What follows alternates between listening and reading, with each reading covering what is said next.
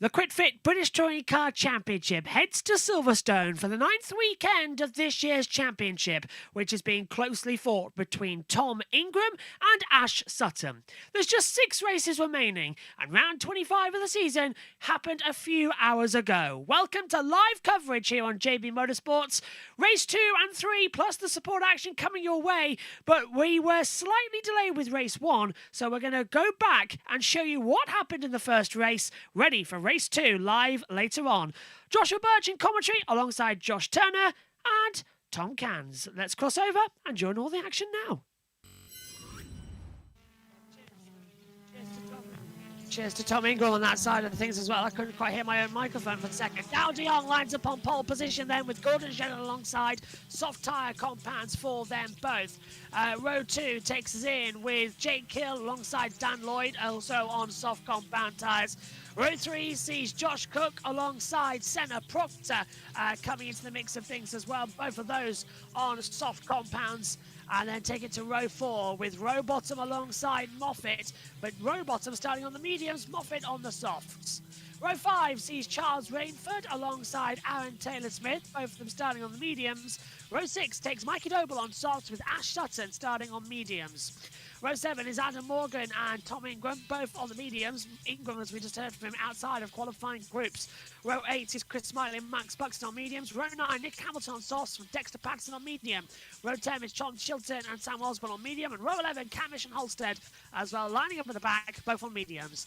Tom Cairns, what are you expecting coming into this one then? It's going to be quite an interesting race 1 here, as it's in dry conditions compared to yesterday's race in quality. Yeah, and the thing is, we've got Toka Boost reductions for the championship contenders. So they're going to be the ones to look out for to see how well they can cope with this throughout today. Tom Ingram and Ash Sutton, in case you're wondering. But Daryl De Leon has a chance to go for a second win in this season's championship. And of course, there's plenty of other contenders out there who may not have had as much success as they would like to have done, particularly Jake Hill, who has had a season to forget, in all honesty. But let's see how he can get on. I've got a feeling that Jake Hill is going to come away with the race win. Yeah, what about you, JT? Sunny conditions at the moment. The run down to turn 1 is going to be very interesting indeed. Yeah, absolutely. And a couple of people struggling with cops yesterday. So we shall see how it is as here comes Tom Ingram up to take his grid spot. Ingram takes his grid slot then. We'll be ready to get going down to the first corner. It'll be Daryl De Jong on pole position on the right-hand side.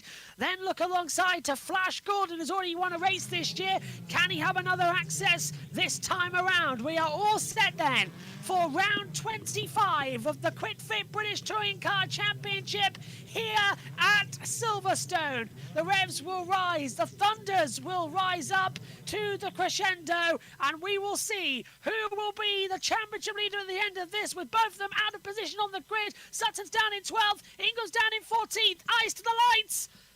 Lights out, we're racing. Great getaway from Daryl De Jong. A poor start though from Gordon Shedden. Already Ash Sutton is hitting the pit wall as they come down towards Cops Corner for the first time.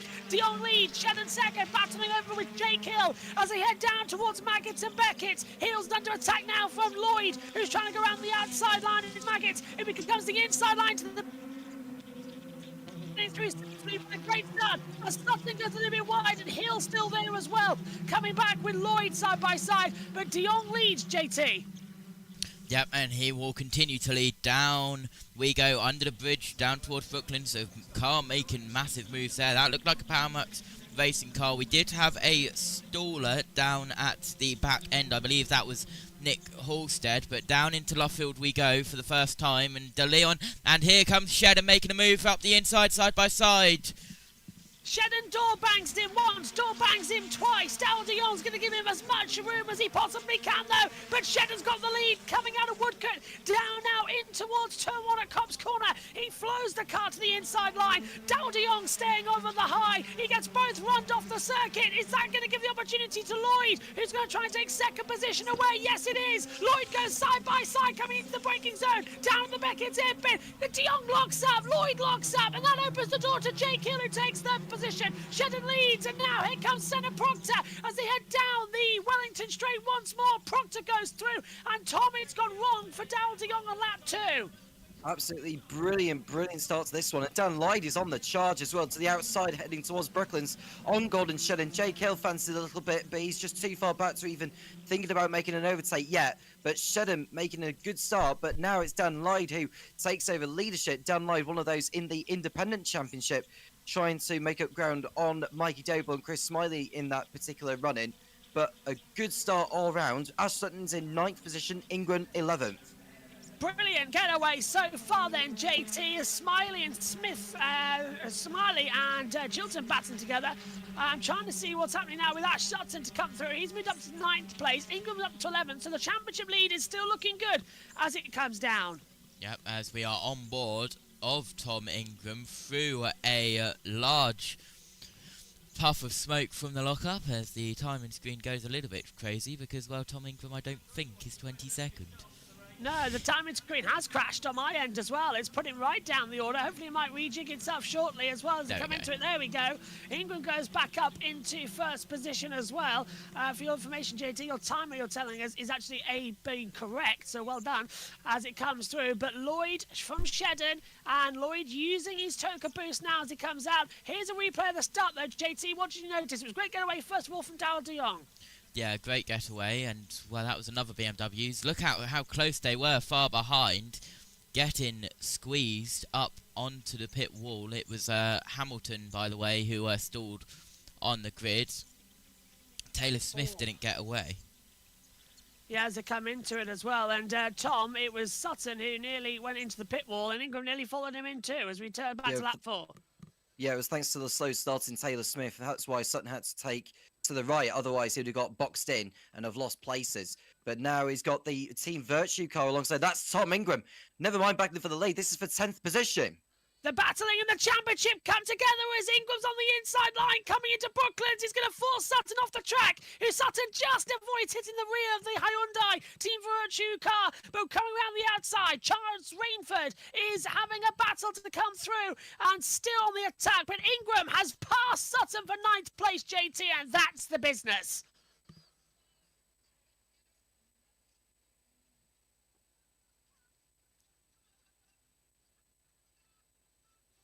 Yeah, Proctor coming back through as well as the sun's shining down here at Silverstone right now. Into the braking zone to Magginton Beckett. Proctor locks up on the front left. Darrell de Jong's under attack this time from Josh Cook, who dives through on the inside line. Cookie goes through. Can he get Moffat as well for good measure? Down the back straight away we come. Lloyd leading from Hill 2nd, Shedden 3rd, Proctor 4th, Rowbottom 5th, Moffat 6th, Jones 7th, Cook 8th, Sutton 9th, Doble now in 10th position as well. And, well, Ingram's now in, no, Ingram is 9th. That timing screen continues to have an error. Transponder issue for car 80 has now been confirmed as they come through once more. Look at Jake Hill though, Tom. He's right on the back of Lloyd as they come onto the National Straight. And he's going to tuck into the slipstream and have a go here towards Cops Corner is Jake Hill, the reigning champion, who is not in the championship fight anymore, but he's going through to the outside. That's not really the best line to take, unless he can try and do a switchback on the exit of Cops. But Dan Lloyd placed the car perfectly and remains in front for the time being. But there's by no means any form of complacency for the drivers. They know that there's no comfort out there in regards to keeping hold of the position. They're all so close, you can just see changes happening towards the front of the field as well as in the middle. Down we come then again. The battle between the top 3 now in contention. Lloyd, Hill and Shedden as they come through. I would include JT as well, Senator Proctor in that mix, as Proctor's right there ready to capitalise and jump on this matter. As we ride number with Ingram, this was the reason for contact as well, and how he got ahead, JT, of Sutton. Yes, as we have a replay now, trying to go down the back straight, and he'll pull to the outside going down into Brooklands. And, well, quite an easy move for Tom Ingram. Let's go again as they come through, continuing to push. Lap 7 of 22 as Rainford looks to the inside line now to jump back ahead, and he's taken him. So that's Moffat. That's Moffat getting ahead of Rowbottom. That's myself not looking at the monitor correctly. So Moffat jumps ahead of Robo, and now Robo's under attack from Cook as they come down the back straight. This is Ingram now running in behind Darrell de Jong, our would-be pole sitter who went off and locked up. He's now dropping back again as Cook all over the back of Rowbottom. pushing hard, aren't they, as well, actually, Tom, as they come into it? Yeah, you can just see that, you know, the fact that they're burning off the fuel, they can push hard a little bit more, but they have to be aware of that toker boost, because some allowed, well, they've got less laps of use of that toker boost compared to others, whereas a lot of the front runners have got the toker boost, which they have in their locker, 15 seconds worth, those that they can use it as of when they want to. But Lloyd is beginning to pull out a nice margin now, JB. You know, by British touring car terms, you know, 2 seconds almost feels like a really good gap. Ingram's going for it on the inside line, and he breezes past Al de Jong. Beautiful move as well from Tom as he comes through down in the back straight, and the sun is coming out, JT, in beautiful fashions. As I'll have to disappear about halfway throughout this race to get the F1 sorted, but this is fabulous running in a beautiful sunny Silverstone. Yeah, absolutely. As here comes Daniel Rowbottom on the back of Josh Cook, going through Woodcote now, on towards the national pit straight, and well, Rowbottom was bumper to bumper, but Cook has pulled away now as we have a look at Camish, but back to the leaders. It's still Dan Lloyd in front with 4 out of 12 laps used of the Turbo Boost Hill, 5 out of 9, JB. Yeah, they're pushing quite hard now as they come into it. So here we go again then, as they will continue to push hard down the back straight. Lloyd and Hill, 1 and 2, shedding in P3 to come through. And Hill was half a second of a lap quicker than Lloyd on that last lap alone. Let's have a replay then, Tom. This is on board with Ash Sutton. He's getting through as well on Dal de Jong. A nice move into Maggots and Beckett's hairpin. Yeah, and alongside, it's difficult to get that outside line for Maggots, because you're having to place the car off for the apex for when you get round towards the right-hander of Aintree. But now he's got through at last as Sutton into 9th position. Ingram can now go after the next snapper, that is Dan Rowbottom, and Rowbottom's going to have to do his utmost to hold Ingram up here, because he'll need to do his bit to help Sutton in the championship battle. Unfortunately, boys, that's me gone. I'll hand over to JT. I'll see you later. Right, thanks JB, as he will depart to go on to all the Formula 1, and well, as you can hear in the background, him on the Formula 1, as here we go now, round Luffield. It's Rowbottom, Ingram up the inside, door banging him out of the way. Side by side is still Ingram down the pit straight. And he will go in towards Copse. Ingram gets to position. Rowbottom behind now, and that is Ingram up in towards 7th place as we now head in towards Maggots Beckett's bit. If a lock-up from in front, that would have been of Josh Cook, and a little lock-up from Tom Ingram as well, as now down we go towards Brooklands we head.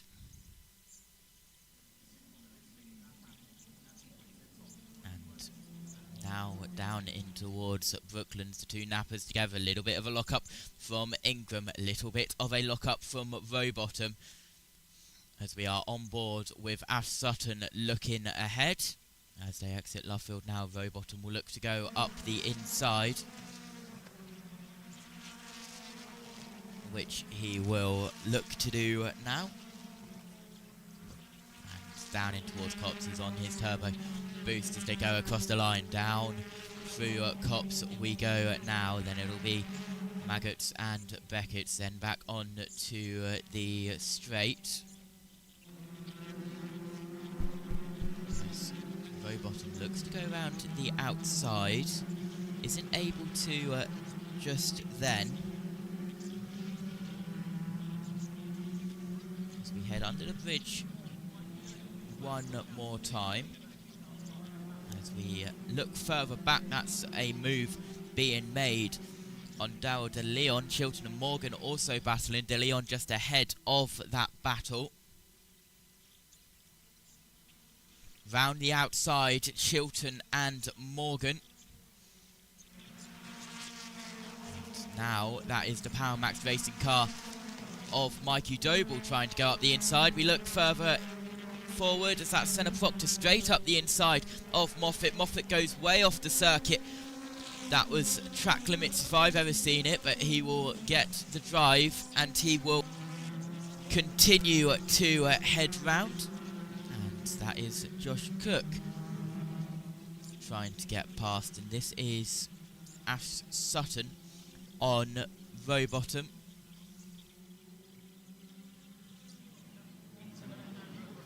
On board with Ash Sutton.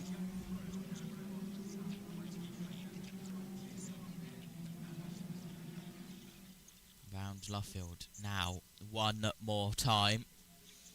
Lap 13 of 22 about to start. Lap 14 of 22, which the leader does now. The leader still Dan Lloyd. And now Senna Proctor still under pressure from Moffat. Senna Proctor gets all loose, heading out of Copse.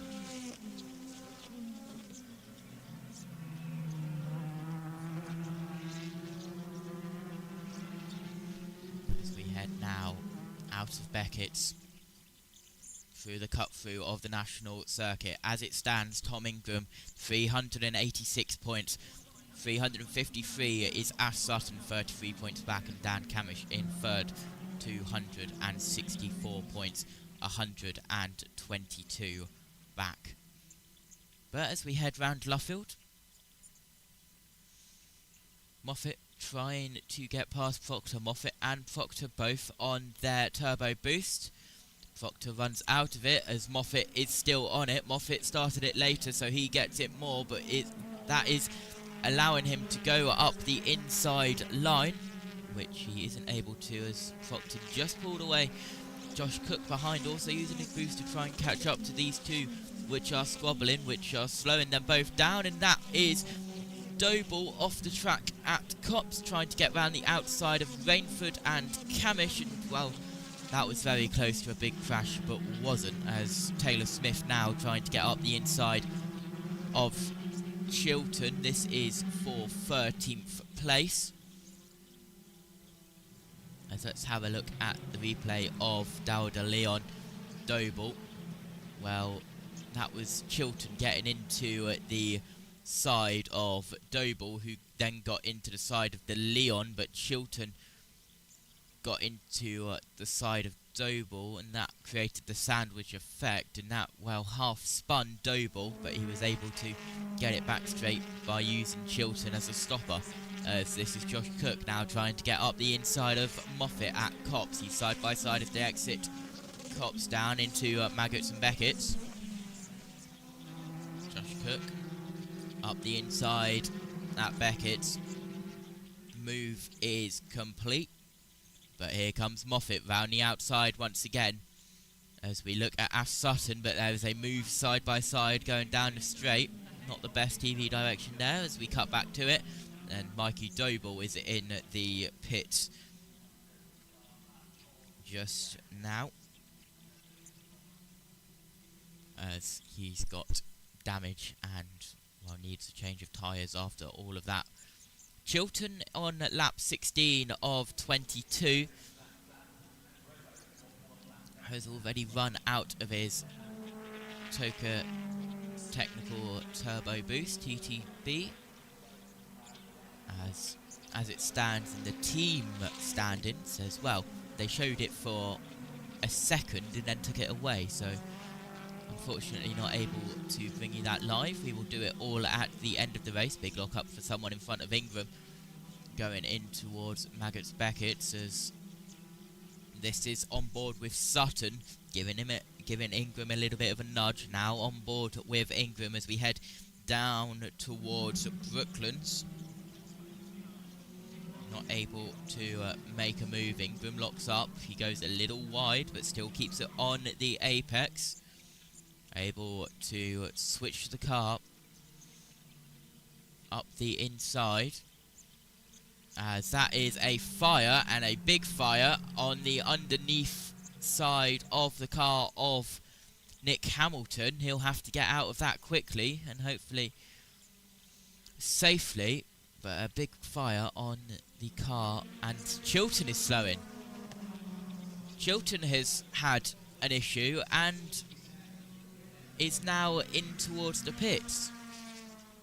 So drama there. We don't know actually what has happened, as Hamilton on fire, a lot of smoke, and Hamilton is able to climb out of the car on his own, but that car is a big blaze on the side of the track, and we should see the safety car deployed, which we do now. Safety car is deployed, so the marshals can attend to that car, and where Hamilton has parked up, there's not really any marshals there for British touring cars, but the flags and boards are out, and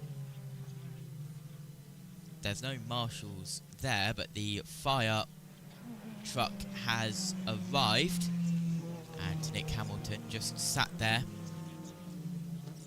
on the side of the track as that car fully engulfed, and we won't see that car out, I don't think, for the rest of the day, and maybe it'll be hard to see that out for Brands Hatch, but we still have 2 weeks until Brands Hatch, so we shall see. That is absolutely gutted for Nick Hamilton. That's really not what he needed.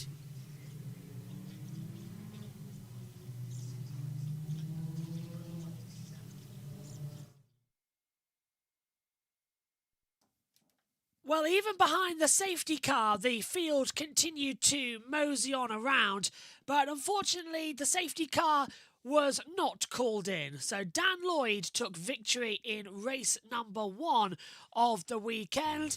We'll be able to show you that in just a few moments' time, all of the action from the opener. The safety car did want to stay out for a while and try and clean things back up. The race was extended to the distance of 25 racing laps, but the order remained the same. So it was Dan Lloyd, Jake Hill, Gordon Shedden and Senna Proctor who came into the factor as well. The race ending behind the safety car as well. We now rejoin the last lap alongside Josh Turner in commentary.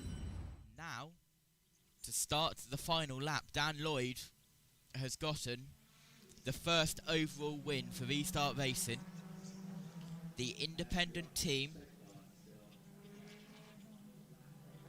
Dan Lloyd, won race 3 at Croft in 2018 with BTC Norlin Racing in the Honda Civic Type R.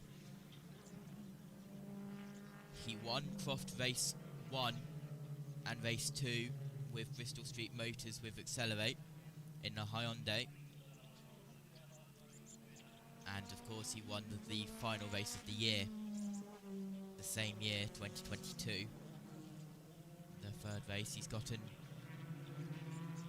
a second place at Silverstone race 3, Donington race 1 and Brands Hatch race 2 in the Adrian Flux Powermax race in Vauxhall Astra in 2021. He also got a third that year in Silverstone race 1 in 2021, but once again he will return to winning ways in the Hyundai, not with Bristol Street Motors, but with Restart Racing, the independent team getting their first ever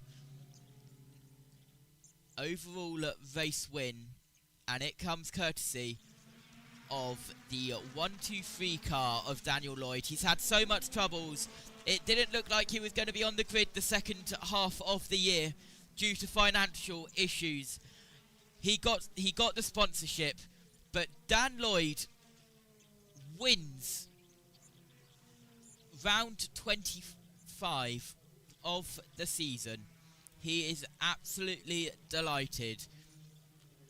Such an up and down season that Lloyd has had, and it pays off. Pays off massively indeed, as this was the result then. Dan Lloyd from Jake Hill, Gordon Shedden, Senna Proctor alongside as well, coming in for Cook, Moffat in 6th, Ingram 7th, Sutton 8th, Rowbottom 9th, and Morgan rounding out in the top 10. Then it's Taylor Smith going in 11th, Camish in 12th, Dal de Jong 13th, Rainford 14th, Smiley in 15th, Buxton in 16th. 17th for Patterson, 18th Holstead, Osborne 19th, but with a penalty. So Chilton in 20th, Doble 21st, and Nick Hamilton with that massive fire is out for the rest of the day. Possibly out for next time out as well at Brands Hatch on the Grand Prix loop. So we're going to pick up with JB Motorsports 2 soon, where all the action has been all day for the action for the British Touring Car Championship and yesterday, but you're live with us here on JB Motorsports and on Twitch for all the action. Tom Cairns is with us as we are gearing up shortly for all the momentum, as JT's very helpfully showed us where he is in the TV pictures of things as well behind the scenes. But Tom, coming to you, welcome. This is going to be quite an exciting race 2, as we saw race 1 was quite dramatic as well. It was dramatic, not least of the fire on the car of which Nick Hamilton had in that first race. He got out of there just fine. But yeah, not good to see. I wonder if they've got that car fixed. Have they managed to get that car fixed in time for the race 2? I don't think he's on the JB? grid as far as I could see. So Yeah, sadly, I wouldn't be at all surprised if they didn't start this one. So disappointment really coming through in many regards for this one. But it's a smooth, calm, interesting battle going on as Charles Rainford just getting interviewed on the top there. Personally, I think as well, mate, we're going to be in for about 22 laps of absolutely no idea what's going to happen next. And I like that fact. And we've still got the Toka boost to consider for some of the drivers who are more restricted than others. The championship contenders, may I say.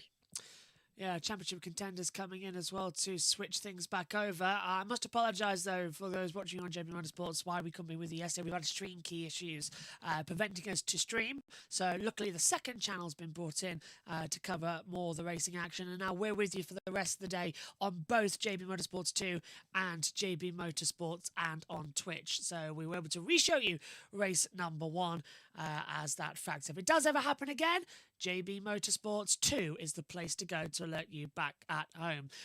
We will be shortly ready to go to transfer over all of the action. We're just gearing up for more of the same to go through with the second channel link up and JT to finish the grid walk. Louise has been out there as well circulating. Let's quickly catch up actually, Tom. Ash Sutton finishing behind Tom Ingram in that previous race, 7th for Ingram, 8th for Sutton. It's pretty much Sutton's now to attack for the final 4-5 races, but it's Ingram's to lose, as Steve Ryder said a few moments ago. Yep, and Sutton's going to have to get some help from his Napa drivers. I mean, looking on the grid, there's no Napa drivers ahead of Sutton, so Sutton's going to have to just plough his way through the field as much as he can. He's going to have to use all his fighting spirit and hope for the best, really. As for Ingram, well, he can just afford to take it easy. He does not need to risk anything. I mean, if he has a non-finish in this one and Sutton scores well, then it's game on for the championship. So Ingram has to play it safe.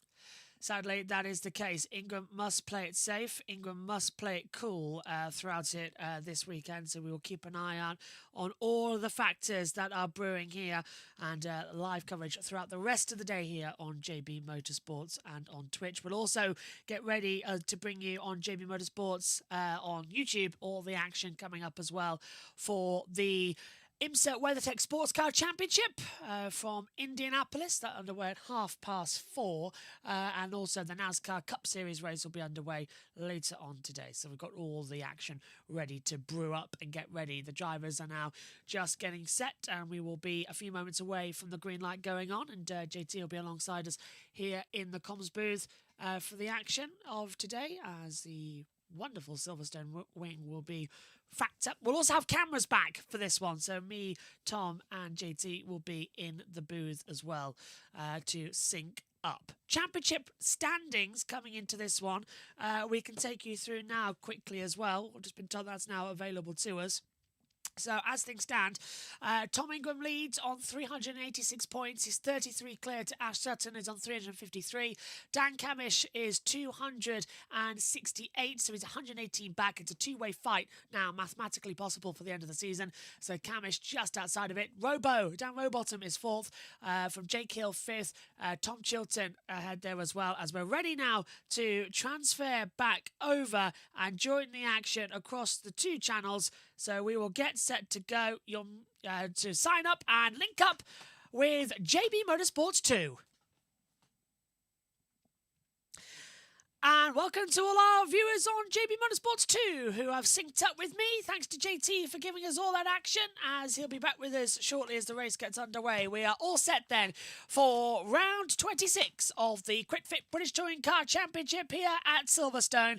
And Tom Cairns and Josh Turner alongside me in the comms booth as well. Tom, this is going to be fantastic, because we've just been talking to the guys on the main JB Motorsports channel as well. Now we'll sync up with JB2. This is unpredictable, and it really could be, after Dan Lloyd took his first victory for Restart Racing last time out behind the safety car, it could be he could do a double. It's that simple. Yep. Well, there's a lot that can change in this field. And don't forget, after race 2, there will be a reverse race 3, depending on which ball gets drawn out of the ITV ball, the dome of which the balls come out of. That's probably what I was trying to allude to. But yeah, let's wait and see how race 2 goes. Can we see another different race winner this season? We'll see. I mean, Daryl DeLeon took his second win of the season. I'm just looking to see whether Dan Lloyd can maybe make amends and make up for it. Just looking at the race results. Sorry, it was Dan Lloyd that won race 1. My apologies for that. Daryl DeLeon ended up way down the order in race number 1 in 13th. We could get a repeat of that kind of race, couldn't we, JB? As I look through to see who's not won a race yet this year. Yeah, there's a couple of them changing through as JT is getting ready to come back into position. He's done some stunning work today. He wasn't meant to be with us. He was supposed to be at an event, but he's managed to claw his way back, and it's going to be a lot of fun throughout the ending. So we'll hear from him shortly as we are gearing up for the start. The formation lap will get underway. JT's popping his headset on. He's unmuting Discord. He's unmuting me. He's hearing us all, and he's going to start talking in about a few seconds' time. And I'll say, good afternoon, JT. How are you doing? I'm good. Hello. Hello. What happened in the end of the race then? What did we miss? All hell broke loose again. Well, Nick Hamilton became a fireball. Yeah. Which it took 3 Toyota Hilux fire trucks to put out, and the car was still smoking and on fire 6 minutes after they arrived. That was how big it was. It was an oil fire, which is why they couldn't put it out, because the oil was leaking. It was just constantly fueling the fire. They had the quick pull hose reels that they have on the back of the trucks, so they had proper fire hoses and everything like they normally do.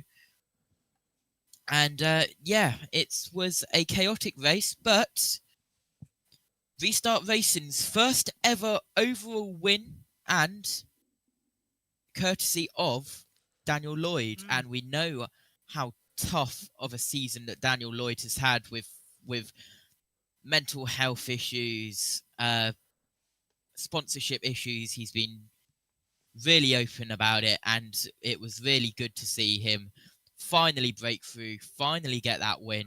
And, well, yeah, the car's on the grid, and, well, we're about to get underway on the formation lap on time this time, after the lunch break was shortened a little bit so we could get the action back on time after that Porsche incident, which, by the way, if you weren't here earlier on, they have announced that race 3 of the Porsche Sprint Challenge will become race 2 of the weekend, and it'll act as that cancelled race. Excellent. So let's see what they might do to add on points next time out as the drivers head off on the formation lap then here for round 26 of the QuickFit British Touring Car Championship. And there's Tom Ingram and Ash Sutton lined up together as they're in so far a sunny circuit. Let's hear from Ash. Medium tyre compound. as the cars accelerate their way up towards the hairpin at Beckett's. Let's have a quick word, if we can, with Ash before we go racing. Medium tyre, 8th on the grid. It's going to be another tough race, this, Ash, isn't it? Yeah, it's not going to be as simple as being on the soft, but still to move forward with the momentum that we had in the Great Cup. So, yeah, plans to try and use the deployment instead of the tyre. Well, we can't hear it now. We'll leave it to it, Ash. Good luck. They lose signal out the back of the circuit. We had it in race 1. Oh, so we can't get the signal They back. go behind buildings. Always the way, always typical as they'll line up. But yeah, it'll be Sutton lining up on the grid in what is P8. Tom Ingram's alongside him, P7. So the two championship rivals are together as they run down towards the first corner here. And we'll get the grid shortly to come through as they will round out. 2 laps here, of course, to warm up the tyres because of the short nature, just 1.64 miles in total. And using the infield circuit to get used to it as well. And of course the top 3 having to start on the hard compound tyres. So that is Dan Lloyd, Jake Hill and Gordon Shedden on those compounds as they come out with there's Morgan who are lining up on the grid as well. Let's go through then how the grid for round 26 of the Grid Fit British Touring Car Championship actually shapes up. It's pole position for Dan Lloyd on the medium compound tyre, the same as Jake Hill, the same as Gordon Shedden, who finished in 3rd position. And then Senna Proctor has opted to go for that medium compound now. Row 3 sees Josh Cook and Aidan Moffat, again on mediums. Row 4 sees Tom Ingram on the softs and Ash Sutton starting on the medium, the two championship rivals. Robo and Morgan are on row 5, both on the medium compound tyre. Aaron Taylor-Smith and Dan Camish, with Taylor-Smith on the softs, Camish on the mediums. Row 7 sees Darrell de Jong on medium alongside Charles Raymond on softs. And row 8, Chris Smiley on soft with Max Buxton on medium. Row 9, Dexter Patterson and Nick Holstead both on medium. Row 10, Sam Osborne, Tom Chilton on medium. And row 11, we'll see Mikey Doble, but Nick Hamilton, after that fire, is withdrawn from the weekend. Tom, usually, as we see Dan Camish in the pit lane with engine trouble, and trying to cool that car down a little bit. We'll see if he takes the start. But usually, those on the medium compound tyre who are forced onto it in this segment of the race usually have a lot of lack of pace. In this one, everyone decided the medium is the better tyre to be on. So, could be advantage Dan Lloyd to making a double. Yep, absolutely. And this is not often we see this. And it's not the most aggressive of circuits either, I don't think, Silverstone, when it comes to tyres. Having said that, we've got 22 laps of racing. So there's going to be a lot of hard braking, especially for Cops, Maggots and Brooklands, where they are going to need to have a lot of load being put into the tyres when they are going through the rotation process. But Dan Lloyd, first one of the season, earlier today, can he go for 2 for 2? This could be something else coming forward. Jake Hill's got the inside line now, JT down towards Cop's corner. And I'm not putting money against Flash here. He could do something. That's Tim Harvey's phone's just gone off in the commentary box. Go on. Yeah, we saw that earlier on. Gordon Shedden doing an absolutely amazing move up the inside. And, well, he's still got it in him. As here comes the napper of Ash Sutton up to the grid. And on his inside, he's got Tom Ingram. But here we go, cars at the back, and that is Dan Camish out of the car, JB. That's pretty much wrecked his afternoon to come through. Let's see what's going to happen next then. Round 26 of the Quick Fit British Touring Car Championship. Doble lines up at the back with minus Dan Camish and Nick Hamilton. Hamilton after that fire in race 1. Eyes to the lights then. Green flag at the back on the national straight. We'll head down towards turn 1 on Cobb's corner. Is Lloyd going to do yet another demon start like he did in race 1? Lights activate now. 3, 2, 1. Lights out. We're underway. Good start from Camish. Better start from Jake Hill this time. And it's a better start coming from Aidan Moffat. Hill's going to have the inside line coming in towards Cobb's corner. But Lloyd's not going to give up. He gets round the outside off the circuit. All 3 go off further back of Proctor, Moffat and Shedden. Hill's really going for it. Down to Maggots and Beckett. He's door to door with Dan Lloyd. Shedden cuts to the inside to try and capitalise. Hill's got the lead as there's lock-ups further back. And now coming down the Wellington straight, it's Hill leading Lloyd. And Ingram's already made up several places, JT, on those soft compound tyres. Yeah, absolutely he has. But Hill out in front. Dan Lloyd still trying to look round the outside. There's Tom Ingram, as you mentioned, in third. And right up the inside, that's one of the nappers on Senna. Proctor isn't able to do it. And the other napper round the outside of Rainford, that's Sutton, Rowbottom getting involved, Moffat as well. Yeah, and I think off the track there where Dal de Jong is flashing his lights. So Ingram's moved up from 4th to 3rd. Now he's moved up from 8th to 3rd. Sutton's moved up 2 places. Brilliant start from Ingram on those soft compound tyres, but Sutton's using the momentum. Tommy's going with him. He's got through Proctor. Robo's off the circuit. And now, look at this. Ingram's going for 2nd. He's going to try and win this one from 7th on the grid. Even with the Toka boost reduction, nothing seems to be stopping Tom Ingram at the moment. Absolutely on a charge and going after Dan Lloyd for P2. He's even got a car's length alongside him, more or less, on the Wellington Straight. Down towards Brooklands, and he's through before the braking zone. Fabulous moves from Tom Ingram, and now he's setting after last year's championship rival of Jake Hill, who carries the number 1 with him on that board as they come through into Luffield, into Woodcote, the last 2 corners on the circuit, and it's Hill leading. Here's the replay again, and Lloyd just got all out of it, JT, and Ingram just saying, right, I'm on soft tyres, I'm on better tyres, I'll slide through. Ingram went wider in towards Beckett so he could get the better drive, and the better drive he did get, because look at how Ingram just was so much quicker, so much faster than that Dan Lloyd car. And there is the reaction of the Virtue Garage. Yeah. little shrug of the shoulders. And Lloyd's got forced out by Gordon Shedden coming round the Beckett's hairpin. So Ingram's still 2nd, but now Shedden will take 3rd away from Lloyd. Here comes Sutton. Ingram's going for the lead. He's going to try and send him around the outside. Coming into Brooklyn. He's side by side with Jake Hill. Can Ingram keep the power in? Coming into Luffield. He sent him around the outside. He's got the better grip, but Hill with that rear axle BMW slides it out. Battle further back as Lloyd and Shedden are literally knocking 7 bells out of each other. And Sutton's going to try and come in, but look at the traction. The BMW just got absolutely nothing on these medium compound tyres. It's the problem they've had all year long. And Ingram is absolutely attack Tom into Cops Corner.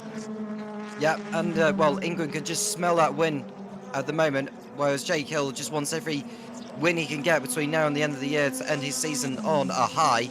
But Ash Sutton's got through on Gordon Shedden for 4th place, and Ingram looking to the outside of Jake Hill. Can he do the switchback just as he did with Dan Lloyd a few laps ago? It looks like he could well get his nose in front here, but Jake Hill's having none of it. But it was a poor exit from Hill, and it's easy picking for Tom Ingram. Ingram takes the lead round the outside as Sutton is pushed on the inside. He's lost out 2 places as well, and Hill locks up JT. It's into the lead for Ingram from 7th on the grid.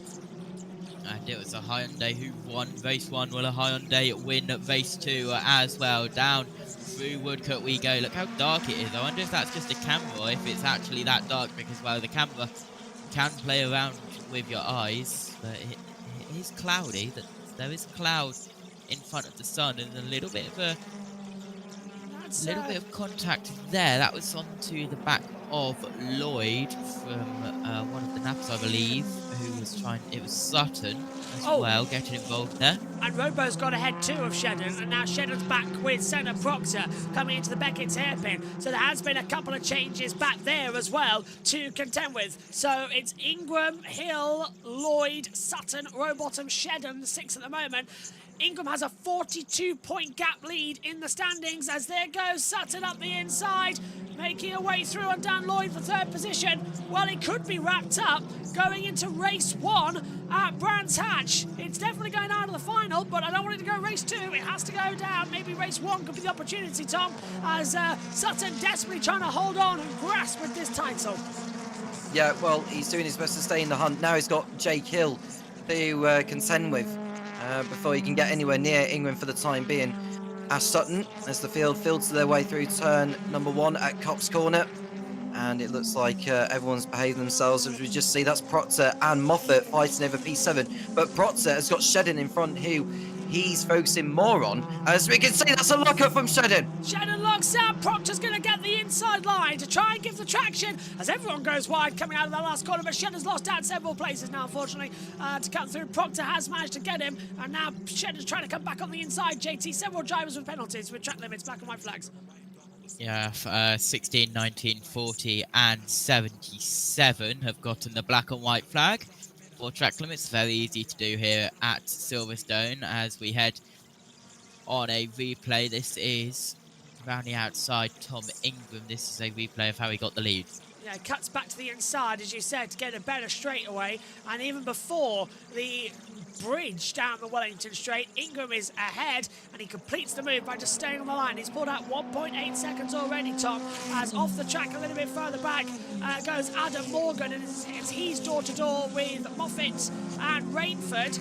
And Rainford's going on the inside line of his teammate. Moffat better know he's there, because Morgan's going to try and undercut the pair of them coming out onto the Wellington straight. Rainford's literally barged Moffat out of the way. They've kept traction together. They're blocking Morgan's path. Morgan's pushing Rainford round the outside, down towards Brooklands, but the two LKQs are going to be swamped here, because here we go on the inside, 2 into 1. Morgan's going to hit the back of Moffat, sends him wide. Beautiful driving, and that's Morgan actually using his intelligence. That was beautiful, Tom. That was beautiful indeed, and that we just saw a thing that was Moffat running wide at Brooklands corner, and that opens the door for Tom Chilton to find his way past. Moffat's really struggled on this lap, and you can see Aaron Taylor-Smith getting involved in this. Or is that Josh Cook? I can't quite say. I think it's Taylor-Smith behind Chilton, and Chilton's making his way through side by side with Moffat. He'll have to go off the circuit to avoid a collision, as does Moffat.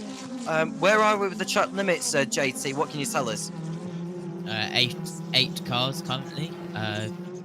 Rowbottom, Shedden, Cook, Halstead, no, Smiley, sorry, and then Moffat, Buxton, Taylor-Smith, Osborne. Yeah, all coming through on the final one. Chilton going through, sorry, JB, Chilton going through on Rainford at Brooklands. Rainford round the outside, gets the place back. Oh, Chilton hits the back of Rainford once, hits it twice, and Chilton's in the trouble. Yeah, he's in the barrier as well. Chilton with a front right suspension failure coming through Luffield, and he's in the barrier, and that'll be the safety car on lap 9. Oh, it was so close to being a good manoeuvre from Rainford, and Chilton just got sort of bumped into it. Safety car's out. Oh, we'll go screen while underneath it, but that was inevitable, Tom, wasn't it? Unfortunately, Rainford got the move around the outside. Chilton just tried to attack back, but it was nowhere to go. No, and it's not good news for Team Virtue in their team's championship pursuit. The safety car has been deployed.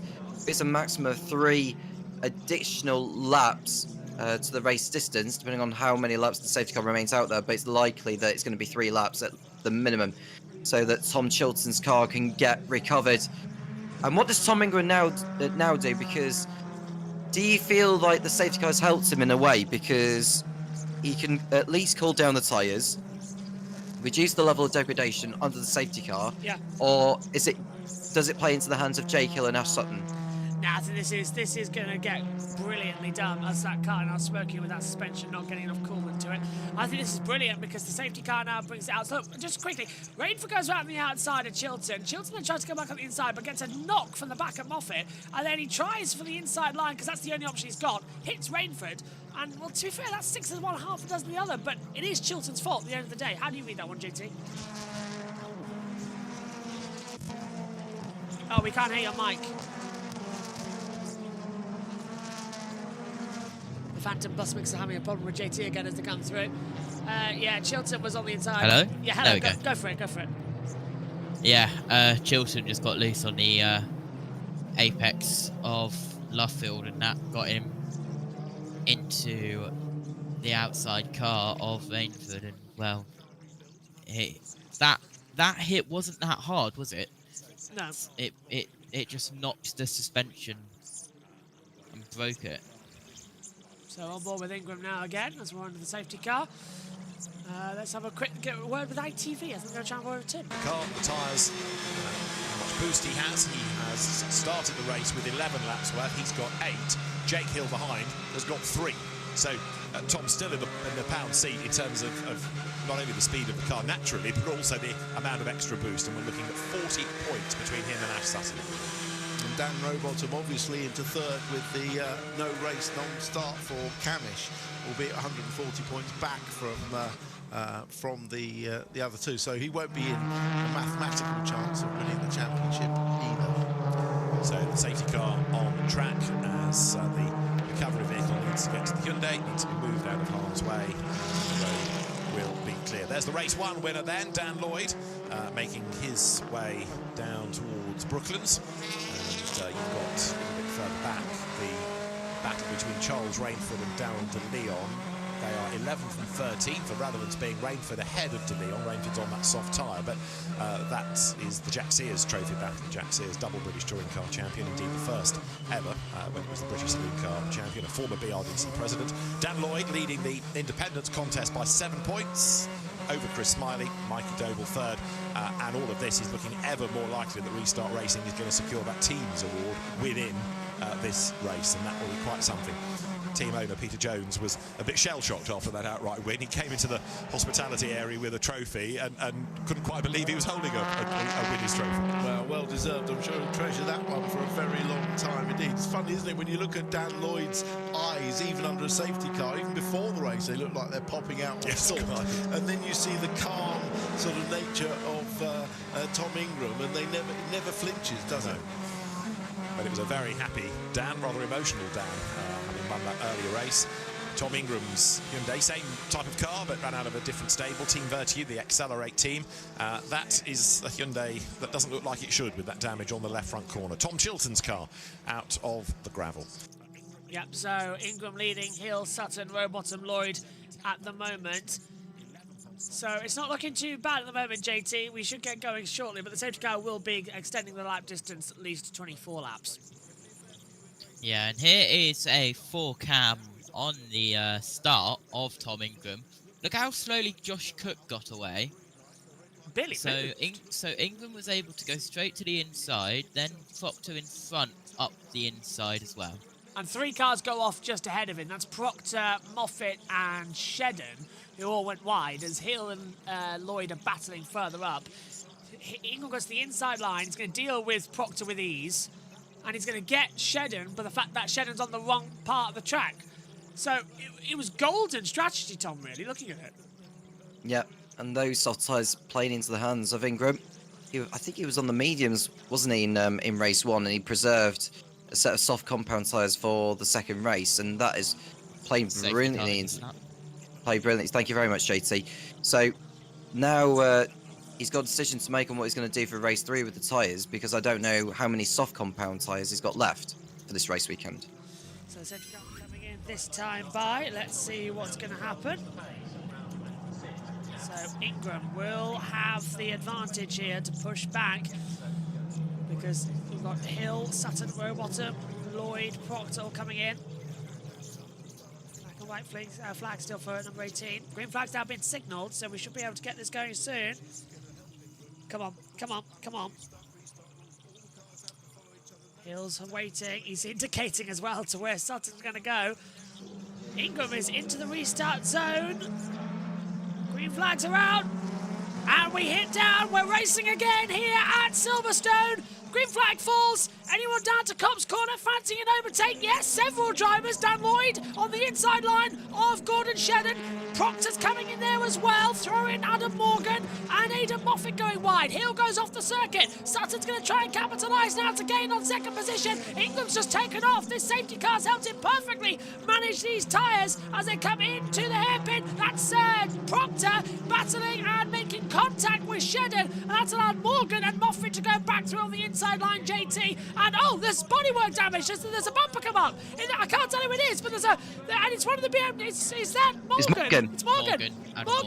Morgan's bonnet has come up, and he's now driving blind down to Brooklands. I hope he knows there's a corner there. He does. He turns in. He's driving through the little slit gap underneath there, JT. But I think they've designed the bonnet so you can still see. That's a bit lucky there. We've seen that gone nasty in the past.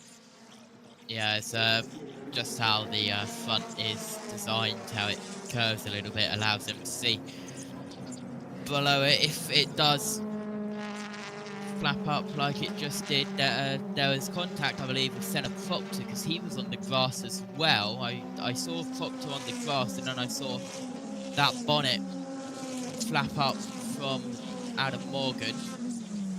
As a massive lock up down in towards Maggots. They all make the corner, and it's Jake Hill, one of the latest cars to get a black and white flag.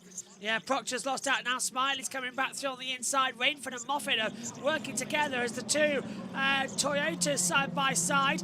That's Cook going on the inside and getting out of Shedden. Rainford now round the outside of Moffat as Proctor defends hard against that of Chris Smiley, but Smiley's got the inside line through Luffield, should be able to have the traction, and well, they're side by side. I think Proctor's going to hold this one. He's using the Toka boost over the line to stay level with Chris Smiley into Cop's corner at the foot of turn 1, and he's got him. He stayed ahead, and Morgan comes in and they'll try and get that bonnet down, but it's all crumpled, Tom. Done and dusted. I just wonder if there's anything internal in there that's been affected, not just the bonnet. They're trying to use some gaffer tape or something to get that on, I'd have thought, or duct tape, whichever. And this is where it'd gone wrong, I think, for Adam Morgan. So you can just see the look up there from one of the Restart Racing cars. There is Gordon Shedden. I think Adam Morgan is going to run into the back of one of those cars. Is it Senna Proctor he's come together with? Yeah, he hit Proctor coming. Proctor blocked up, coming down to the Beckett's hairpin. Morgan hit the back of him, and then it just comes loose on the straight as soon as the air gets underneath the bonnet, and whoosh, straight in the face. Black and white flag limits have come out once again for Tom Ingram for track limits. So any more, he'll get a penalty. So the race leader's got to be careful. Lap 17 of 25. Cook's up to 11th position on those mediums. The independents as it stands. Dan Lloyd on 362, Chris Smiley 355, Mike Doble 350, JT. So that could be wrapped up in the final race of the season at Brands Hatch. But the championship, just 38 now between Ingram and Sutton. So that's going to rumble on possibly as well to the last race, maybe race 2 at Brands. Yeah, absolutely. As we head down the Wellington Straight in towards the braking zone of Brooklands, all single file, Sutton Hill, row bottom. There is Ingram up ahead at Luffield. Here is another replay of, I thought it was a replay of the Proctor and Morgan, but no, it was Sutton straight up the inside of Hill, and that was how the Sutton got into second. Yep, so Sutton now P2, and he just reeled him in, Tom. And it's the same problem we've been saying about that BMW all year. When it's on medium tyres, no matter what compound, if it's harder than softs, the car just stops. Yeah, well, Sutton's got through, who's returned to the traditional Napa colours compared to the previous ones he's had over the course of the year. It's into second position, and it looks like Dan Rowbottom is feeling ambitious at the moment to get by Jake Hill as soon as he can. 6 positions gained each for both Ingram and Sutton, up from 7th and 8th to the lead and 2nd. But you can just see further back as we look at Rowbottom to the outside of Hill at Brooklands. Can he get the traction? His wheel on the rear arch can't get through there. Hill brakes coming into Luffield. And I'm just going to think if Robo's going to have the acceleration. Let's move further back as well, as you mentioned, Taylor Smith and Shedden in contention with Rainford and Moffat in there. Cook's dropped back to 11th, actually. He was side by side for a time with Shedden, and now Cookie's dropped back in order, so that's a shame. Unless it's gone wide and we haven't seen it on the monitor. It's literally 5 wide coming down turn 1. Dal de Jong's going to get a couple of places here. Cook's back ahead of Osborne, who's side by side with de Jong. Doble's in there too, coming down to Mackett and Beckett. Smiley's coming for a little play. Proctor's dropping back massively now. That's a shame for him, but JT, they're everywhere. Yeah, De Leon still up the inside of Osborne, out of Beckett's on towards the Wellington Straight and pushing out wide. Osborne was Darryl De Leon, but Osborne keeps it on the track. Osborne goes to the outside. He now goes to the inside of Darryl De Leon into Brooklands. That's very close indeed. Josh Cook getting involved. Osborne's found. What a save from Sam Osborne. And what a save as well from Dal de Jong. They both had a bit of a ding-dong. De Jong got loose and Osborne sliding round, but I completely agree with you, JT. That was a save and a half for Brooklands as they come over as well. And Tom, there's Ingram in the lead, and now Sutton under attack from Hill. Yeah, I don't know what's happened to Sutton's pace, because he's not pulling away from Hill since he got by him. And this has played even more into the hands of Tom Ingram. That's Jake Hill locking up. Double lock up for Jake Hill. That's going to leave him vulnerable to Robo at the exit of the Beckett's hairpin. Down the Wellington Straight towards Brooklands. I think that BMW might just have the traction there. Can't see Robo going for a move. He's a bit too far back as they come into that zone, JT. But still, Hill's now vulnerable.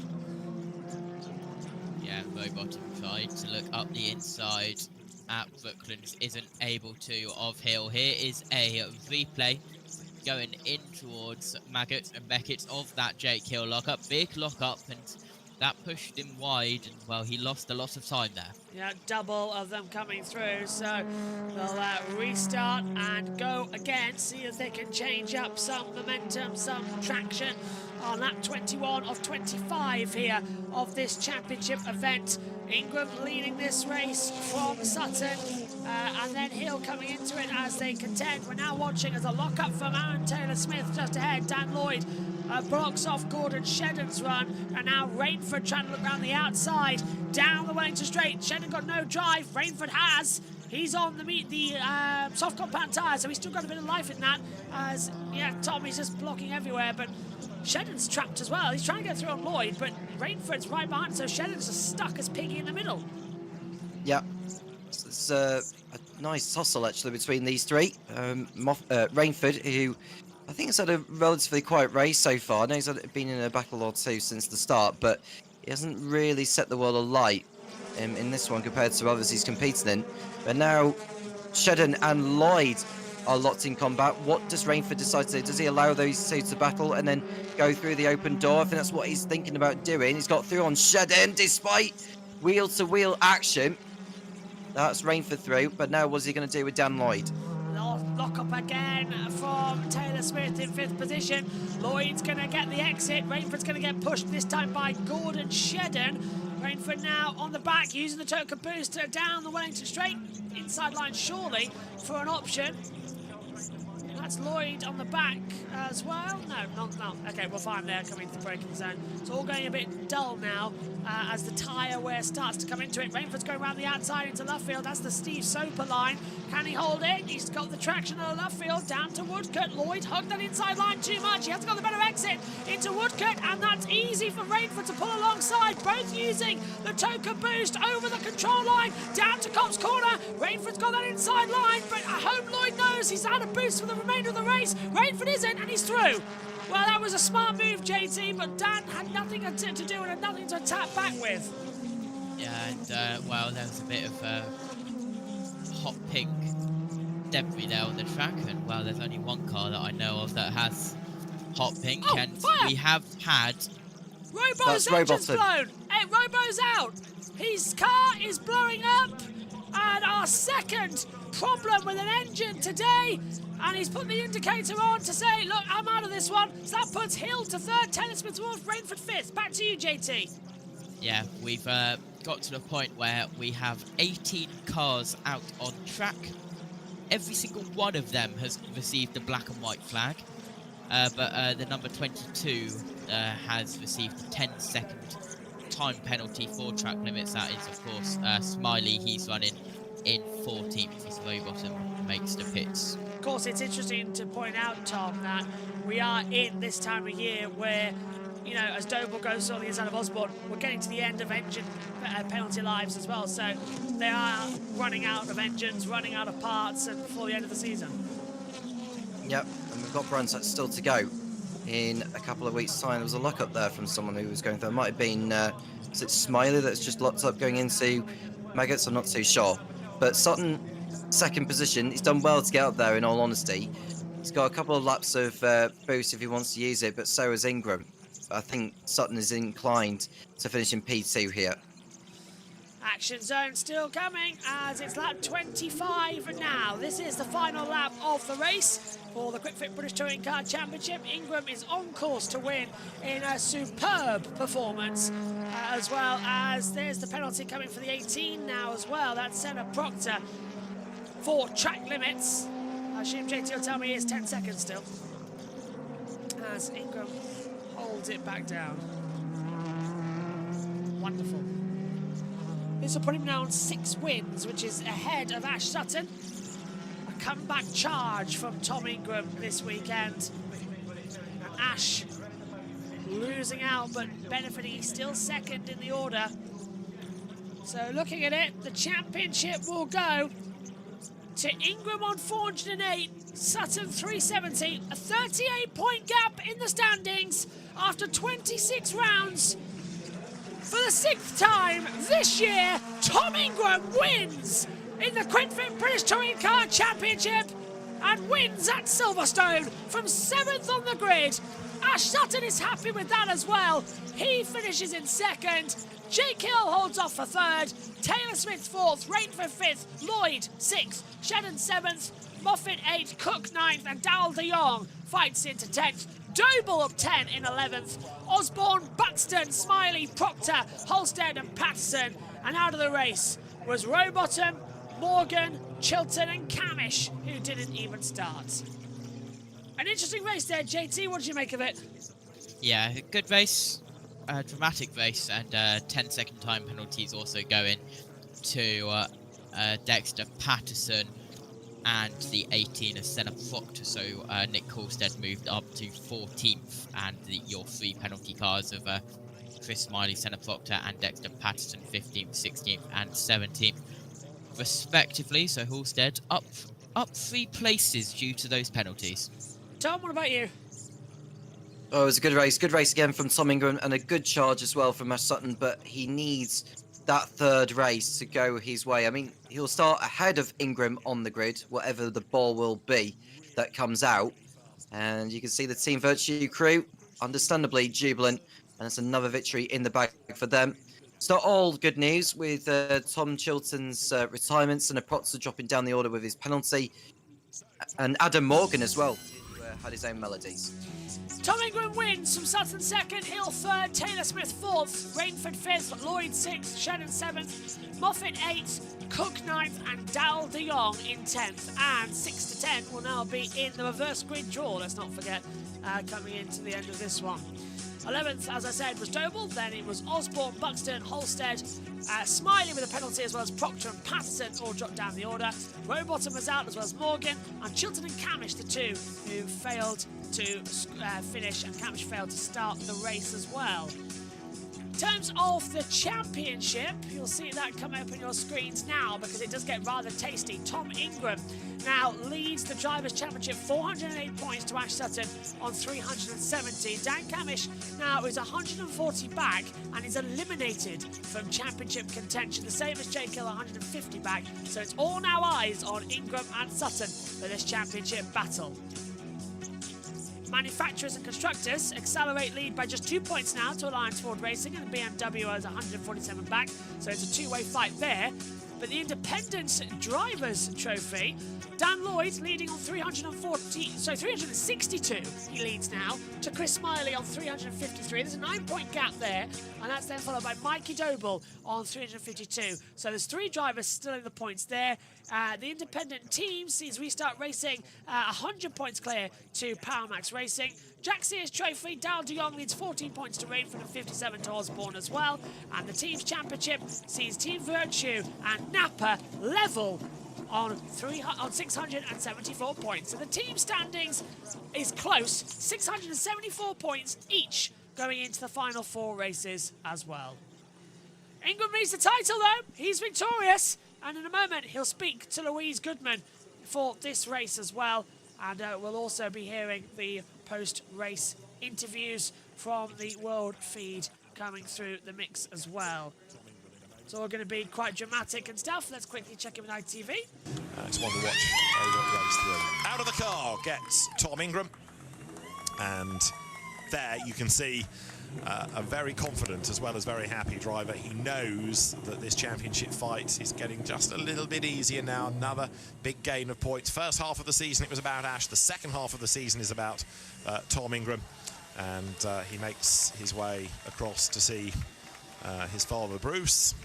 It's been an emotional few weeks for the Ingram family after the loss of Tom's mum, and a win here is, on a personal note, of great importance, not only to Tom, but you can see the emotion of ever-supportive father Bruce as well. Spencer Aldridge, his engineer, in the background, and Tom Ingram about to take off the crash helmet, and I suspect he might be a pretty emotional chap himself under all of that. Tom Ingram it is then who takes honours in race 2 of the day, and Louise is down there with him. Tom, what a great result. Win number 6 of the season, and you were just absolutely on it from the start, weren't you?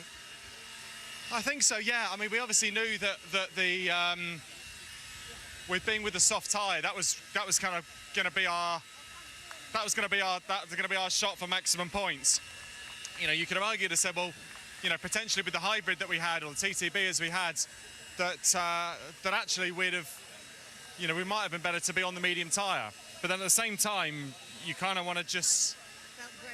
Belt and braces, exactly that. We're at a point now where we really need the points, and we've obviously got to be acutely aware of the point situation. But we also want to be scoring maximum points wherever possible. You know, no matter where you are in the season, we want to make sure we're doing that. So, belt and braces, we wanted to make sure we got it. Point for fastest lap, leading a lap, just try and get it all ticked off. So, worked to plan. Didn't work to plan that Ashley came through the second, unfortunately. It's, you know, going to make the last race slightly difficult. But then there's an argument to say we've outscored in 1 and 2, so you know we've got a deficit then that we can have a slight buffer with. So lovely place to be. As Team Virtue, we've had an absolute cracker. Exactly what we needed. Such a huge gap you built up, and I mean, you know, you were straight on back on it after the safety car as well. I mean, massive gap between you and Ash. I can tell already from what you've said, you are kind of like with the benefit of hindsight, thinking, oh darn it, maybe I wish I hadn't. But yeah, possibly. I mean, you know, we still have plenty of boost left in the car as well, and obviously you want to make sure you use it all given any scenario. So you don't want to be getting to the end of the race and think, you know, you can only get a punch and you might need it to drag it across the line. So you never want to be over conservative and you never want to be over cocky with thinking, it's all right, we've got some in the bank, we don't need to do anything with it at all. So really is a belt and braces approach now. Good stuff, great points anyway, well done. And well done. I love to see the way you guys race with each other. I mean, you're both having fun out there. You've got a big smile on your face though, because that one, you got the P2, but you've got the ace up your sleeve with the soft tyre for race 3, haven't you? Yeah, and that was the plan. I mean, the guys, I went completely against the team there. The team were pushing me for the soft tyre. I said, look, we need to go with Tom, he's probably going to do it. I said, look, just give me a chance. Just let me do what I can do. Give me the medium. We're probably going to finish second against the Hyundai anyway, just because of the raw speed of it. Let me do it on the medium tyre and have that, like you said, that ace card up our sleeve for the last race. So we kind of, after that one, I was like, right, job's half done. We're halfway there. We just need to now chip away. And obviously, we used the deployment there to finish the job off. Bit of chipping away and a bit of dive bombing up the inside at Brooklands. It's why you love that move, don't you? Yeah, it's a last-minute lunge. I know a few guys didn't make it too hard. A few did. Jake in particular didn't make it over hard for me, so I could sort of get my nose up the inside, and it was kind of job done from that point. We had a little bit more deployment than him, so if he come at us, we were always going to deploy after that. Good stuff, and I ignored a lot of flashing lights from him afterwards. Let's dive in. Let's ask him about those flashing lights. What was that all about? Oh, you know, do you know what? I think I keep catching it with my thumb. It's always at a left field. I'm like, oh, no. Anyway, yeah, that's the lights. What's your thought on that result? Are you happy with it or a little bit... I think it's all we could do, Lou, you know. I mean, obviously I'm on reduced boost compared to these two, finishing a bit further back in that race 1 for them. Tom obviously was just mighty on the softs, just couldn't really do much about it, and Ash just had, you know, a load more boost. At the end we were very close, but I locked up with about 3 or 4 laps to go, really hurt my left front, and I thought I was going to get a puncture. It was that bad, so it was just a case of like, I'm going to have to rein it in, stop hanging on to Ash and just, you know, try and carry third. So yeah, that's all it is. Well, I know it's not the battle you want to be in, but that result with what happened to the two Dans in that race means you're right now there in the thick of it with the battle for P3. Well, this is it. I mean, you know, obviously that was sort of the aim for the end of the year, was to try and finish third after missing around and everything we've had go on. And, you know, both of them obviously have DNF'd that one, and both didn't have a great first race, whereas I've had 2 good ones, and all of a sudden we're 10 off of P3 and we've jumped Robo. So, yeah, we've just got to keep the momentum up now. Good stuff. Right, well, we'll see you out there in the 3rd race. We're going to head for a quick break now. When we come back, John Watson is going to be making that all-important chore for the grid for our reverse race with 3. See you in a few minutes. Thanks, Lou. Don't know where that came from my TV side of things. Did you hear that, JT? No, I heard it from you. Wasn't from... Oh, well, okay. I thought it was from ITV. Must have been a signal somewhere. Anyway, let's head back down. Go on. I heard it off of your feed. I don't know if it was on a... Hold on, let me look. Might have come from my stuff. Let's quickly then wrap up from you two. Tom, your final thoughts on this one going into the final race of the day? Well, it was actually a better race, I thought, compared to what we saw in race 1 in terms of the action we had. But this was a bigger statement that has a bigger influence on the championship, really. Tom Ingram making it look so easy getting by those guys on the soft compound tyres. I think I'm actually looking forward to see what race 3 is going to really bring. JT? I have the answer. It was your stuff, not ITV, because I've just listened to it back. That's worrying then, wondering where that came from. Thank you for deafening me and everyone else watching. Good race. It had its talking points. But yeah, race 3 momentarily, and hopefully we get to see the grid draw after this advert. Yep, and we'll go straight in as well from the grid draw with Nikki and John Watson and hand over to our trackside audio team as it will be the 27th round of the Tools F4 British Championship certified by the FIA, and they'll get underway for their final race, the third and final race of the weekend. We had one yesterday evening, one this morning, and now one this afternoon as well for all of the action. My thanks to Tom and to JT on that front. We'll see them again this afternoon when we go running for race 27 of the weekend as we close in just 4 to go in 2025 season. It seems weird that we're already nearly at the end. It's been quite a year of the touring cars, and I feel we'll all feel it in 2 weeks' time when we're at Brands Hatch. Reminder, Jess Ball and Nina will be trackside for us at the final of the year, bringing us some information from trackside. Right now, though, let's head back down to Nikki Shields, who's with John Watson to give us the reverse grid draw ahead of the 27th round of the championship. Down to you again, Nikki. Hello, welcome back to Quick Fit British Touring Cars. We are here for plenty more action with the one, the only, let's roll out the red carpet. John Watson is in the house, 5-time Formula 1 winner, and he can dance and he's got the moves as well. Watty, thank you so much for joining us. It's a real pleasure having you with us. Great to be back.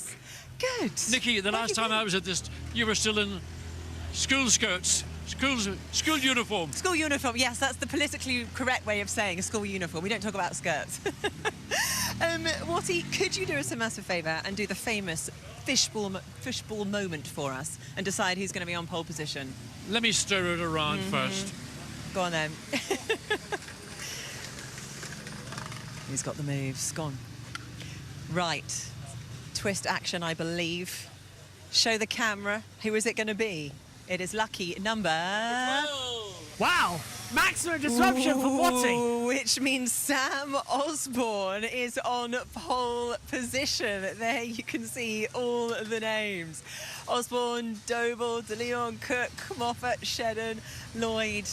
Wow. Well, there you go. That was a good one. Cracking race.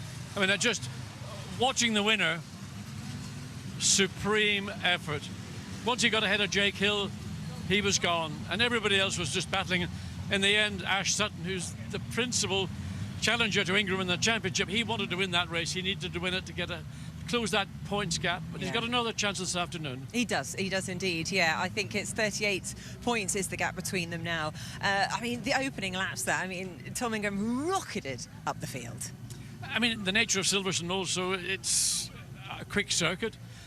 Overtaking, a lot of places you can try, but making it stick. But what I noticed was with Tom Ingram, he was doing something different out of Beckett's. He was taking a different line in to give himself a much better drive. And it was the drive off Beckett's that enabled him to make passes coming down Wellington Straight into Brooklands Corner. And I think that was an issue which other drivers might have tried to copy, but certainly Ingram made it work for him. Yeah, it really was a stunning drive. Let's bring in Jade and Paul and get their thoughts. Big fan of the drive in that race from Tom Ingram there. Guys, how do you reflect on it?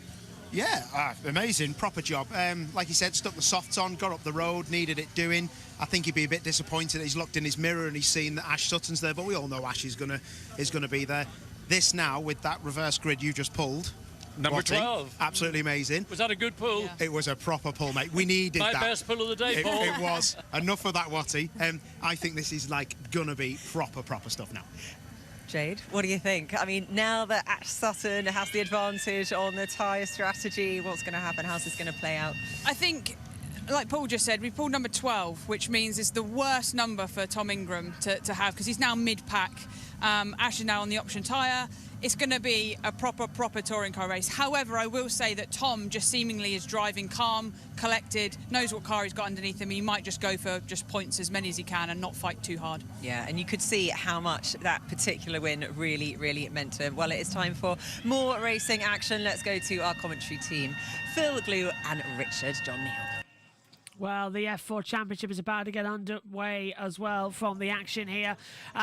Trust John Watson to give us maximum disruption in the race weekend as well. Watty, of course, commentated back from 1998 until 2001 on the Quick Fit British Touring Car Championship alongside Charlie Cox. We had Steve Ryder, John Watson. I wonder if Coxie is around here somewhere. Safety car leaves the grid though for this one. The podium ceremony just taking place there for the F4 Championship before we head back over to the commentary box as well. The green flag laps around, 2 pace laps before a standing start for this one in the F4. And just quickly, I think we'll come into it. Tom, good grid there lining up for this afternoon's race 3. I am absolutely looking forward to see how Ingram and Sutton get on. I don't know what compounds they'll choose to be on, but if Ingram can plough his way through the field just as he did in race 2, that is pretty much sewn up the championship for him. Yeah, and JT, I think as well, this is going to be pretty much, as Tom says, it's big deal now, because if Ingram can finally get some good traction ahead of it, he can go into Brands completely unworried. Yeah, absolutely, but you've got to look at the opposite as well. What if Sutton has an amazing race and Ingram doesn't? Then, well, it's turned on its head going into a thriller of a Brands Hatch Grand Prix weekend. We shall see what will happen. But it's time for the F4 British Championship. It is indeed. So the podium ceremony has been completed, and we will now head back over to join our trackside commentary team here at Silverstone from Toka Radio as the podium ceremony is being completed. The drivers are on their second warm-up lap now out here as well as we get ready for the action. So it's champagne time over there. Congratulations to Tom Ingram. And here's the grid then for the next race, just off onto the formation laps now.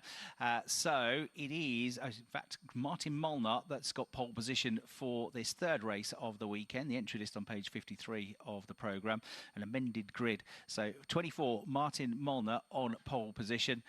He's second in the championship. The championship leader, Finn McLaughlin, is on the front row, but he starts second in car 5. Ari Bansal looking for his third podium of the weekend. Number 46 starts third.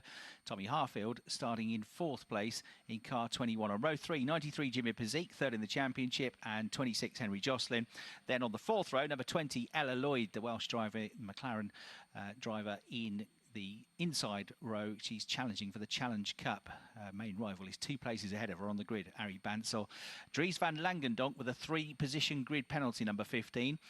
Just turned 15 at Donington Park, got pole, got a win the next day, and he's also a McLaren junior driver, so he starts 8th on the grid, and the top 10 completed by race 2 winner, number 25 Ethan Jeff Hall on the inside of row 5, and on the outside of row 5, the driver that finished second to him in that race earlier on today, August Reiber from Sweden, a 5th in the championship standings. Points-wise then, after the earlier race, there is a 53.5-point gap now between Finn McLaughlin and Martin Molnar. Martin on pole position. Jimmy Pezik third, 58.5 points behind. Tommy Harfield just out of the running now. 106 points available. It's 106.5 points adrift in the championship. So these cars with their 1.4 litre EcoBoost engines are now on the grid, ready to go. These Abarth engines about to roar into life then. These turbocharged cars fire themselves up through the gears. 6-speed sequential, getting some traction. Here is Finn McLaughlin. Great start for him in the Red Bull livery car because he got through into the lead of the race. And worst news for Martin Molnar, he hasn't even, I don't think, been able to hang on to second place here. He's straight down to 3rd position. And it is Pezik from 5th on the grid that's challenging for the lead into Beckett's corner. So he's the one in 2nd. 3rd is Molnar. 4th is Harfield. 5th is Bansal, but it's side by side for the lead. It's an awesome start from the Australian Jimmy Pezik. He's alongside the championship leader Finn McLaughlin, wheel to wheel down towards Brooklands corner. Yeah, trying to stay in championship contention as well, going to the final round. 3 abreast as well for 2nd place. McLaughlin's going to hold on to the lead at Brooklands. Tommy Harfield is trying to be 3rd here and is going to get the inside line on the way through Luffield. The Chris Lippmann Racing car, so he's still third, but he's only just third, because still around the outside of it is Martin Molnar, who has to put 2 wheels through the gravel trap at Luffield, loses traction, risks a puncture, stays in 4th place, but he has lost that top 3 place to Harfield. So down from 1st to 4th for him. Bansal battling away with him now in 6th place, goes around the outside in the 46 car, and he gets through as well. So number 46, Bansal, up to 4th place. There's 19 minutes showing on the clock, so seemingly this race has been shortened to 20 minutes from the expected 25. So through Beckett's corner they come. McLaughlin leads the way, and line astern. Van Langendonk up to 6th at the start of the lap. He was challenging for 5th. Don't think he was quite able to get there. So it's McLaughlin, Pazik, Harfield, the top 3, and Van Langendonk darting out of the toe, trying to gain positions. But it's Martin Molnar who might have lost another place. Yeah, it's had a terrible start to the race, hasn't he, Martin Molnar? The clock's gone back to 25 minutes, so we are going to get the full race. Yes, just reset. Yeah, they were listening to you, I think. So here we go, on the way out of Luffield into Woodcote Corner. A very lively race too. This one's back to just the top 10 scoring points. No bonus points for overtake. So 25 points on the way at the moment to the race leader, the championship leader, Finn McLaughlin. Jimmy Pazik in 2nd place with that great start. Tommy Harfield 3rd. Harry Bansal 4th. Down to 5th place, Martin Molnar.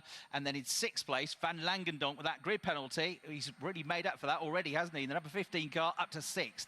So Molnar's going to try and gain some positions back, because really he needs to be outscoring McLaughlin, but it's gone the opposite way for him, but he's got a good run through Beckett's. He's drawing alongside Harry Bansal, so they're side by side, or overlapping at least, for 4th position as they head down towards Brooklyn on the left-hand side of the circuit. The inside for Bansal. Molnar's trying to go around the outside.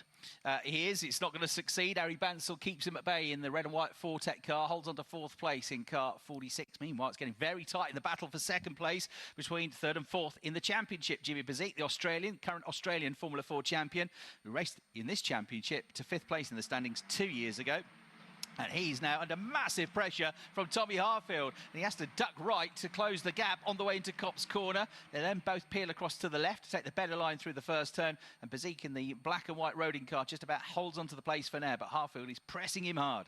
Yep, down towards Beckett's corner they come. McLaughlin's about half a second ahead at the start of the lap. We know from race 1 how much of a slipstream around the Silverstone National Circuit these F4 cars can give off. So McLaughlin's trying to break the toe up front while they battle for 2nd position. Jimmy Pazik and Tommy Harfield. Harfield looks as they go under the bridge up the left-hand side of the track. That's the inside for Brooklyn. Should be through, gets to the braking zone, is through. Tommy Harfield goes 2nd. Meanwhile, Harry Bansal gets a bit leery through the left-hander at Brooklands. He's going to come under fire from Martin Molnar in the blue Virtuosi car when they get to Luffield, and from the orange and black McLaren livery car of Dries Van Langendonk, the McLaren Junior. It's a JBMotorsports car as well, the team born out of Carlin, who had so much success in this championship and various other single-seater championships. So still side by side, Bansal into Copse Corner, still just in front, but now Martin Molnar committed to the move around the outside. He's got his nose in front. He's got to go for it here. Can he get through? Right behind the pair of them is Van Langendonk. They go towards you at Beckett's. They both brake desperately late. Bansal still on the inside, so this could leave Molnar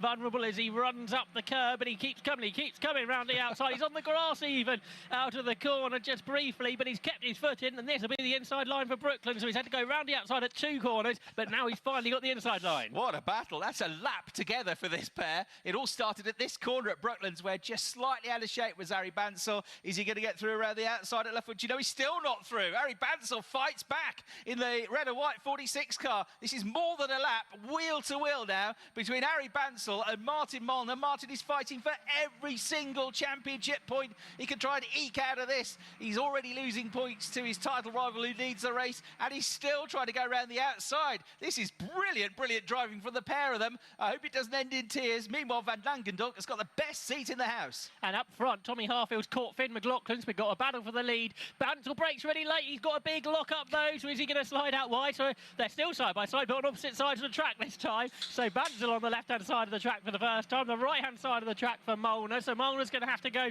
round the outside. I think they've been side by side for 2 laps now, Chris. A lot of the F4's drivers said they enjoyed racing the Grand Prix circuit earlier in the season more than this. I'm enjoying this, the national circuit, because the racing's classic. Bansal's just holding on to that place. That is basically 2 laps side by side.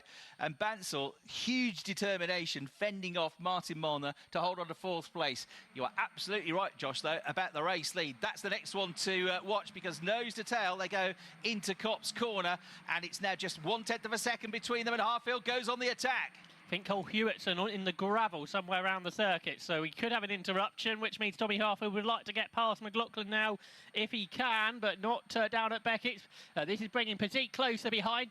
Molnar's under threat for 5th, so he didn't get past Banzer, and now Van Langendonk is trying to find a way through. He hasn't been able to do that yet, but there are safety car light on the LED panel, so that means we are going to safety car because Cole Hewitson is off perhaps around Luffield, maybe. It is, yeah, Luffield at the end of the lap. So he's in the gravel trap in the 33 car, the first driver to retire from the race. Such a shame for us because that was absolutely brilliant, that Formula 4 racing, particularly that battle for 4th place. So Scott Stringfellow now about to pick up the leader in the safety car. He's waiting for them over at Copse Corner, I think. Yeah. I can see that Cole Hewitson's out of the car, so he looks fine. He didn't even, I don't get as far as the barrier, but he's absolutely stranded in what's pretty deep gravel here at Silverstone. And if you ever walk across the track, you'll find that out. That is very, very deep. It does its job. It stops the cars for sure. Now, Ian Kraling, the German driver, into the pits with an issue, car number 62. So he's trundling down the pit lane at the moment. So if you've got to come in to fix the car, it's a good time to do it, because if they're quick, they could get him back out and he could stay on the lead lap, get back onto the queue with the safety car slowing them all up at the moment. As on the big screen, we get a replay of the start. And one start that didn't go to plan was car number 26, Henry Jocelyn. 5-second penalty for a false start. Right, thanks, Josh. Yeah, they were looking at that pretty early on, and yeah, they've decided they didn't like it, and he's got the penalty, I'm afraid. Jocelyn's been quick this weekend, but hasn't had things go his way for one reason or another. So number 5, Finn McLaughlin, leading the race. He's on course for 25 points. Martin Molnar in 5th place is, as it stands, only going to score 10 points. Harfield's got the point for fastest lap, so it will be increasing his advantage from 53.5 to 68.5 points. Finn McLaughlin, if it were to stay like this, and only 80 points still available at Brands Hatch, so makes it a bit more comfortable for him, doesn't it? Tommy Harfield looking very strong though just before that safety car in 2nd place, and he was the driver yesterday that kept Finn on his toes all the way through race 1. So Harfield, who's really come into his own in the last few weekends, won't be ruling out trying to get a race win here. Get some pictures of Carl Hewitson walking back to the pits after he dropped out of the race, I'm afraid. So he's out. Kraling is still in the pits as far as I can see. Or is he? No, he went back out, I think. So he did get back out.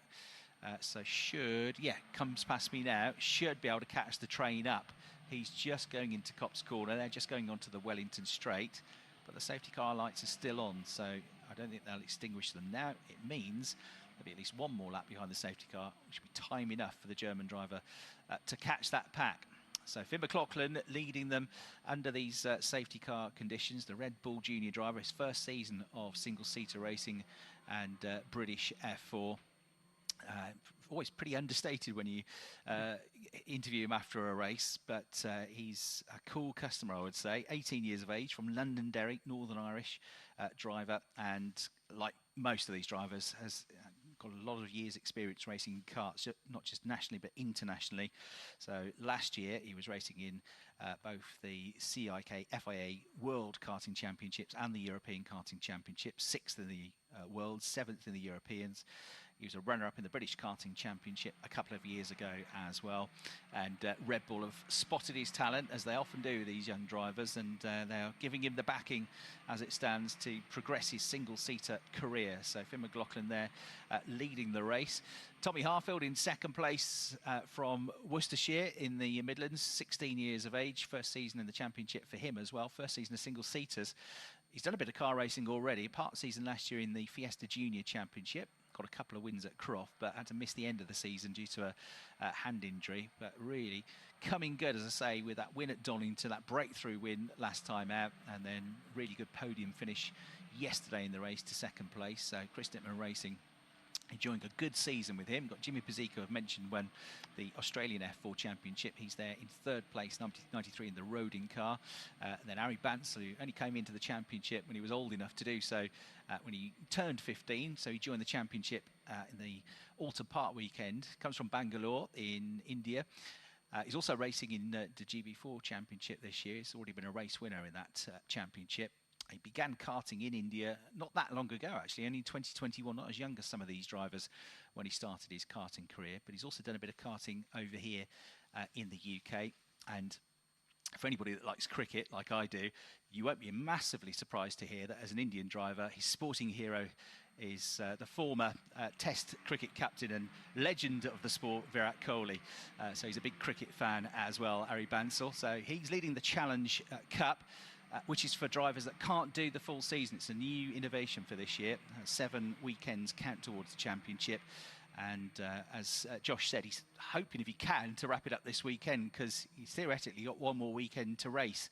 This is his 6th weekend, but he's also trying to fight for that GB4 championship as well. So yeah, I noticed British F4 social media sort of running this as like the final round almost, because all the championship contenders seemingly may not be at Brands Hatch in the in that particular championship for reasons that you've described this weekend. Yeah, he could do one more, but the next 3 behind him have all done 7 now, haven't they? So, and if you do more than 7, you drop out of the championship. It's not your best 7 that count. It's you can only do 7, which is why Tommy Harfield, who had been gunning for that championship, can't win it now because he came back and did an 8th round at Donington, won the race there. He's doing a 9th round now. He's doing the full season, basically. So Tommy Harfield there in 2nd place. In terms of the Challenge Cup drivers in this race, Ari Bansal leading it. He's 4th overall. Then you've got to go back to Joseph Smith as the next best Challenge Cup entry. Joseph, as he said, just early on in his first few weekends of single-seater racing, but looking very competitive. He's there 2nd in class, 12th overall at the moment. And Ella Lloyd, 13th overall in the number 20 car, is next up. News that the safety car is coming in at the end of this lap.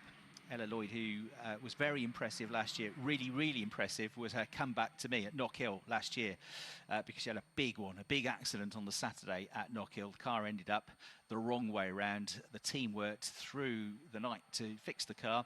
She went out the next day and only went and got a great podium finish. It was an excellent story. Did that in the reverse grid race. So Ella Lloyd, in the end, finishing with 3 second-place finishes last year. 1 at Silverstone and the Grand Prix circuit, that one at Knockhill, and at the end of the season, she got a 2nd-place finish at Brands Hatch as well. She also got another podium at Donington in the season to finish 11th in the championship. That was with the JHR Developments team. She switched across to the Rodin team this year.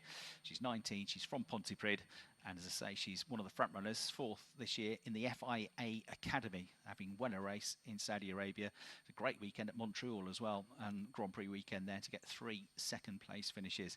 So she, at the moment, in the podium positions in the Challenge Cup. We're about to get the race back underway, though. The clock now in this 25-minute race has ticked down to 11 minutes and 20 seconds to go.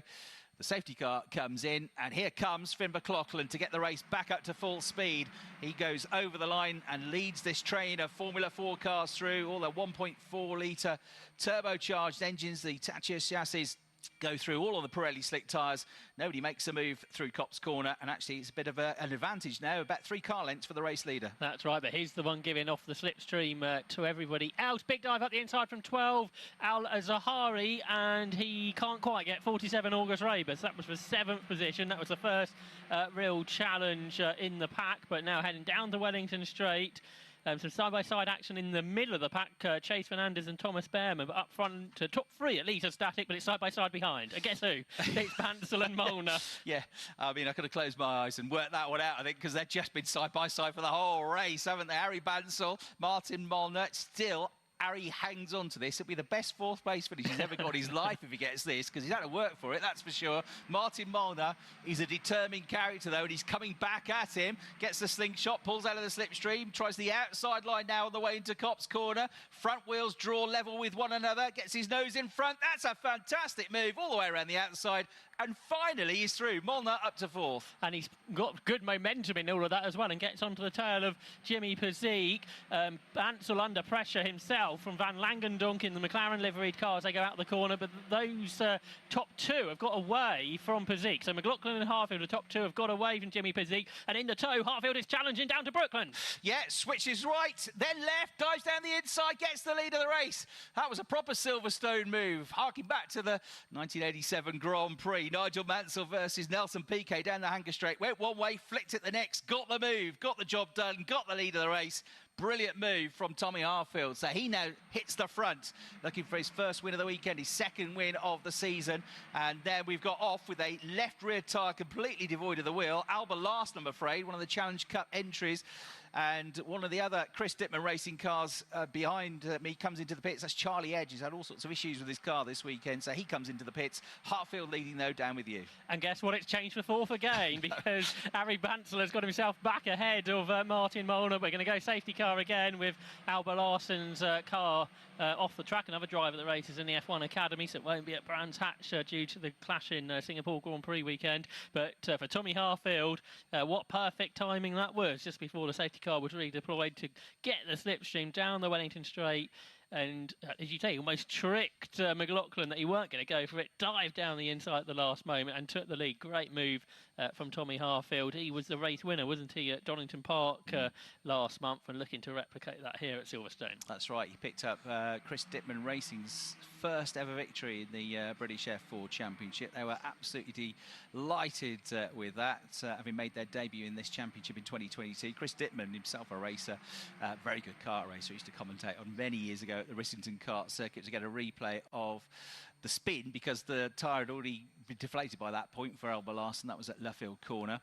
And yeah, Chris Dittman then went on and raced in Ginettas. He was the F3 Cup champion for older F3 cars back in 2012 and started this team based in Tewkesbury in Gloucestershire. And it was great to see them get that victory in the championship. If you remember, Ayrton Simmons as well used to race in at British F4. He took Ayrton to the runner-up spot back in 2021 in the GB3 Championship. So they've had some success. We're teams champions in the MSV F3 Cup as well. And great to see them getting that first win.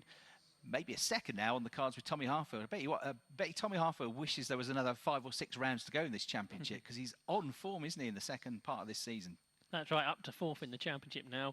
And it is a big change going from Fiesta Juniors front-wheel drive cars into these rear-wheel drive F4 Tatas chassis machines. And he's been super impressive. He's sort of quick at the beginning of the year, but now has got the racecraft absolutely right. We speak to lots of drivers who have moved from, whether it be Fiestas or from Ginettas or from karting, going into F4. It's a totally different racecraft they have to learn, but Tommy Harfield has absolutely got on top of it. There's no doubt about that. We've just seen demonstrated a moment ago.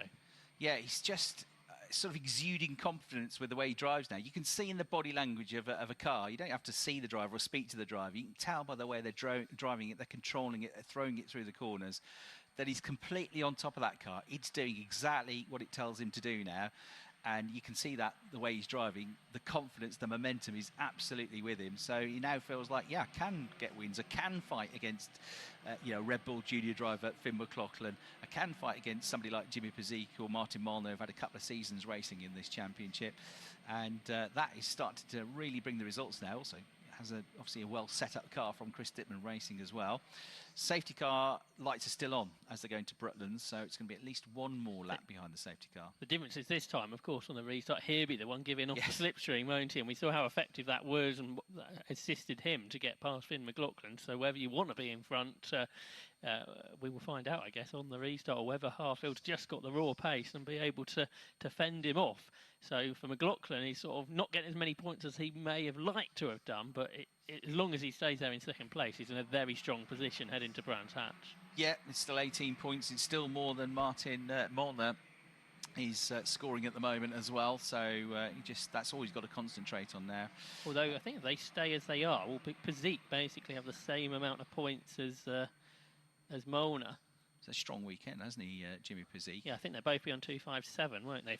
If they stay like this, which they probably won't. But Jimmy Pezik's giving himself a chance, at least, going to Brands Hatch, as much of a chance as Martin Molnar will have.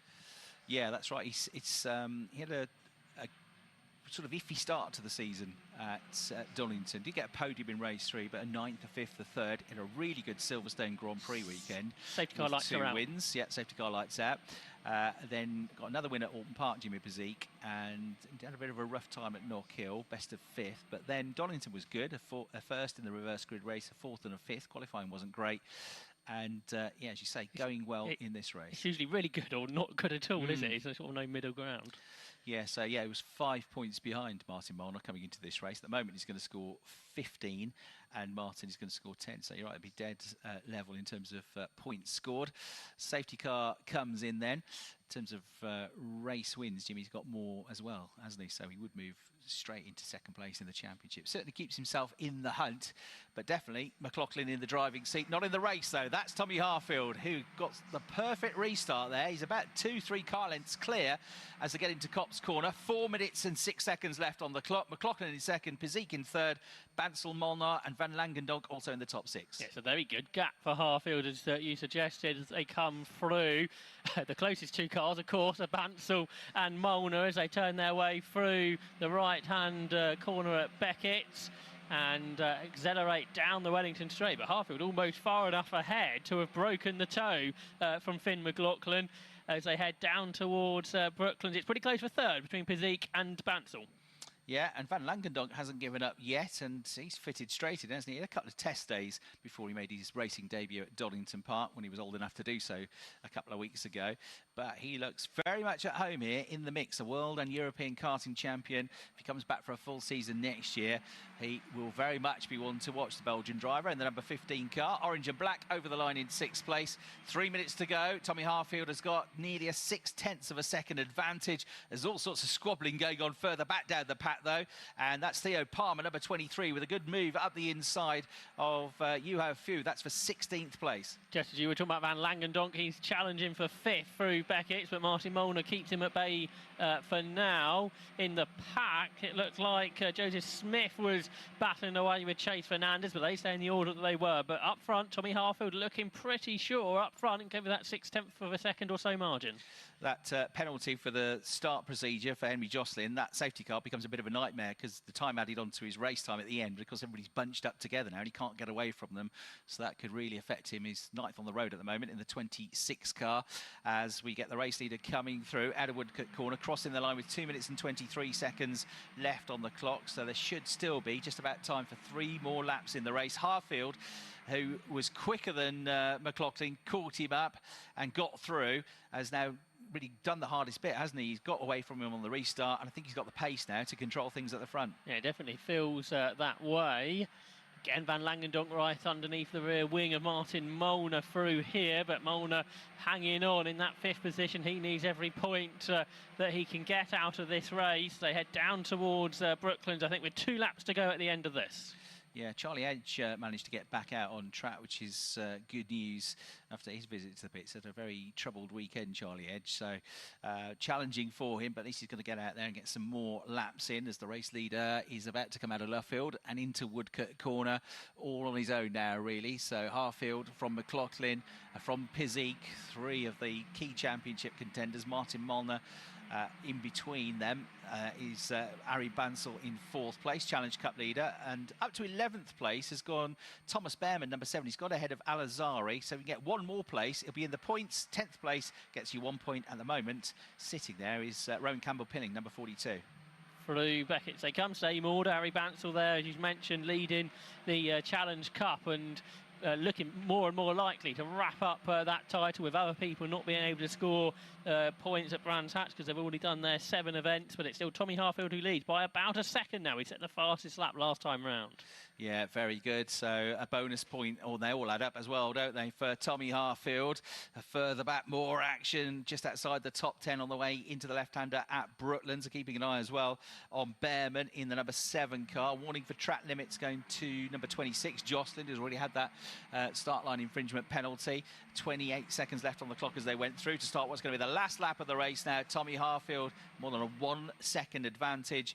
Ari Bansel in 4th place, looking to get another Challenge Cup win after that brilliant battle he had for 3 laps, was it, with Martin Molnar? Yeah, that was massively enjoyable part of this race, that is for certain, and really good to see them each other giving themselves racing room, and they were able to battle side by side, corner after corner, lap after lap. But for Tommy Harfield, he won that race at Donington Park last month, looking set for win number 2 of the season. Yeah, and as you say, for Ari Bansel, he's certainly going to be in the points lead with this now half a lap, less than half a lap to go in the Challenge Cup, and it should be provisionally enough to seal the deal without him having to come to Brands Hatch with everybody behind him on points, and we're out of races. And there is the flag. There is the winner for a second time. Tommy Harfield takes victory in the British F4 Championship, certified by FIA, sponsored by Vera Tools.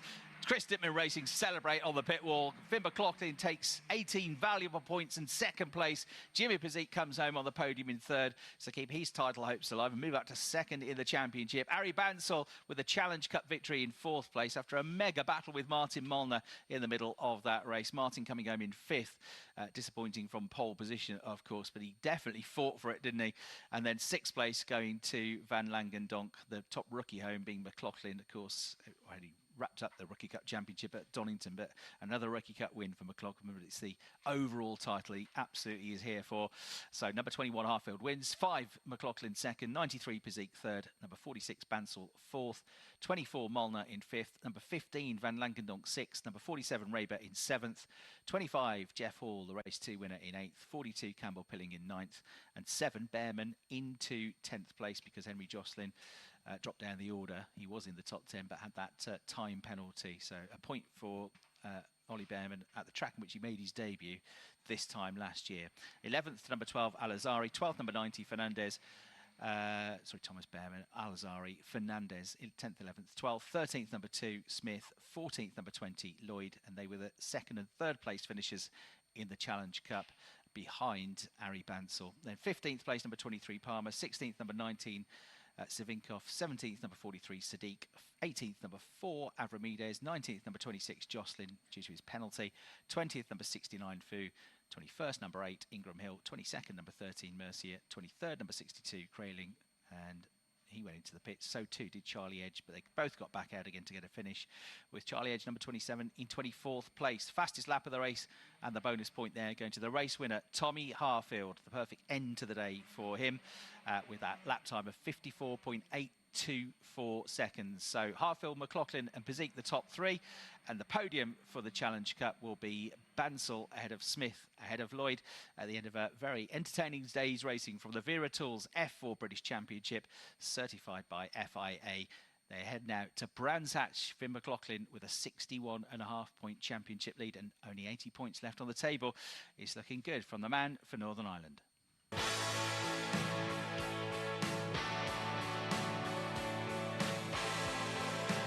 This is Toka Live. Let's get some of the reaction down here on Toka Live on 87.7 FM and Ian Waterhouse.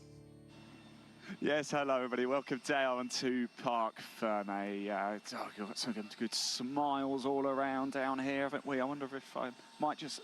Tommy Harfield's just jumped on the scales at the minute. Finn, some good championship points today. Yeah, definitely. I think we did a good job as a team. I think Tommy just had an advantage over everyone. He drove great, and yeah, just happy to get P2. Excellent stuff, Finn. I'll let you crack on because I know you've got to go get Wade and bits and bobs. And I thought it'd been Wade already. Let's grab Tommy Harfield. Tommy, this is becoming a bit of a habit, isn't it, P1? Yeah. It's only the second time, but yeah, feels really nice. And nice for the team as well, yeah? Oh yeah, amazing. The team have done so well for me for this whole year, and yeah, what a car. Excellent. I will see you on the podium very soon as well. Let me just move down a little bit because we've got Dries van Langendonk. We spoke to him yesterday. Let's have another quick word of him as well. Dries, you're clocking up the podiums here. Yeah, I mean, after a mistake in race 2, obviously it gave me the grid penalty. So yeah, I mean, to gain 2 positions around this track, obviously with the safety cars as well, was felt pretty good. And yeah, overall good end to the weekend. It's fantastic. Well done. It's great to have you in the series as well. We spoke to Ari Bansal quite a lot this week. Let's do it again because I believe he's just got the Challenge Cup. Ari, congratulations. It's been some weekend for you, hasn't it? Yeah, I think quite a positive weekend overall. Yeah, a lot of good things were there. The qualifying was the best it's been so far, I think, and also the results the most consistently at the top. Yeah, I think we have seen some glimpses of it in the previous races, but now it's finally managed to pay off. Yeah, I think again start was not good, but yeah, I think with all the safety cars it was really difficult to get into almost like a rhythm, because that last lap coming across the finish line I was really close on Pizzic, So I think we could have managed to get P3 there again. But for the Challenge Cup, you didn't necessarily need to do it. So, Ari, come on, give me a big smile, Ari. That's it. Good stuff indeed. Right, the drivers are already starting to get... Oh, they've just got to go through a couple of bits with ITV down here, chaps. So they're going to go do that. As you can imagine, we've got quite a few smiles and happy faces. Actually, I'll tell you who I might be able to grab a quick word with is Thomas Behrman down here. Thomas... P3 there in the rookie. Sorry, guys, can I just jump in? Sorry to be rude. Thomas, P3 in rookie, happy? Yeah, it was a tough race, P1 in class. Yeah, a bit difficult. A lot of stuff going on that's a bit out of our control, but yeah, I think we managed to execute all we could today. Excellent, well done. I'll be seeing him on the podium as well. Chaps, I'm going to round up the troops, and as soon as ITV finish, we'll take them over to the podium for round 27 of the Viritools British F4 Championship.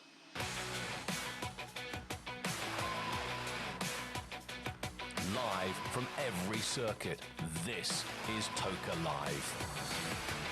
Ian, thank you very much indeed. Podium is coming up. It might be just local on the speakers around the podium, but if they finish up with their ITV interviews soon enough, then we'll have Ian and the podiums live on Toka Live as well, because already we are beginning to get pretty close to the build-up to our final Porsche race of the weekend. The Porsche Sprint Challenge GB is due to get underway at 4:15, and the cars will go to the grid at 4:05. All things being well, already the officials are down there waiting to get the cars and to receive them down there on the grid. We've got a couple of messages that we haven't quite got through. Shout out for James and for Wayne supporting Nick Hamilton. That's unfortunately Nick needs all the support he can get today, because race one didn't finish in a very happy way for poor old Nick. And this one, the chap Julian, it was clearly, that asked me for a photograph down there on the grid for race 2 for the BTCC. You have still got time to get a message in if you want to say hi to the people that you're enjoying Silverstone sunshine with here today. It's on WhatsApp. All you have to do is to send us your name and your message to 07482 877 877, 07482 877 877. It's only on WhatsApp, so not via text, only on WhatsApp, and we do need your first name and your message to 07482 877 877.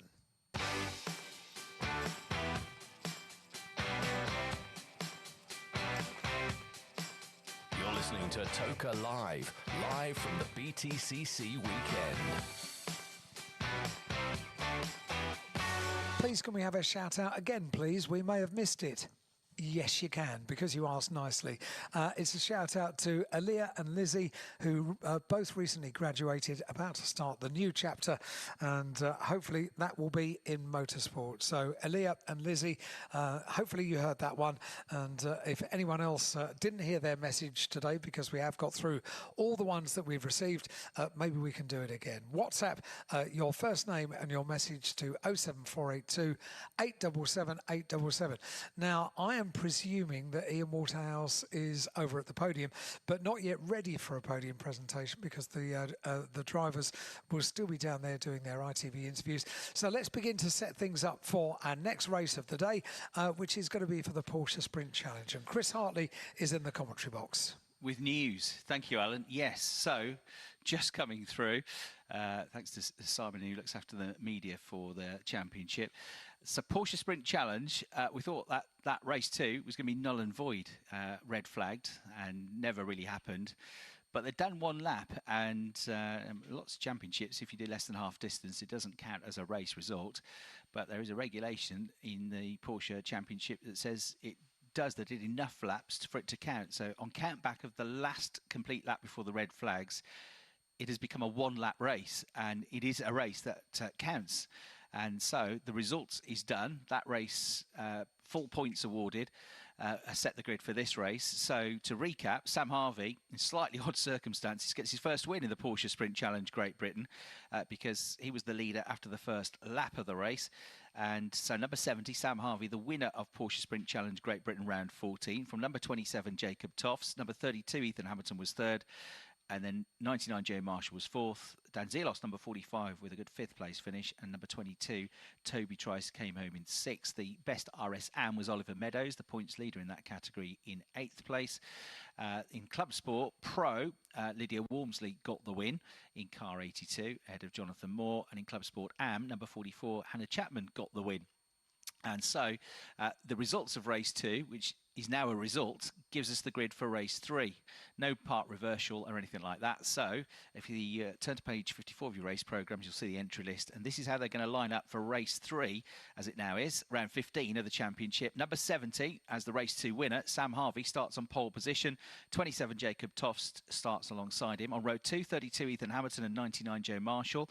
At row 3, 45, Dan Zielos and 22, Toby Trice. Row 4, 98, Oliver Cottam and 88, Oliver Meadows.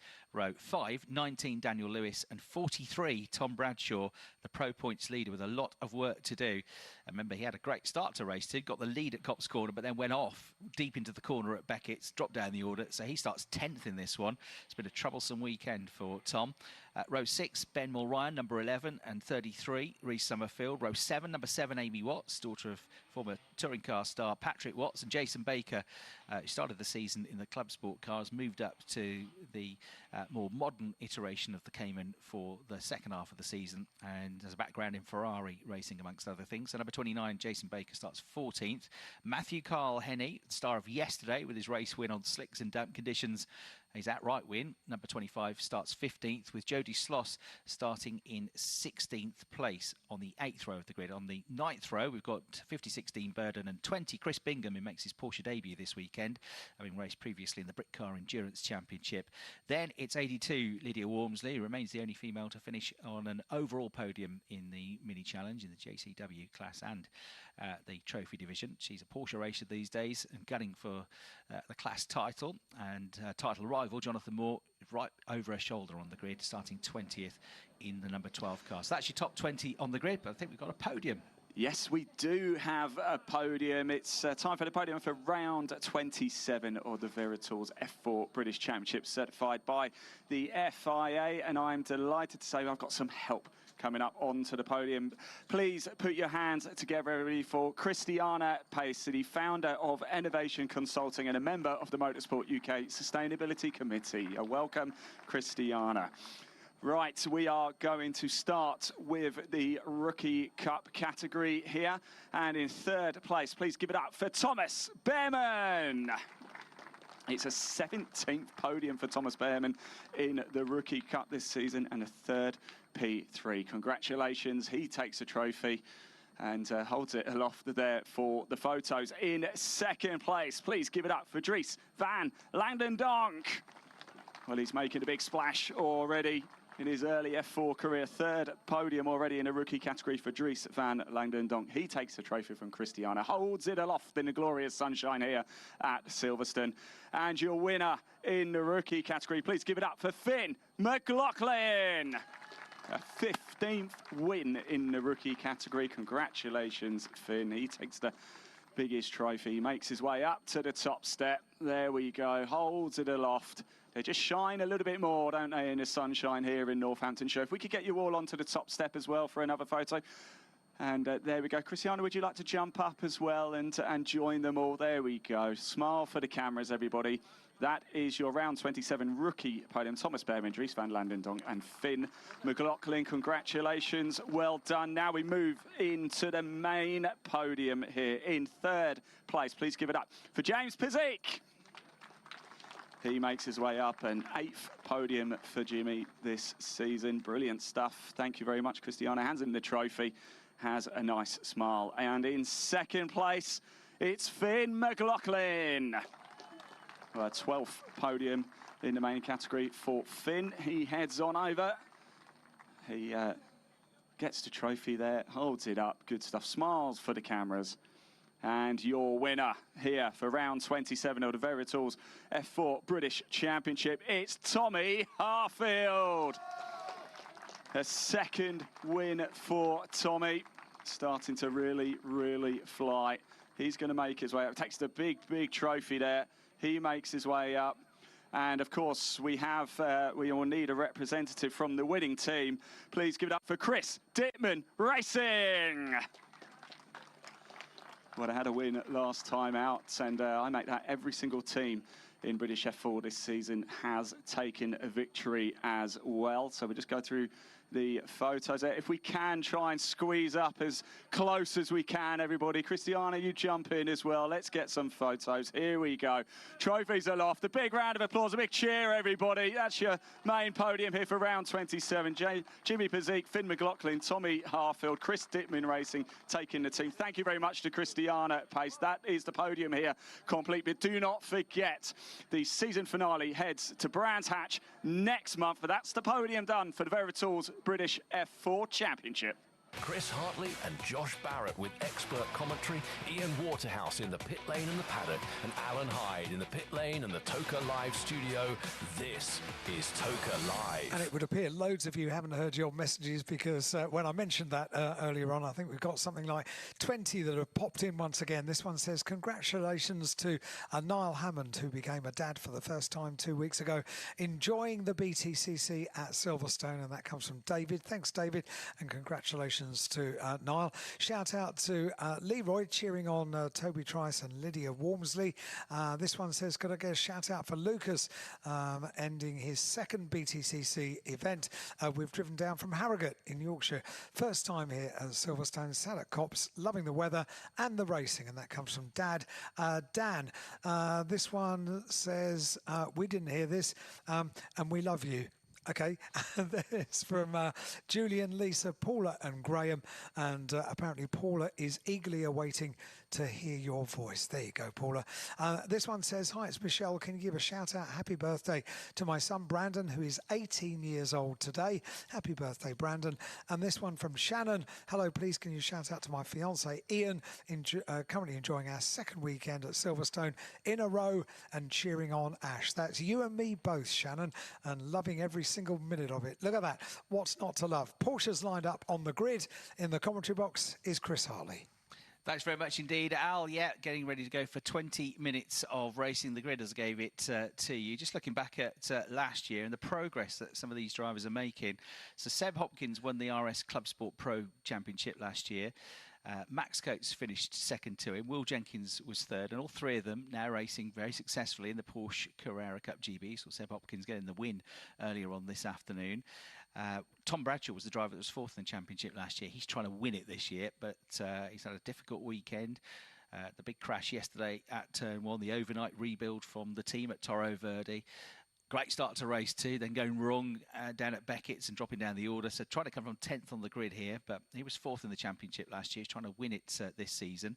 Jacob Toffs won the RS Club Sport AM division last year, and he's looking really good this year in the Club Sport Pro division, so watch out for him. Matthew Carlhenny was the runner-up to him last year and got that race win yesterday, so they're both making strong progress after their opening campaigns, or a couple of campaigns in Matthew Carlhenny's case, in the championship. Last year, Sam Harvey, who's on pole position, was second in the Club Sport Pro division. He's now moved up to the more modern iteration of the Cayman with its 500 brake horsepower. And he was runner-up last year in Club Sport Pro to Oscar Dix, and Oscar Dix is now racing in European competition in the German GT4 Championship, the ADAC GT4 Championship. And then Jonathan Beeson won the Club Sport AM division last year, and he was witnessed having some great battles today for the AM class championship lead and race win in Porsche Carrera Cup GB. So it's been great to see the progress of the drivers coming through in the championship in the Porsche Carrera Cup. Sam Harvey, as I say, one of the drivers that stepped up now from the Club Sport car to the more powerful, more modern 718 GT4 car. So he's got a win now, but he'd like to get a win in a full race, I guess, with a checkered flag if he can. He's got a very good chance from pole position, as I mentioned yesterday. His family, a motorsport family, they've been involved in motorcycle competition as well as racing on 2 and 4 wheels, and he's the driver that starts on pole position. Jacob Toffs, who also comes from a racing family. His dad Neil, very good Formula Ford racer, has raced in Porsche Sprint Challenge as well. he's stepped up, and they're the front two on the grid. You've got Ethan Hamilton, who's raced anything you can think of, from British touring cars to Renault Clio Cup, Minis, now Porsche star in number 32 in his traditional metallic blue livery, has been very strong this weekend, so he starts third on the grid. Fourth on the grid, you got Joe Marshall in the number 99 car, who made some late appearances in the championship last year. Wasn't fighting for the championship, wasn't eligible for points, but got some star drives across the course of the second half of the season. With a couple of second weekend in the championship at Donington, got 2 wins that weekend and a second place finish. So Joe coming on strongly now. Formerly did Tintop racing in TCR and Ginetta GT4 Super Cup Pro racing back on the Toka package in 2021. So that's your top 4 on the grid. In terms of the points now, after that full point scoring result that we got in the end from race 2, Tom Bradshaw has seen his lead cut now in the championship. So he's got 103 points, but he's now only 12 points clear of Jacob Tofts, who's on 91. And Jacob's way ahead of him on the grid. He's on the front row. Joe Marshall third in the championship on 85. Toby Trice fourth on 70. That's the pro division in the RS Club Sport category. In the RS Club Sport amateur driver category, Oliver Meadows, as mentioned, car 88, he's the points leader. 123 points he's got. He's 24 points clear of Matthew Carl Henney going into this race. There are 4 races to go, of course, in the championship, so he is edging ever closer. After this race, there'll be 34 points available, so it is theoretical that he could potentially wrap it up with a weekend to spare, Oliver Meadows. See what happens. Matthew Carney will have something to say about that. But he's 24 clear, only 34 left on the table after this race. Reece Summerfield third in the standings as they go off into the green flag lap. In the Club Sport Pro category, we've, as they got this battle that's been going on with Jonathan Moore and Lydia Walmsley. Jonathan is on 150 points and Lydia is on 112. 148 and 112, so 36 points between them.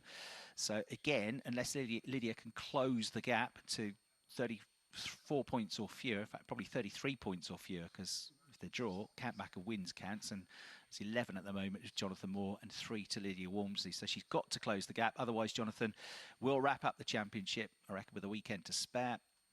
And then in the Club Sports AM division, Hannah Chapman has been the star this year in her first season of Porsche racing. She's also got a chance maybe to wrap things up in this race. 35 points clear with 34 still available after we leave Silverstone.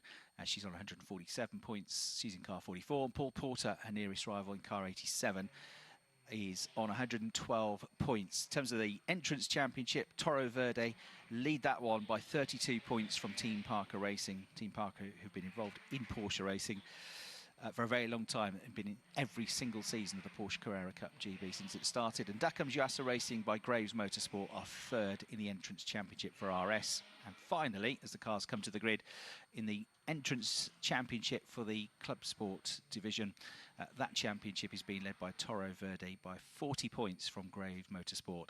So the cars onto the grid, 20 minutes of racing. Sam Harvey, number 70, already sat there on pole position, but this is the biggest field of Porsche Sprint Challenge cars we've ever had. 27 cars entering this weekend.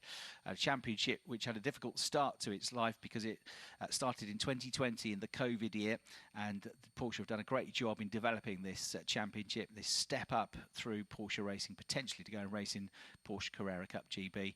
Great to see so many cars out there on the grid, ready to go. Green flag waved at the back of the field as the sun gets a bit lower now towards the end of the afternoon. This could be a cracker. Red lights come on then, and we're off and running. Sam Harvey off the line from pole position.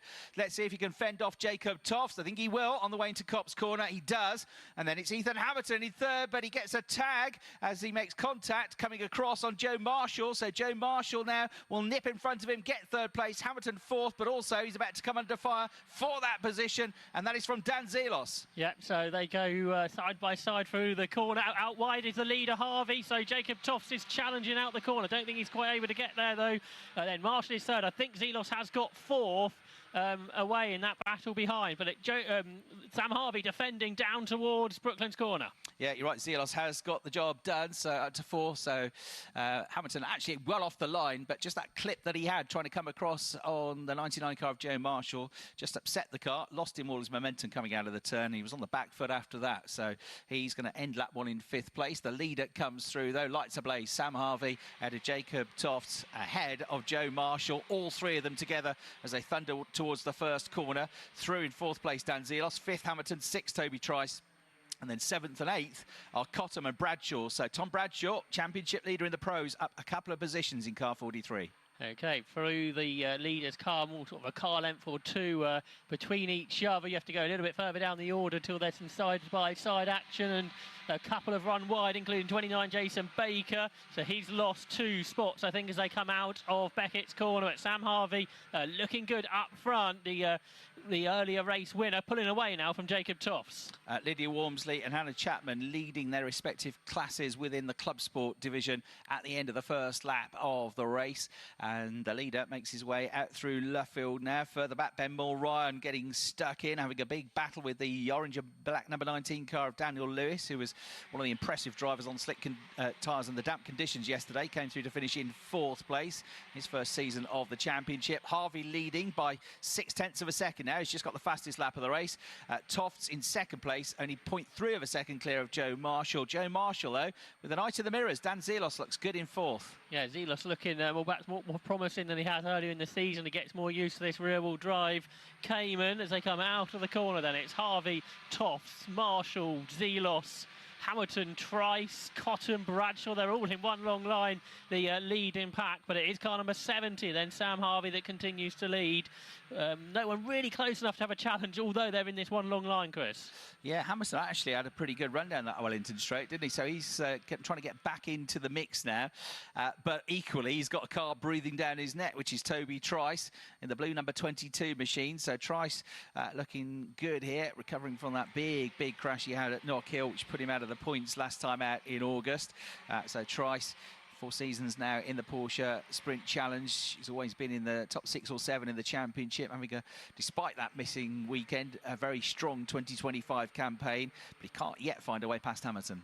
No, that's right. There's a car length or so between them, although later on the brakes was Trice here into Beckett's, but it's still the 20-year-old Sam Harvey who leads the way. In the AM division, Ollie Meadows has got a gap between himself and Reece Summerfield as they come through Beckett's. And just looking back to the club sport division, Lydia Wormsley looking pretty good there up front, pulling clear of the pack. Actually, Jonathan Moore, who's won so many races this year, he's behind the AM leader, which is still Hannah Chapman, who's looking to win the title. Joe Marshall almost lost 4th place there because he got 2 wheels on the grass coming out of Beckett's. And then there's a spin for Ethan Hamilton as the car spins all the way around. Toby Trice is delayed as well coming out through Luffield. So they're both going to tumble down the order. Was a contact between them? Was that what caused the spin, or was it just a spin on his own for Ethan Hamilton? But both of them tumbling down the order. Ben Ryan has just drove past the pair of them.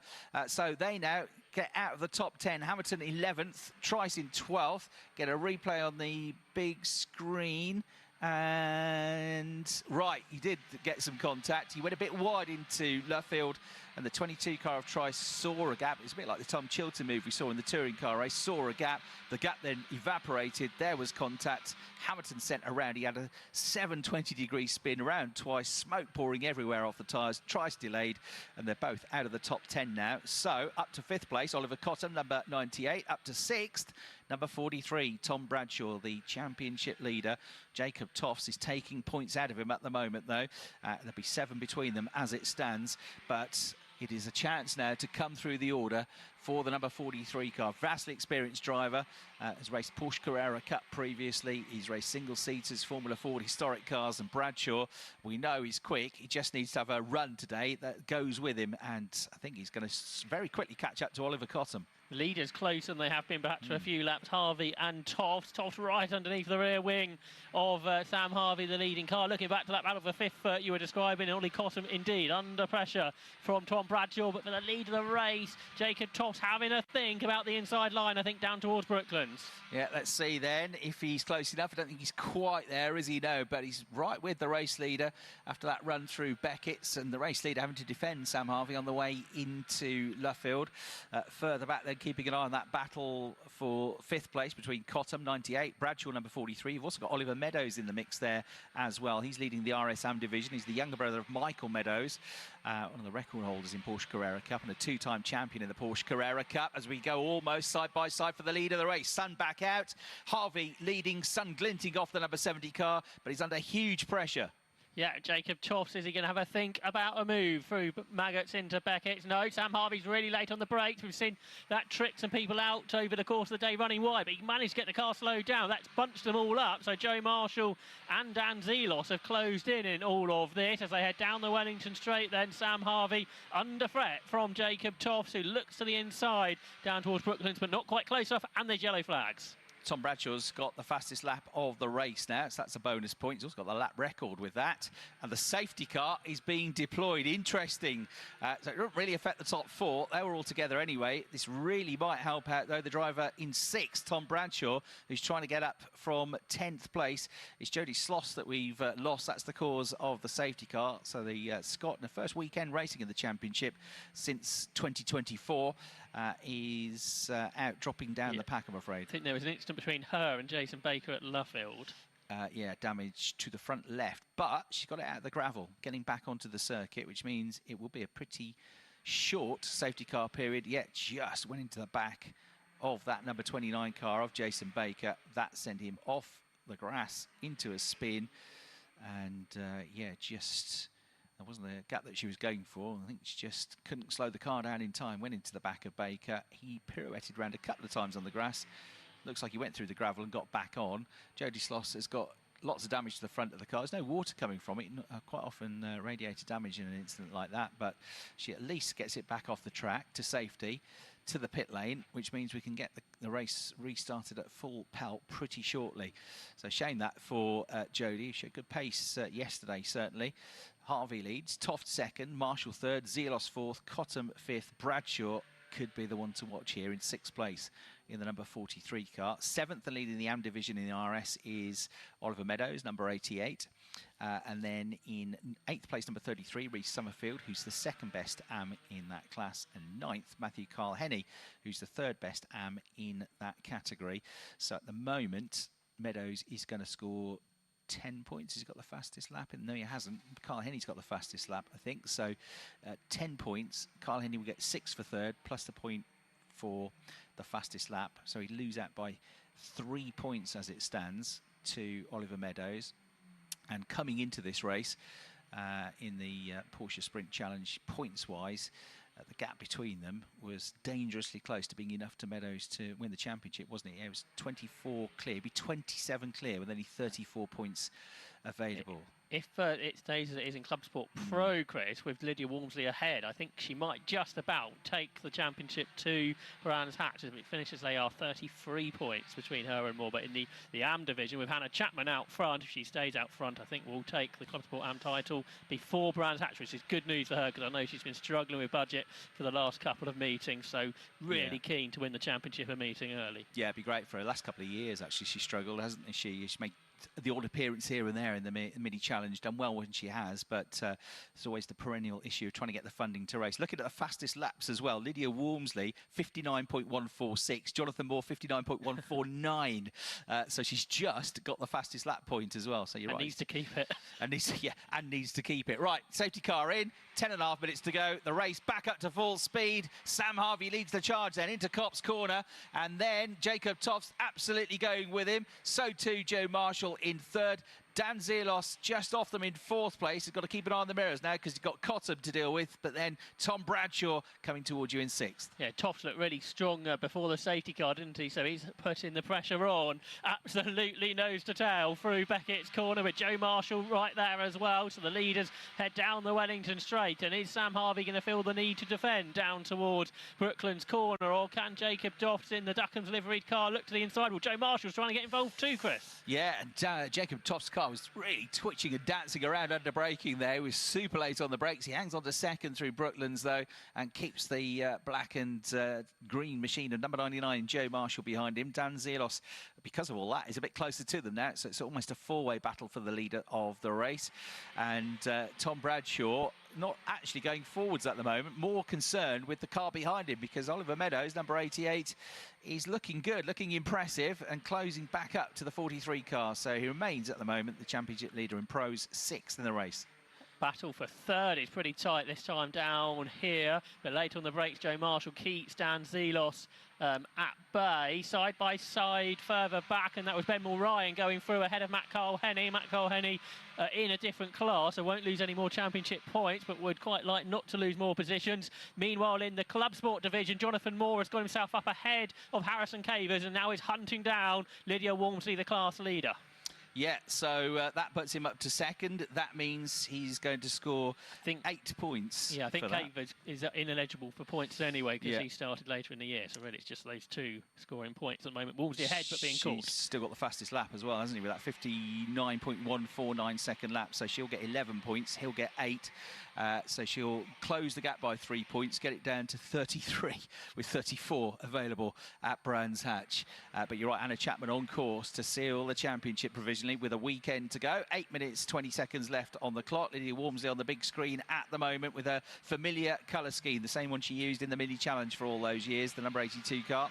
The driver under pressure, though, from Moore, who's got right with her now, coming out of Copse Corner. Yeah, it's a critical battle for the title within the Club Sport Pro division, and Moore's done the fastest lap last time round, hasn't he? And I don't think that might change it anyway, but he'd like to win the championship by winning the race today, and Lydia Walmsley having to defend all the way down the Wellington Straight. Moore looking one way and the other. He raced Citroen Saxos last year, big increase of power raising these Porsche Caymans, but Lydia Walmsley stays ahead into Brooklands. Yeah, she's got to defend for her life now, hasn't she, in that number 82 car, and she's doing a good job at the moment. Through to Luffield they go, no change. It's still very tight between the leading 4 cars as they go into Copse Corner now. Coming out of Luffield then towards me at Woodcut Corner is this battle. Also involved in the battle is the Jason Baker car, which doesn't look that damaged despite the big whack it got, that Jody Sloss incident, and Baker is about to split the fight up, actually get past both of them. He gets at the inside of Lydia Walmsley as well, but he's not involved in their battle. He's in a much more powerful car. The RS leaders head down the Wellington Straight. It's still Sam Harvey ahead there, but they're side by side in the Club Sport division. Round the outside goes Johnny Moore, Lydia Walmsley on the inside trying to hang on, but Moore goes right round the outside at Beckett's corner. He's nosing ahead. They're still side by side though as they head down the Wellington Straight. This time Moore on the inside, but I think Walmsley might have a bit more momentum on the outside. Yeah, and if the number 12 car of Moore finishes ahead of her, he will do enough provisionally to wrap up the championship. So it's all or nothing now for Lydia Walmsley. She hangs on around the outside on the way into Brooklands, but I think she's going to have to concede the position into Luffield. She does. So Moore goes through. So now he's outscoring her, and he'd already got more of a points advantage than he needed to take the championship with a weekend to spare. So she's straightforward now for her. She's got to get back ahead of him, but already he's pulled a couple of car lengths clear of her as they go towards Copse with only 6 minutes and 18 seconds left on the clock. The overall leaders, the RS cars, head out of Beckett. Sam Harvey a bit slower than Jacob Toftswood, so Tofts pulls out to the right-hand side of the circuit. The closest they've been all race, the top 2. Harvey ahead, but Tofts challenging. Yeah, and Tofts is another driver, isn't he? That looks full of confidence at the moment, the way he drives the car. But Harvey has got that win now. Would like to get if you like, a proper full race distance win. He's going to have to work absolutely his socks off for this one, because he's got Tofts and Marshall and potentially Dan Zelos in that battle as well. Good to see Dan, the 3-time Mini Challenge champion in the JCW class, fighting hard here in his first season of Porsche Sprint Challenge. Of course, Silverstone last year, he was racing in the British Touring Car Championship. Hasn't had the budget to be able to race full-time this season, but he's doing a good job here in this race in 4th. Both Tofts and Marshall looking to move forward and put themselves in even stronger place in the championship as they're catching Tom Bradshaw this weekend in the points race. So if Tofts can get ahead of Harvey, more points are on offer, but Sam Harvey still leads the way as they go down the Wellington Straight. Tofts again peeping to the inside. Is he close enough this time? Don't think so, but the pressure is on the race leader. Tom Bradshaw's got a track limits warning, so too Harrison Cavers, so they've got to bear that in mind now, and he can do that any more trip-ups this weekend, couldn't he, Bradshaw? But he's found a gap. He gets through on Oliver Cotton. First chance he's had, really. Door opened up a bit, and then once the gap was there, Bradshaw was never, ever going to not go for it. So Bradshaw, after a few laps, sat behind Oliver Cotton, gets through. That puts him up to 5th place now. And that, of course, valuable because it's another championship point coming his way. Shortly, the leaders are going to find a car to lap. That's car number 67, Giancarlo Romano, who had a spin down here at Beckett's a few laps ago, the former historic racer.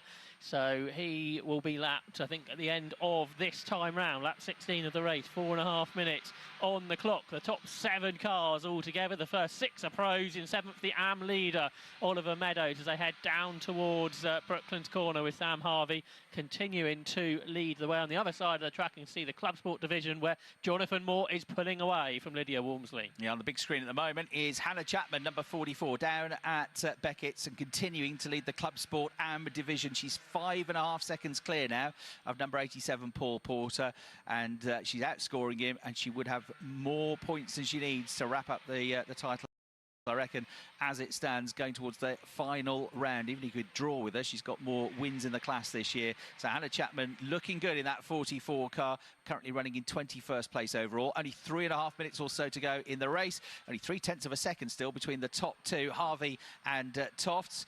And they go now through past you in the commentary box down at Beckett's. Yeah, it looks like the gap's a bit larger than it was at the start of the lap for some reason. Perhaps not a good run through Copse Corner for Jacob Tofts, but he's fighting back already. But he is now conscious that Joe Marshall is challenging him down towards Brooklands Corner. So Tofts, hard to know whether to attack or defend at this point. Yeah, because right with him all the way through this race, particularly after the restart, has been that 99 car, as you say, of Joe Marshall, already a race winner, as described last year in his first half season in the championship. But he runs wide, coming out through left field, puts a couple of wheels through the gravel. That will put him under pressure from Dan Zelos now as they go across the start-finish line. Zelos goes from the left to the right. The inside line is covered. Marshall is driving in his mirrors here, trying to block under braking Dan Zelos. Dan is almost pushing him through Copse Corner now. 3rd and 4th nose to tail, and right with him is Tom Bradshaw.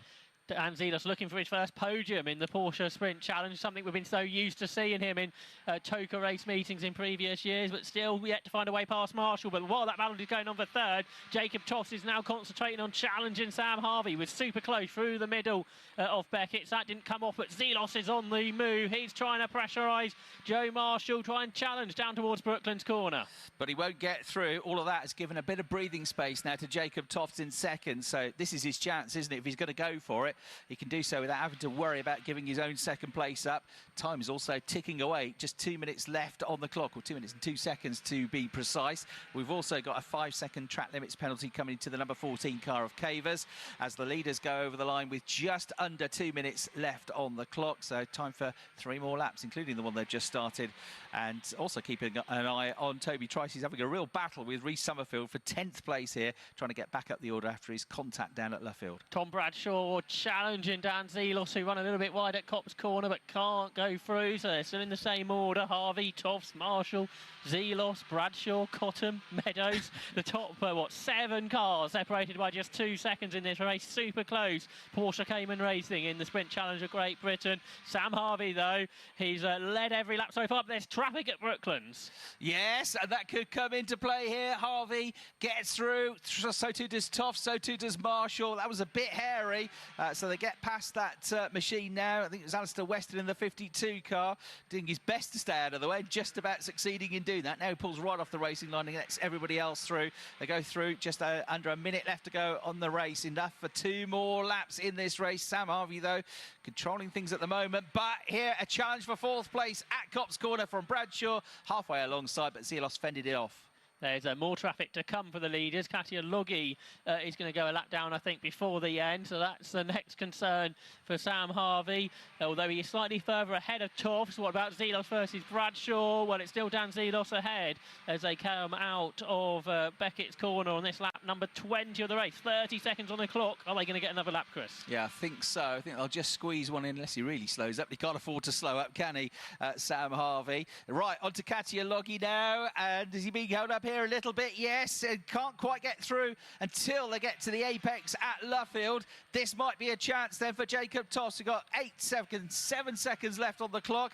Are they going to do it? I think they'll just get there in time. 2 seconds to go, across the line. We've got one more lap to go in the race. The top three are glued together. Harvey is about 1.5 miles away now from another victory. Yeah, and nobody in front of him, so it's all about this final lap and a pure race between these front runners, and a slightly bigger gap again for Sam Harvey. Really good through Copse Corner is the race leader as they turn right through Beckett's Corner. The car's a bit sideways, but he gets on the power well. Sam Harvey looking pretty good. If anything, Jacob Toss is the one under threat because Joe Marshall is in his wheel tracks heading down towards Brooklands Corner, pops out of the toe on the right-hand side of the circuit, the outside line. Yeah, he's definitely covering rather than attacking, isn't he? Marshall thinks about a late lunge down the inside at Brooklands. That's never going to happen, so he backs off. He's also mindful of the fact that he's got that Bradshaw Zelos car and Bradshaw car right behind him. Out of the corner at Luffield for the final time then comes Sam Harvey. Here's Woodcote Corner. Here is the checkered flag, and he wins the race. See the checkered flag this time. Sam Harvey with a great day here at Silverstone takes the win. Toffs in second, Marshall in third, then Zelos and Bradshaw fourth and fifth, Cottam in sixth place, and Meadows gets another maximum score in the 88 car in the RS AM division. We're waiting for the Club Sports to come through. The top Club Sport car is Jonathan Moore, and he is looking good now to wrap up the Club Sport Pro Championship provisionally. Another superb drive from Jonathan. The checkered flag awaits, so he is almost home. Here he comes through Woodcote Corner, takes the checkered flag. Lydia Walmsley second in class, and over the line provisionally to win the Club Sport AM division is Hannah Chapman, subject to all the confirmation, but great job by the Scottish driver. She in the 44 car with another class victory. I think she's too far ahead now of Porter with a weekend to go, by our maths at least, to wrap things up, and a fantastic job done by Hannah Chapman to get there, to get it over the line and to get the job done. She'll also actually be the last ever, if that's the case, Club Sport AM champion, because the other news coming from Porsche on Friday night, their announcement for next year is that the Club Sport division is going to be just one division next year. There won't be a Pro and an AM division, just be one Club Sport championship in 2026 as we go into what will be the 7th season of the Porsche Sprint Challenge Great Britain.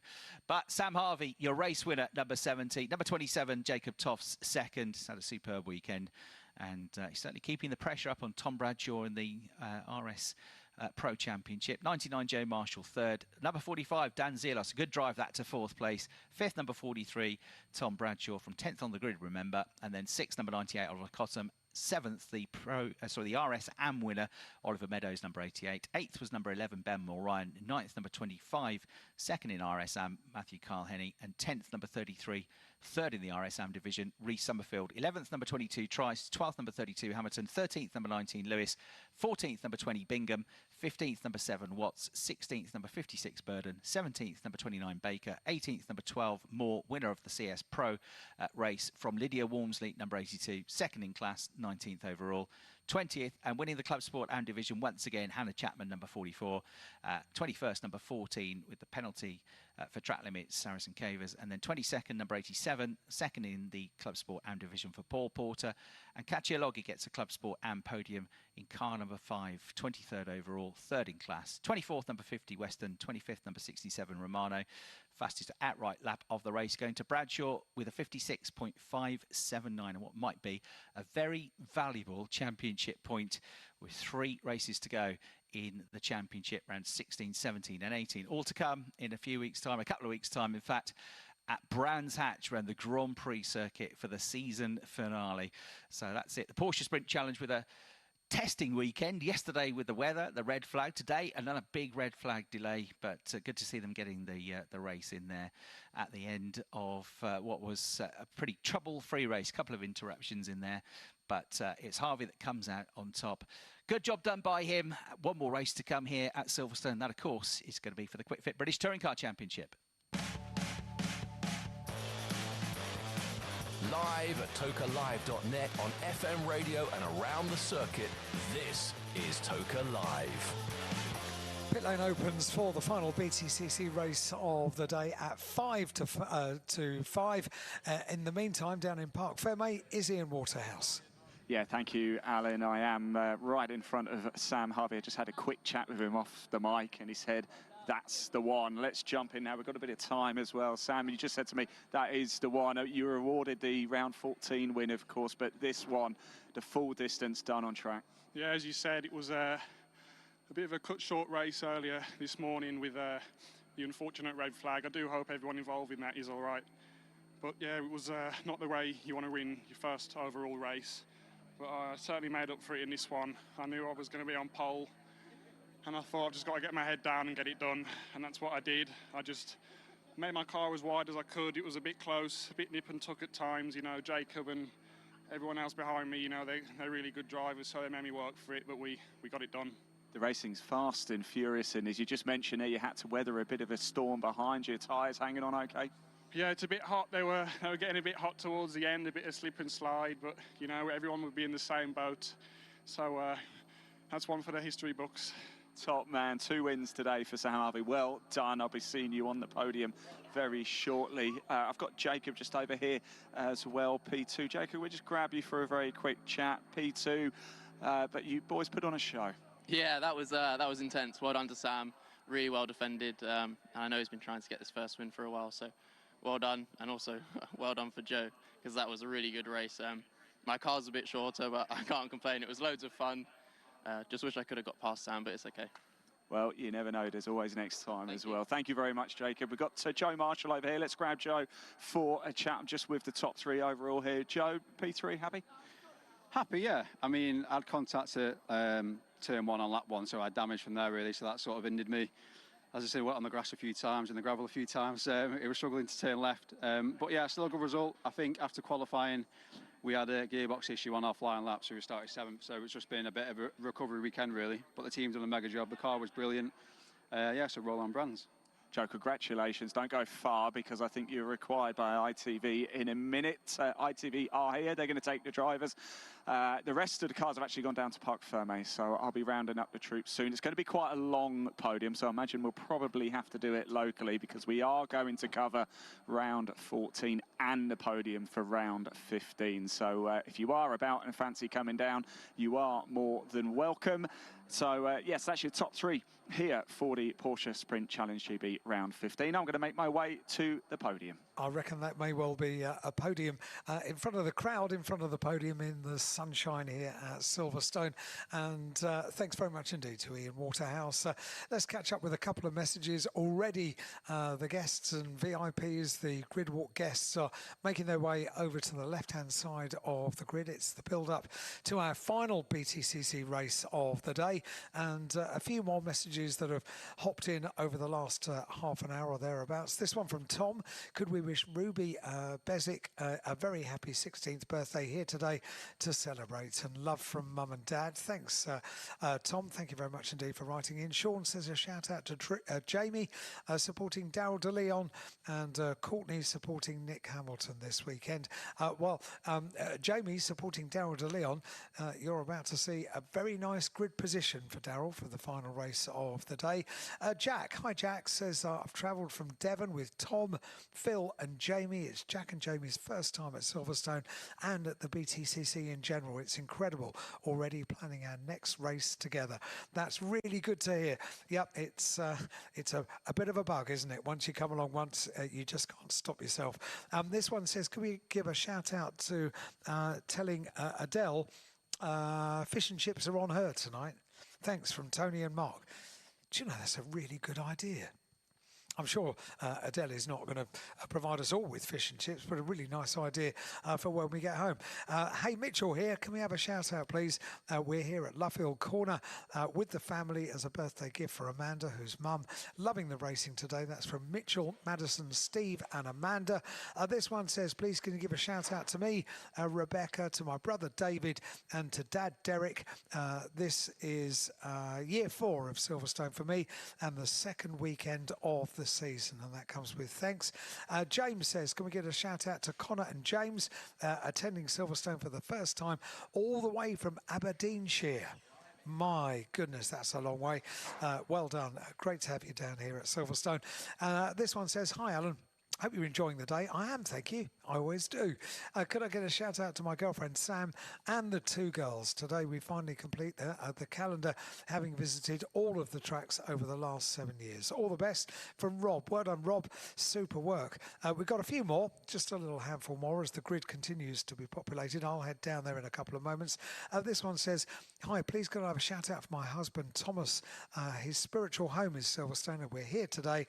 Thomas submitted his PhD thesis yesterday after 4 years of full-time self-funded study, during which time we also got married. And that comes from Harriet from Bristol. That is incredible, Thomas. And Harriet, thank you for writing in. Super stuff. You deserve a day off enjoying the touring car racing here at Silverstone. This one says, can we have a shout out to Brody, who is only 6 months old and has come to his first British Touring Car Championship race with mum, Becky, and dad, Andy. 3 more. This one says, hi guys, can I get a shout out to Silly Goose? She's cheering for Chris Smiley and Restart. Many thanks from Matt. This one says, hi Alan, we may have missed your response to my message. Hope you're good. Sat in the national pits with Dad, Simon, our last event of the year, sadly, rooting for a pointsy weekend and hopeful of a second championship for Tingram. All the best from Alfie. And the last one from Jimmy. Could you give a shout out to Gary G? He's enjoying his day out here at Silverstone. Right, that's us up to date. There's only one more thing to enjoy now, and Chris Hartley's going to tell you all about the grid for round 27 of the Quick Fit British Touring Car Championship. Thanks, Al. Let's go out on a high then, getting ready for our last race of what's been a really good weekend here at Silverstone. While we've got just a moment, a massive thank you to all of the marshals here this weekend. The Orange Army worked tirelessly across Saturday and Sunday to look after the safety of the drivers, to make sure the racing is run swiftly as well. Done a great job, them and BARC and Toka, who run the events, to get us back on track in terms of the time that we lost this morning with that big red flag.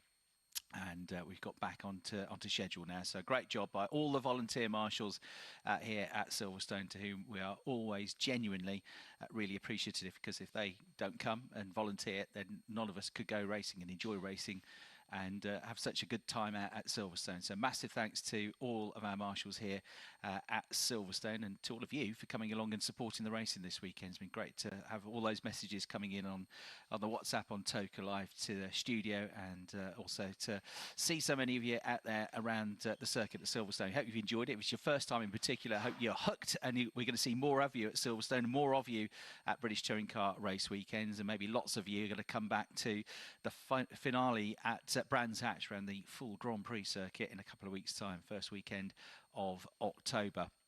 So the grid for this one is based on the results of race 2, but with a part reverse grid. The bad news for Tom Ingram is that it's almost as bad as it could possibly have been. It is as bad as it could possibly have been, because either 6, 7, 8, 9, 10, 11 or 12 grid positions are reversed. And of course, the number was 12. So he's got John Watson to thank for that. Does he? Yes. Right, I'll have words with you later then, John. Well, John just likes to keep things interesting, doesn't he? That's what it is. So it's John that drew them all out, was it? So yeah, he drew number 12. So that means that the race 1 winner, Tom Ingram, now has to start 12th on the grid, and double whammy. Because he won the race, he has the least amount of laps where he can use the Toka Turbo Boost. So this is going to be a tricky one for him, but he's had a great day so far in terms of points scored, outscoring Ash Sutton, growing his championship lead. And he's only just behind Ash Sutton, who's also got a pretty distinctive lack of laps where he can use the boost. 1 lap more than Tom, admittedly. But he's also then got to try and see what he can do in this race on the soft tyre, remember, because Ash Sutton has kept his soft tyre for this race. So we could, I think, see a proper old-school attacking drive from Ash Sutton. What he's famous for, really, his aggressive overtakes, his daring moves. We see that a lot of the time when he's leading a championship and notching up points. He can do that as well. He can be consistent. He can keep his nose clean. But it's not one of those days today. It's the sort of day where he's really got to go forward, and he's got to try and outscore Tom Ingram by quite a significant number of points to give himself a bit more of a chance of taking the title going into Brands Hatch. So big day, a big race this coming up for Ash Sutton. So the reverse grid means that on his 202nd start in the race championship, Sam Osborne gets pole position in the Napa Racing UK number 77 car. So the Ford of Sam Osborne will be on pole. Mikey Doble got his maiden victory in the championship and was one of 2 independent race winners, overall race winners that we've had this season. He at Snetterton, and earlier today, Dan Lloyd here at Silverstone. Mikey Doble is going to start second in the race. He could do with taking some points away from Dan Lloyd and Chris Smiley for the Independence Championship. Daryl De Leon starting third on the grid for this one. So he had a bad first race from pole position. He had a bad start to race 2, but came back pretty well to finish in the top 10. Let's see if he can end the day on a high from third on the grid in the number 2 BMW. Josh Cook on his shoulder starts 4th. And then on the third row, we'll have Aidan Moffat and Gordon Shedden. On the 4th row, Dan Lloyd and Charles Rainford starting 7th and 8th. On the 5th row, Aaron Taylor-Smith and Jake Hill starting 9th and 10th. And then the last 2 to be reversed, Ash Sutton, who was second in race 2, and Tom Ingram, who won race 2, start 11th and 12th. Everybody else starts where they finished the previous race. Max Buxton, 13th, having scored points again. The rookie driver will be just over the shoulder of Tom Ingram, starting 13th, with Nick Halstead 14th on the grid. What's fascinating about this race is the number of rapid drivers that we've got at the back of the field, because Dan Camish, he's going to be 21st on the grid. Tom Chilton is going to be 20th on the grid. Adam Morgan is going to be 19th on the grid, and Dan Rowbottom is going to be 18th on the grid. So, and Senna Proctor as well, one to watch, from 16th on the grid. So they'll all be going on a bit of a mission from the back of the field with not a great deal to lose, really. Points-wise then, after the previous race, around 27 of the championship, sorry, 26 of the championship, we've got Tom Ingram, 38 points clear now of Ash Sutton, and that's in the main drivers' championship. They're the 2 that can win the title. In terms of the manufacturers' championship, the gap has doubled. It's a whole 2 points now, but it's switched again. Hyundai started the weekend ahead, dropped behind Ford after race 1, back in front of Ford now, 2 points clear in the Manufacturers' Championship. Hyundai have the edge. Then, in the Teams' Championship, it's a dead heat. Team Virtue, Napa Racing UK, after all these races, all these rounds, all these miles around the country, dead level on points, 674 points each for Team Virtue and Napa Racing UK. Team Virtue have had more wins, which is why they're classified first, but they're tied on points now. The Independence Trophy, that was just 3 points between the top 3 coming into the weekend. It is now a 10-point lead for Dan Lloyd. He's got 362 points, 352 for Mikey Doble, but Mikey's basically got the class pole now for this race. And then Chris Smiley is just 1 point behind Mikey Doble and 11 points behind Dan Lloyd, third in the standings. Dexter Patterson coming into this race is 56 points adrift. After this race, there's only going to be 60 points available, so he's on the cusp of being knocked out of title contention there in the Cupra. So that's Dexter Patterson, who could do with a really good result here to get back into the fight. Then, away from the Independence Championship, we've also got a close battle going on for the Jack Sears Trophy. Daryl De Leon, who starts third on the grid, was 17 points clear before race 2. He's now 14 points clear of Charles Rainford, who outscored him. So those 2, the BMW drivers, just 14 points apart. Sam Osborne, who starts on pole position, is 57 points behind, but with 60 points available after today. But he does start the race on pole position. And finally, we've got the Independence Teams Championship, which is being led by Restart Racing now for a mega day with that win from Dan Lloyd in race 1. They're 100 points clear now of Motor Parts Direct with Power Max Racing. So that's the scenario in terms of points scored. It's going to be another 22-lap race. And we know the championship, in terms of the Drivers' Championship overall, cannot be decided here today mathematically. And Ash Sutton he's got to go, as I say, like the wind now, to try and make the most of that soft tyre. And if he can, try and get the car all the way up the order, maybe onto the podium, maybe even into first place. It's going to be a tall order, but I think we're going to see some fireworks in this race, Al. Well, it'd be nice if there was, because it might warm things up a little bit. It's got very chilly. People walking around and kicking their heels and trying to get a bit of warmth in, because now the sunshine has gone behind a cloud. It's a lot chillier than it was even an hour ago now. So that's going to be significant for getting the tyres up to temperature nice and early. The pit lane has already opened. We've got a very busy grid, and I've got a feeling that Louise Goodman is going to be having a chat to Sam Osborne down here on the grid when the cars eventually arrive. So what has to happen? All the guests are on the left-hand side of the grid, and once all of them have taken up their places on the grid, then that's when the guests can come over and get a photograph with their favourite car, their team car. And at the end of this race, we have a unique feature which we enjoy here at Silverstone every year, if time permits and if the timetable permits.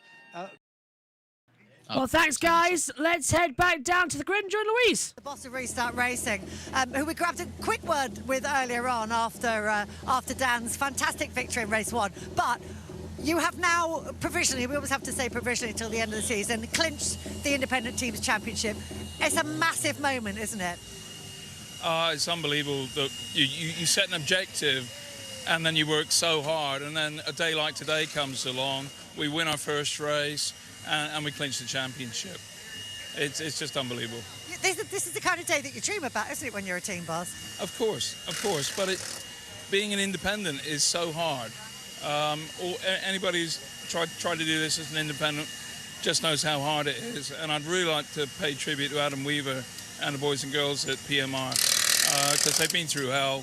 Adam showed great leadership and brought them back. I mean, Mikey's still fighting like a warrior in the championship against us, so there's still plenty to play for, and I wish them well. Well, a tribute to your guys and girls as well, because obviously it's your first season at the helm, really, of Restart Racing, alongside Ben Taylor, you know, your drivers, and Chris Smiley in particular putting in a massive, well, I say Chris in particular, Dan as well, but Chris very much involved in setting the team up. So just give us a word on the effort that everyone's put in this year. It's been a real family. I mean, Ben has delivered real results with his trackside team. Obviously, we've been doing the off-track thing as well. Hospitality is full now. This time last year, we might have had 20 people in. We got 72 this weekend. It's just an amazing effort across the board. Well done. Great to see. Well done. Congratulations. Right, let's dive in now and have a word with Sam Osborne. So, starting this race from pole position, he's been here before, but let's see how he's feeling. You can look at that face inside the car. How are the nerves holding out, Sam? It's quite daunting starting from the front, isn't it? Yeah, it's quite nice being able to see them lights. Race 1 hour having to sit up in the seat as high as I could just to see the top of them. So, yeah, it makes a change. You're in the pound seats though, aren't you? I mean, starting from pole position with the soft tyres on, and you know, a clear road ahead. Time to make hay. Yeah, I mean, who could have predicted this, eh? I mean, every weekend's different, so yeah, we just managed to get back into that top 12 and reverse grid, so yeah, looking good. A good fight back into the top 12 as well, because race 1 didn't go brilliantly for you, did it? No, yeah, it's one of them things. I mean, we got track limits, which we're a bit gutting, and with the new penalty being 10 seconds, it really hurts. But one of them things, it's the rules of the game, so yeah, it's one of them. Right, good stuff. Let's go down to Paul. He's a little bit further down the grid. Who have you got, Paul? Yes, I am, Lou. Thank you very much. With Aaron Taylor Smith. Aaron, how are you, boss? You're always happy. Turned a bit of a corner with this car. It's like night and day. What's the big difference? It's hard to say. Like, I feel like the first half of the year, we're betting in. You know what I mean? Like, I'm learning a new car, learning a new team. And they've been very patient with me, which is quite nice. But I feel like it's been great having Gordon, and then have Josh coming back, brought in a load of wealth of expertise. And it's just nice. Like, all you ever want to do, you'll know yourself. You just want to be in the thick of this. Do you know what I mean? So this is still surreal for me to be doing this in the first place for as long as I had. So it's just nice to be battling with the big boys and, yeah, putting on a show. What are you thinking from this one? Because there's not many people on soft, is there? But all the soft runners are at the back or on pole. oh, we're going to win.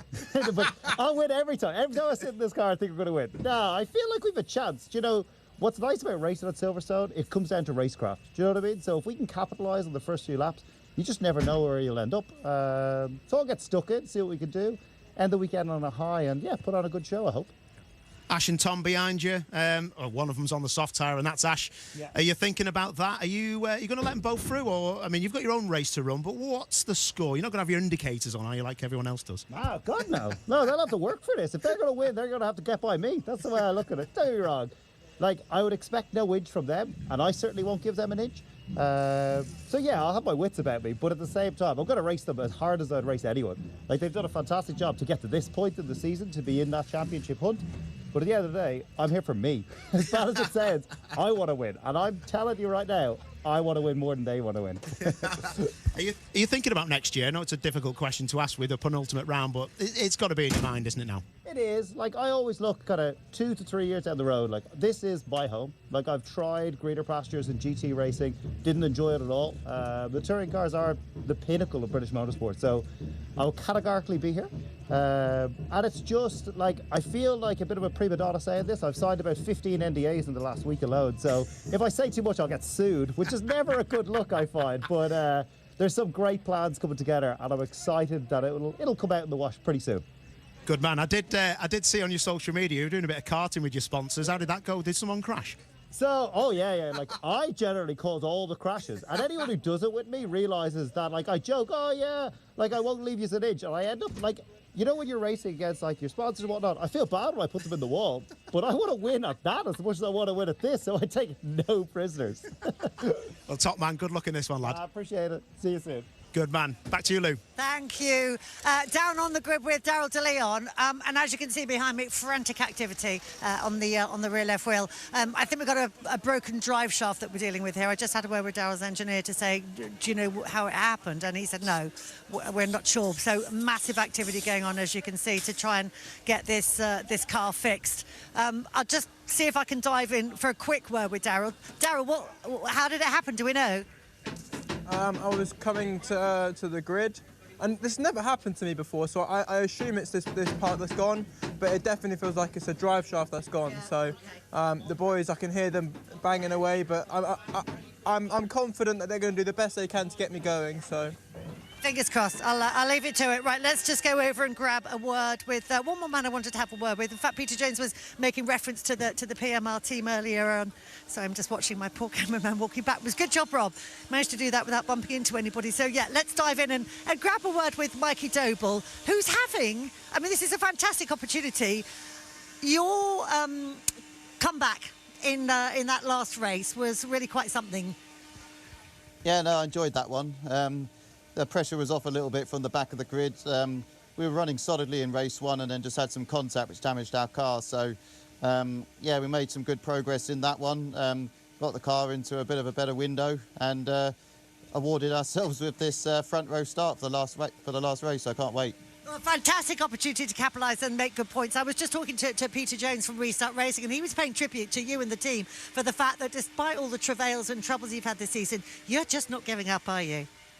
Well, we're not here to just go round. You know, we want to be as competitive as we can in the relatively short time we're going to have with this car. So, yeah, we've thrown the kitchen sink at it, and you know, hopefully I can reward everyone that's put so much hard work and effort into this car with some sort of a trophy in this race. Where are you at with the car at the moment? How's it feeling? We've definitely made some progress with it this weekend. We're still not back to our former glory yet of where we were in the first half of the season, but you know, I'm enjoying the challenge. I think, you know, we're all working so hard at the moment, and yeah, we're in the mix this weekend. Good stuff. That's exactly what we like to hear. Right, doors closed, people are leaving the grid. Time to go off for our final break.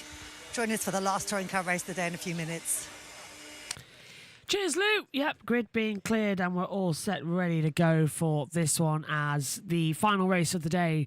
Here at Silverstone for the Quick Fit British Touring Car Championship will get underway. Tom Cairns and JT have rejoined me now up here in the booth. And JT, action stations. This is going to be quite a thrilling race.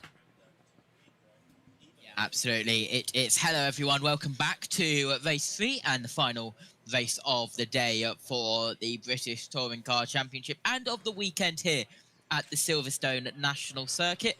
And, well, what happens in a couple of moments' time decides and gives us an idea of what could happen at Brands Hatch and how dramatic. We already know that Brands Hatch Grand Prix is going to be dramatic. It always is, deciding a champion, but what happens here will possibly decide whether it's race 1 or race 2 the championship is decided in. I'm really hoping not race 2 because that is during Singapore and I will miss it. Tom Cairns alongside in the commentary box as well. Tom, one more race of the day then for the touring cars. And, well, it's really going to be interesting because it's maximum disruption on the grid. Yeah, got some drivers out of place on the grid, i.e. Tom Ingram and Ash Sutton, and of course Jake Hill, of course starting just on the fringes of the top 10. But I'm really looking forward to this one. It'll be a great challenge for both Sutton and Ingram to find who's got the racecraft left in there. I'm sure both of them do, but can they get up to the front just as quick as they did in race 2 when they started P7 and P8? Yeah, and JT, the championship is looking quite interesting. If we take a quick look at how it is, it's not really bad for Tom Ingram. He leads by 38 points to Ash Sutton in the front championship, as you mentioned. 6 wins now for Ingram, 5 for Sutton. But it's the team's championship. Team Virtue and Napa Racing, both levels, 674 points. This is critical. This is going to go down right to the final for them. There's no ifs, no buts. Yeah, absolutely. And, well, 38 points, very nearly 2 full races he's got as a gap, of course, with all of the extra points, 20 points, the extra point for fastest lap, laps led, and all of that. But we are getting ready to head back, ready for the formation lap as the cars are clearing. And hopefully we get to find out more about Daryl De Leon. And, well, I can answer that question now. It is half in the pit lane, so that's not going. Such a shame for the man who started the day on pole position. Let's head back down then and join the team. Sorted, and the car is trying to be taken into the pit lane, but I think now it has got stuck somehow on that little lip between the pit lane and the circuit, so this may delay the start a little. Yeah, because JT, the rear tyre's off. Away for his weekend, him to completely unravel. Pole position to now not even presumably starting the 3rd race. Yeah, and he'd have got up this morning thinking that he was going to have a good day, but that's how motor racing is, and particularly the BTCC. But I'm sure the West Surrey boys, this time delay won't help them, actually. They need to get it in the pit lane as quick as possible to get that fixed and at least get him out at the back and hope for a safety car, and you never know. But very unfortunate. Everyone else on their way. Now, earlier on in the day, you were pondering which Tom Ingram we might have, going for points, going for a win. Same question for Ash Sutton, or does he just have to win, come what may? Absolutely no choice now. I mean, his little gamble to go his second race on the medium tyre has worked out fine. He's now on the soft tyre, and he's the second car back after his teammate on pole on the soft tyre. I'm sure that car's going to be very quick, but of course he doesn't have much boost as a result of the finishing positions in race 2. So every car in front of him has actually got more laps with boost, and that's what is key to really making great progress. But he is clearly going to go forward, elbows out, and hope for a good result. Time's coming up then. Ash Sutton lining up further back on the grid now on the soft compound tyre on a track that is getting a little bit of a mix. Dan Lloyd, though, let's have a word with him. Let's try and have a quick word before we go racing. Dan, it's been a pretty good day, hasn't it? It's been all right. It's been okay. I'll take it. Yeah, amazing, absolutely amazing. It's a really surreal feeling being on cloud 9.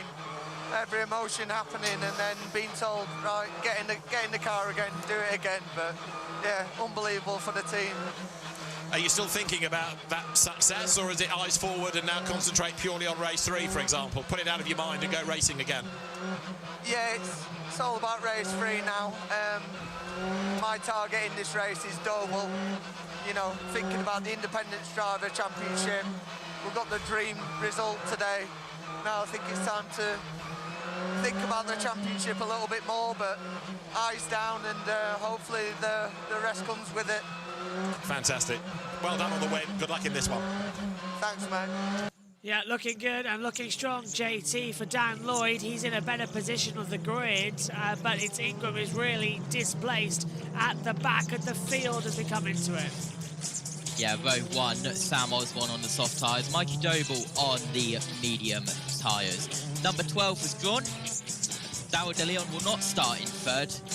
And Josh Cook on the medium tyres. Aidan Moffat in fifth, medium tyres, along with Gordon Shannon also on the medium. Daniel Lloyd and Charles Bainford both for mediums. Taylor Smith and Jake Hill both 5, also on the medium. Sutton and Ingham on both 6, that's where the 12 has been drawn. Soft and mediums, both on Buxton and Halstead on both 7, then both 8, Chris Smiley and Taylor Fox both on the medium tyres. Low 9, Dexter Madison and Daniel Rowbottom both on the soft tyres, and Adam Morgan and Tom Chilton also both on the soft tyres, low 10, and Dan Camish on his own with the soft tyres at the back of the grid. And now they're having a look at Darryl De Leon's car, but they won't start where they were meant to in third. Also, Nicholas Hamilton withdrawn from this event after his fire that he had on the Wellington Straight in race 1, which ended the race under safety car. But that's the grid, as they will now go to line up on that grid, and hopefully Aidan Moffat doesn't turn into Darryl De Leon on the grid and he goes into the right grid spot, because we've had that happen before. We have, and I think, Tom, they might just get that car fixed. It doesn't look as bad as we thought it will. They're already, with the brake caliper getting ready, we should be good to go. Yeah, but they've only got about a minute before the lights go out, and Sam Osborne on the soft compound tyres, he'll be taking advantage of that and try and pull clear as soon as he can. Ash Sutton has the luxury of having the soft compound, so this is his best opportunity here to keep himself in the fray for the championship. He has to finish ahead of Ingram, there's no doubt about that. It's just how high can he get up? And if he can win this race, well, at least it's a day to... it'll be some recompense after what's been a tricky day and a challenging one for him. Battle rising, tension rising, nerves rising, everything up as the sun begins to set here. And this is a critical. It's round 27 of the Quit Fit British Touring Car Championship in 2025. Air temperature is at 13 degrees Celsius. It's cloudy. Track temperature at 19 degrees Celsius in the dry. The grandstands are all filled up, ready to go. And we have 22 laps ahead of us. Down towards the first corner to get going. Tensions rise. Battles rise. What are we going to witness? Dan Camish lines up at the back. All set to go then. Morgan smoky at the rear. Round 27 of the Quit Fit British Touring Car Championship. The last race before we head into the decider. The lights are on. Lights out, we're underway. Great start from Sam Osborne. Again, better start coming from Josh Cook on the outside. So coming in for the 15 towards the first corner. Few bumpers and ballers RTV pictures as they come through. Osborne's, big spin, and off the track as one of the nappers. Was that Sutton? I don't think it was. The 22's gone by to Chris Smiley. Down into the hip and we go. Sutton's still there, so that's good news. Camish has been sent round. More drama going off as Dan Lloyd, he's got into contact with Aaron Taylor Smith, JT, and Lloyd's gone around. Absolute drama here at the start of race 3. I believe the Power Max racing car also went round at turn 1, but here's Sutton round the outside, a little bit of contact there as well, but all clean for now. Instead of Proctor on the glass, never mind. Oh. And look at Gordon Shannon, completely out of shape, Tom, and door banging with Rowbottom as he comes round into Luffield, now Woodcote. By far the most chaotic first lap out of all 3 races. Sam Osborne keeping hold of the lead, but Sutton and Ingram absolutely flying, as you can imagine. Proctor and Rowbottom, I have to say Rowbottom up from 18th to 10th on that opening lap.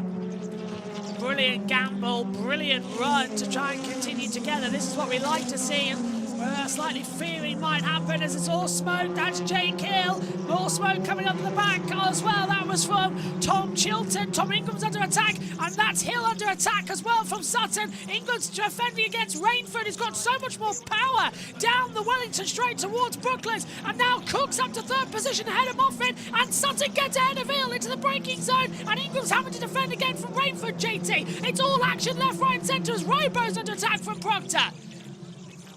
Yeah, Charles Rainford, by the way, his wing mirror got clipped. The left-hand side wing mirror, that was destroyed before he even got off the line, as he was squeezed to the pit wall, as this is the Power Max car of Doble trying to get past a car. As we head down now, it was Josh Cook he was trying to get past, as Dan Camish has just received the fastest lap. Oh, big lock up from Josh Cook, then Mikey Doble, both of them throwing it in, and this is brilliant for Mikey Doble, Tom, in that, well, the Paramax Racing Squad, that of course had the file in a different car, in the Cooper now, and they're running on the podium.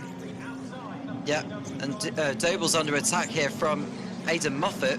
He's coming to the outside as Sutton's come through into 5th position. He's got ahead of Jake Hill on this lap, and Sam Osborne maintaining the lead over Josh Cook as they come out of Loftfield Corner. We're going to see a replay then, and I think this is where Ash Sutton made his overtake on Jake Hill. Or was this on the opening lap? I think this might be on the opening lap. Yeah, that's the contact. That's with Dan Lloyd on lap 2, I think, actually. So that's him going round, unfortunately for the Yorkshireman. But now he's going to have to pick himself up and go again. Still more drama, JT, as the action continues on. What are you making of this melee? Absolute drama is right up the inside. Buxton getting involved as Smiley moves down a couple of positions, and that's Chilton who is slowing, and that's why everything is changing up there. But now battle for second with Cook under pressure. Still under attack, still pushing, and this race is just chaotic at the start as we move along once more. I've just got this feeling as well, JT, that we're not going to be in for an unusual run as we expected. This is going to be a two-thrower race. Yeah, absolutely, as we are on board with Ash Sutton, who is looking ahead to Mikey Doble and trying to get involved in this battle for second. Tom, what are you making of this drama? Well, we're seeing a lot already in the first 4 laps, but I'm pleased to see that Sutton's got himself up as high as he has done in such a short space of time. There's another lock up there. I think that was from Aidan Moffat. Mikey Doble being disposed by Sutton through Beckett's and Aintree, and that's a good overtake from Sutton to get through.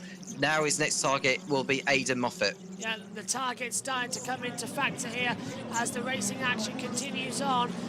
What is now on lap number 5 of this event so far. They'll continue to turn in and attack is the point.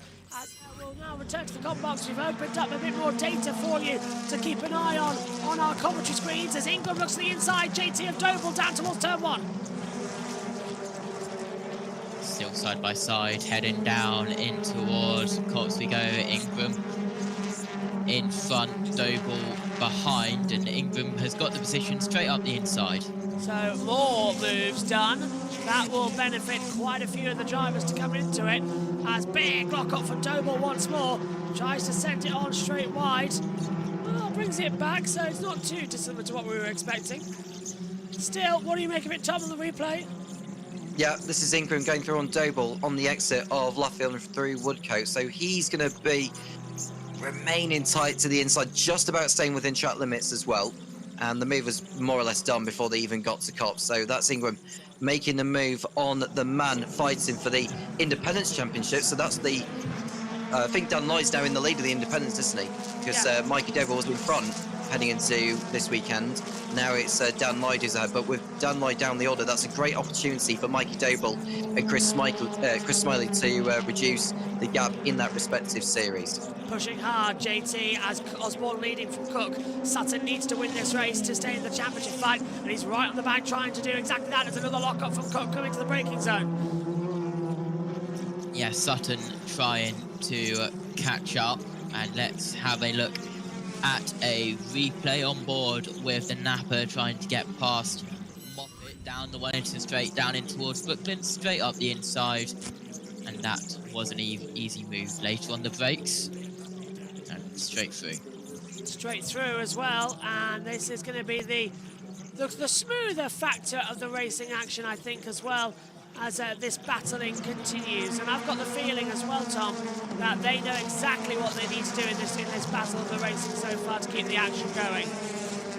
And Ingram's getting on with it by going past Jake Hill. That's probably the easiest overtake I've ever seen Tom Ingram do on Jake Hill. And he's through, although Hill feels that he can do the switchback Oh, he just forced him off the circuit there, did Jake Hill. As they come out of Copse Corner, Hill will have the inside line for Beckett. And is he on the inside? Well, there's a little bit of smoke there whilst they've been dicing, and that could leave the door open for Dan Rowbottom to say 2 in 1 go. Rowbottom is past both Ingram and Hill. Ingram's on the traction though, trying to pull it back round as Rowbottom forces Hill to the inside line, down at the braking zone, trying to loop round on the outside. Hill locks up, Robo goes a little bit wide. Ingram's looking left and right to try and get the traction back, JT, but so far, no cigar. Yeah, Hill still in front as well, but Rowbottom still on the charge. Here's Adam Morgan. We've not mentioned him that much because he's been down the order, but he's gotten back up, helped a little bit by the reverse withdrawal. Camish is in battle with Chilton, and Camish gets up in front of Chilton around the inside, but here comes Chilton back. Chilton's looking left and right now in the braking zone, everyone locking up on the inside tyres. As things stand then, it will put Tom Ingram 417, Ashton 386 as Chilton battling now with Dan Camish. Chilton around the outside of the Wellington Straight in towards Brooklands. Can there be a little bit of a late break? Last of the late breakers, Camish on the inside. He's got the advantage, Tom, and now nearly runs into the back. In fact, does run into the back as well of Mikey Doble. Dan Camish, who missed one of the races today. He's coming back through the field nicely, and this is going to please Napa as well. They've got all their cars in the top 11 places, but they will want Sutton to move in front of Cook, and then they'll do the team orders with him and Osborne. But they'll be wanting Rowbottom and Camish to move up as well if they can help it. Yeah, they'll be slowly moving them in together as the racing action continues on here. As a little bit wide from Sam Osborne. I've just got the feeling that we're about to see Cook make a move, JT. Yeah, and down the straight we go, down the Wellington Straight, down in towards Brooklands. He's a little bit too far back, but he'll have a look going into Cox. No doubt further back, this is Hill and Rowbottom, and Rowbottom still trying to go around the outside of Hill. Still side by side, not going to work out. They say go left, they go right, they undercut, they overcut, they jump, they go round. They're all desperately trying to find out what position works best in the Quick Fit British Touring Car Championship. But guess what? None of them are finding out the actual ones that they need to as they come down turn 1 at Copse Corner once more. Camish up to 9th, Proctor to 11th place as well. They're all changing up. Here's a replay. This is Chilton defending from Camish. Yes, just straight up the inside is Camish, down into Cox. Great move. Yeah, couldn't find anything, Tom, to come back. Yeah, and this is on Doble here from, what I believe, is Camish as well. So he's gone through up another place. Next driver ahead of Camish will be Adam Morgan in P8. And there we see what looks like Tom Ingram behind Dan Rowbottom and Jake Hill in the fight for 5th position. Now, Ingram doesn't need to take too many risks here. He knows that Rowbottom wants him to take all the risks he can get for the sake of Sutton's championship chances, but he just needs to focus on bringing that car and finish ahead of Ingram, who's got Morgan for company as well as Camish. Lap 12 of 22, so we're past halfway into the second half of this race. So far, the nicest of the meeting as Osborne again looks a little bit wiggly, and that just allows Cook to lock up. Don't forget, of course, JT, as we've mentioned, Cook's just getting used to this car. He started with One Motorsport. They had to pull out due to their owner being unwell, so he's taken over at Toyota as well, and it's a completely unfamiliar car to him. Yeah, taking over that 132 car, which was owned by James Dorlin, and it's now Josh Cook's. So Dorlin stepping back so Cook can take the ride. As we look further back, Rowbottom still on Hill. That battle's still raging on, but we cut back to the battle at the front, Osborne and Cook. Yep, Osborne and Cook looking very feisty indeed as the meeting goes on. 13 and 22 as they'll sling it in towards turn number 1 at Copse Corner once more, and already the battle is brewing. The racing action is through the roof here as, again, we just try and pull more data, more information, time and time again. Attack, attack, attack, attack, attack. Never stopping in the moment. Osborne's pulled out 0.6 of a second. Cook second, Sutton third, Moffat fourth, Hill fifth, Rowbottom sixth, Ingram seventh, Morgan eighth, Camish ninth, Proctor has the top 10, Chilton 11th, Doble 12th, Shedham 13th, 14th Taylor Smith, 15th Rainford, 16th Patterson, 17th Buxton, 18th for Smiley on the order as well. Through Luffield we go then, and it is still the battle that we are seeing. Rowbottom and Ingram battle for 6th and 7th. Rowbottom on the soft tyres, Ingram on the medium tyres. Rowbottom defends to the inside. Here comes Ingram round the outside. Isn't able to make anything of it. Takes over the curve a bit more as well. As again, Ingram flashing the lights now, Tom, on the back of Robo. But Robo's doing the team game. Hold him up as much as you can. Yep, doing his bit. And trying to put Ingram back into the clutches of the field behind. But the only thing is, it's Morgan, Camish, Proctor and Shilton, 3 of which are teammates to Ingram. But there is Ingram going to the outside of Rowbottom, entering into Brooklands. And he's not going to be able to pull it off, unfortunately. It's very difficult to get that outside line and absolutely execute the overtake that way, as opposed to going to the inside. But he's having to be really be patient here, is Ingram. Pushing everything he can try as we start that 15 of the event. Rowbottom holding off by 0.2 of a second to Ingram, as we were mentioning. Dan Camish making his way through the field now as well. He is in 9th place, and Robo goes slightly wide, JT, as they head down to Maggott and Beckett's now. Ingram with, well, Robo's used all of his boost. Ingram's still got some left, 3 laps in fact, so he's got the advantage here to get through. Yeah, absolutely, and he will try to use that advantage to get past, as Morgan just behind, trying to defend from the other napper of Dan Camish. As Ingram, as you mentioned, got more of that turbo boost. He's got 3 more laps of it as we head into Luffield on lap 15 of 22. Leader about to start lap 16 of 22. Still pushing hard as we now see Ingram with so much more traction out of Woodcock. And again, we now cut to the lead at the front here, Tom, because Josh Cook's all over the back as Osborne's locking up left and right. I've got a feeling that Cookie might make the move here. He's going to go around the inside line into Maggots. That's going to be compromised. Locks up. They both lock up. Coming into the Beckett's hairpin. Osborne's gone wide. Cook's going to get the undercut. And this could be a fairy tale for Toyota if they can get Cook to win. And that means both him and Shedham will have a victory this season in a car. That has not been the way. And both coming in race 3 as he dives to the inside line. On the inside line coming into Brooklands. Osborne tries to shut the door. He's going for a victory for the first time this season as well. And Tom, this is ludicrous round battling. Yep, and Cook is doing his best to take a different line to optimise his attempts of an overtake on Osborne, but Osborne is just about placing the car correctly.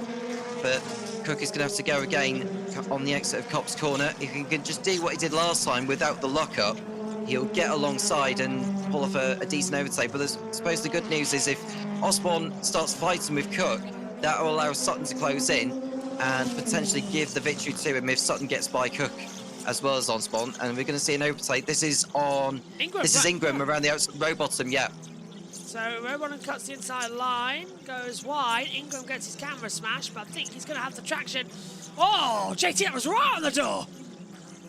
Yeah, right on the outside, as outside as you can get without actually going off of the circuit. As we head now down side by side, that is Rowbottom and Morgan. Morgan round the outside of Rowbottom. Rowbottom takes it wide. That means Morgan round the outside, on the outside line, goes off the track, then onto the grass on the inside of Luffield. They are bumper and bumper, but Daniel Rowbottom has just got a 10-second time penalty for track limits, so this battle now becomes pointless, even though Morgan will try to get ahead so he can catch up to teammate Tom Ingram. That's a shame then for that battle to become pointless, as it looks like Josh Cook's backed off ever so slightly as well, as things currently stand. I don't know what tyre compound he's on. It's not telling me on our monitor up here in the commentary box as well. JT will probably have to give me that info shortly.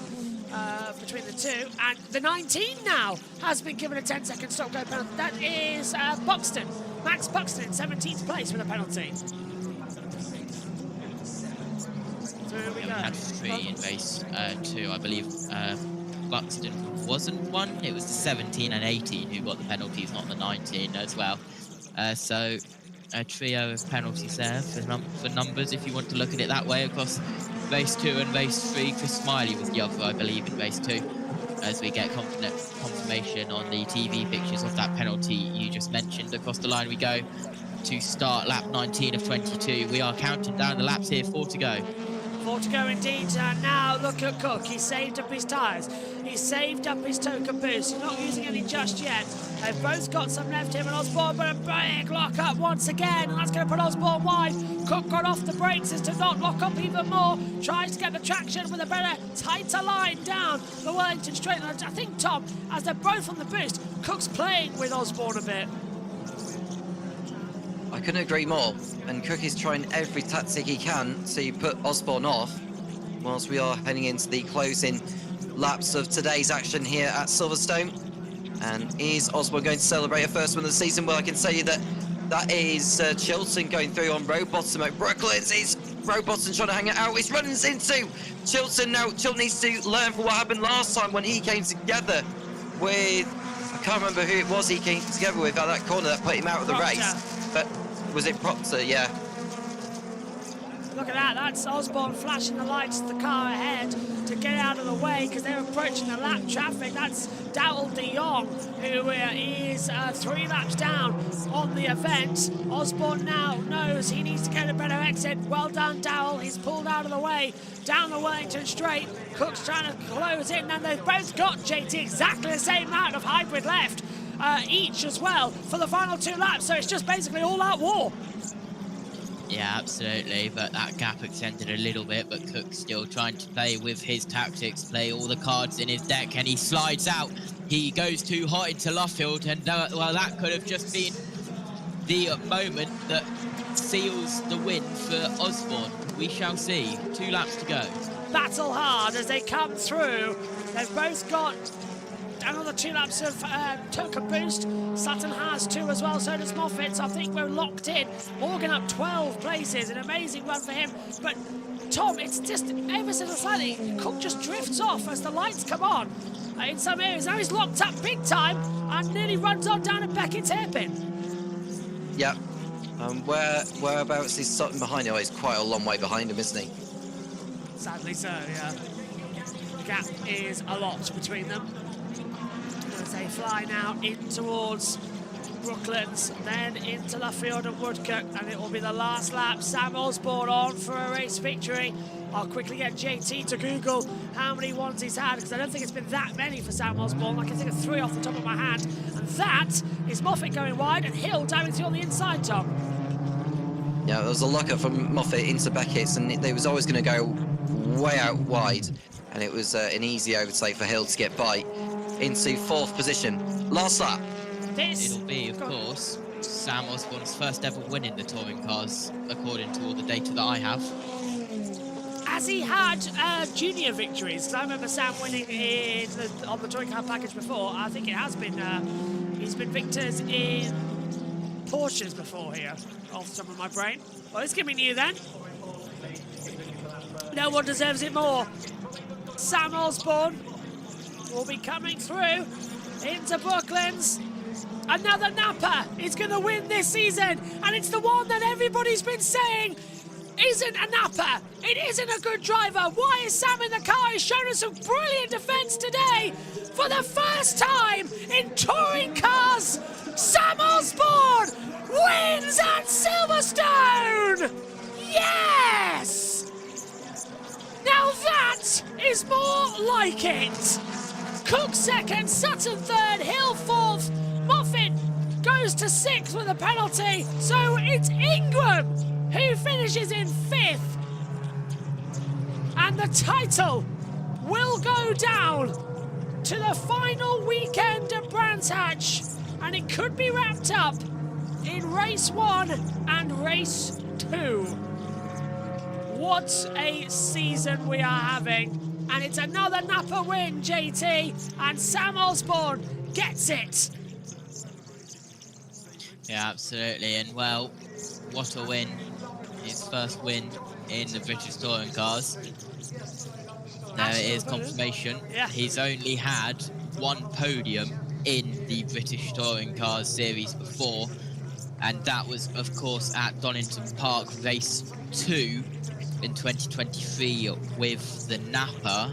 He was in the Renault Clio Cup UK in 2017 and 2018, and the Mini Challenge UK before that in the 2015 to 2016. But, well, there was your full results. And now they've disappeared from the ITV graphics, so we'll see if we can get that back. But let's go for the results. Here's the results. It is Sam Osborne victorious for the first ever time in the Quick Fit British Touring Car Championship. Josh Cook is second. Third for Ash Sutton. Jake Hill goes fourth. Fifth for Tom Ingram. Sixth, Aidan Moffat. Seventh, Adam Morgan. Eighth, Tom Chilton. Ninth, Dan Camish. And Mikey Noble in 10th. Aaron Taylor-Smith is 11th from Charles Rainford in 12th. Senna Proctor 13th, Dan Robot 14th, Dexter Patterson 15th, Gordon Shannon 16th, followed by Dan Lloyd 17th, Chris Smiley 18th, Max Buxton 19th, Dal Dion 20th, and Nick Holstead finished in 21st position in that one as well. In terms of the championship then, Tom Ingram leads by 33 points to Ash Sutton going into the last weekend of the year at Brands Hatch, 419 to 386. Camish is ahead of Hill from Rowbottom, Chilton, Morgan, Rainford, Moffat and Shedden rounding out the top 10. In the Manufacturers' Championship, Ford leads by just 1 point to Hyundai 763 to 762. BMW 614, Toyota 472 with a win here. In the Independence Trophy, Dan Lloyd leads on 377 by 5 points to Mikey Doble, 372. Chris Smiley, 364 on the board as well. They go in for a chance to win it at the end of the season. The Teams Championship sees Napa leading by just 3 points on 700 to Team Virtue on 697, followed by the WSR with the LKQ, Restart Racing and Laser Tools rounding out the top 5. The independent team sees Restart Racing leading by 95 points to Power Max Racing. And then, of course, the Jack Sears Trophy, Dow Dion leads by 8 points to Charles Rainford, who's 48 clear to Sam Osborne, who with this win now jumps up into 3rd position. But it's Ingram and Sutton at the front of the championship that we'll be looking at. But in this race, it's Sam Osborne who is victorious here in a fantastic battle. We'll round up with the team after this. Right now, let's head down to the orders. Moon, and so too is Sam, who might be a little bit emotional, I think, in all of that.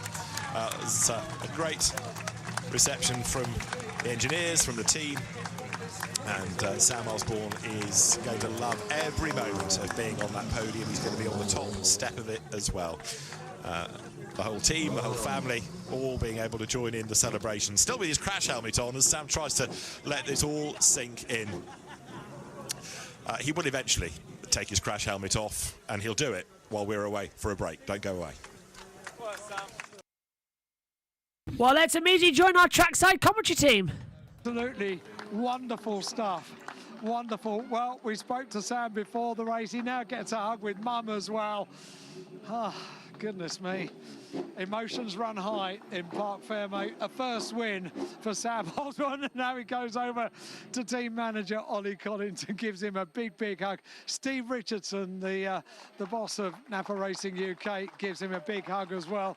And Pete Osborne is still in, I don't know where he is. He's so emotional. He's just got this huge, broad smile on his face. I can go in and get another hug with Dad.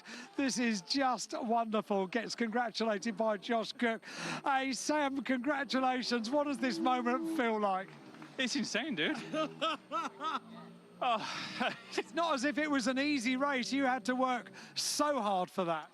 Yeah, I mean, Josh kept me honest and just kept having to manage that gap. And Oh, yeah. Well, your dad didn't have the words. You haven't got the words. So enjoy the moment. He now gets a huge hug from Ash Sutton, who comes over to congratulate his teammate. And make no mistake, they've all been working. Pete from the team has come over to have a hug as well. Lovely that Ash came over. And now Ash grabs hold of Pete Osborne and gives him a big cuddle. These are wonderful, wonderful scenes here at Silverstone. And you know what? Look at the smile on Ashley's face. Pete Osborne kisses the top of Ash Sutton's head. Ash comes over and receives congratulations from his team. And Steve Richardson from Napa Racing UK comes over as well. And I'm going to get your thoughts, Ash, because this is raw emotion. This is why we love this sport. Yeah, it's mega, isn't it, for the Osborne family? They live and breathe this sport. Sam's here on a Wednesday setting up, preparing everything for the team. You just see what it means to everyone. There's tears in people's eyes. It's awesome, isn't it? So I remember my first win, and when was that, 2016? Yeah. I remember Sam's first win as well. Ash's first win back in 2016. I was commentating on it as well. Cracking race then here for the Quick British Touring Car Championship. The third race really delivered with loads of drama and intrigue, and it went by quite quickly, just 21 minutes in length. Let's head down then and join Louise Goodman, who is bringing us all of the action. Everything making history, taking his first ever victory. A very special day for him and Napa Racing. So after that race, the third and final one of the weekend, this is how our championship standing currently look. Tom Ingram there on 419 points, still a big gap between himself and Ash Sutton in second on 386. Camish behind in third. Hill on 271 points. Also in that fight for the third spot is Rowbottom on 257. Chilton, Morgan, close out the rest. Let's go down to Lou, who is with a very, very happy Sam Osborne. An extremely happy Sam Osborne. And do you know what's been lovely is what you're seeing now is so many people coming up to congratulate Sam and his dad as well. I think half of the grid has been down here to say well done. And take it from me as well. I mean, fantastic result for you. But what's more, a fantastic drive. That was one to be really proud of. Yeah, I mean, the start was textbook. We got away, and then we just tried to manage the pace, and we just kept it going. I mean, honestly, I can't thank the team enough. I mean, these guys, the guys from Green Group, Napa Alliance, the guys at Hospital, everyone, they've just been so patient with us throughout the years. They've always been there. They've always got stuck in and grafted. And do you know what? Packing down Hospital tonight is going to be absolutely awesome. So, yeah. But you soaked up the pressure there, didn't you? I mean, Josh could, was giving you some, but you absolutely managed. Look at that little hand shaking. Yeah, Josh really kept us honest there. And at one point I thought, oh, he's honest. It's like probably 3 or 4 times he were on my bumper. I was like, just keep it cool, keep it calm. Did you see that moment? I think it was about 2-3 laps to go. The rear got away from Josh a bit. What were you thinking then? Were you thinking I've got a little bit of breathing space here? Yeah, literally I'd kept hold of the boost all the way through, and literally coming through Luffield, and I saw him lose the rear, and I was like, oh, this is my chance. Boost to the end. Oh, brilliant, absolutely mega. Amazing result. And I know your brother's been at home watching that one. He's going to enjoy that. Bragging rights come back your way now because he gives you grief, doesn't he? Oh, always. But, you know, he's not been well this weekend, and it's gutting to see him. He's going to have his work cut out at Brands, but he's on the mend. That's the main thing, and his health comes before racing. So, yeah, this one's for you, baby bro. He will have enjoyed that one. Well done. Congratulations. More people to say well done.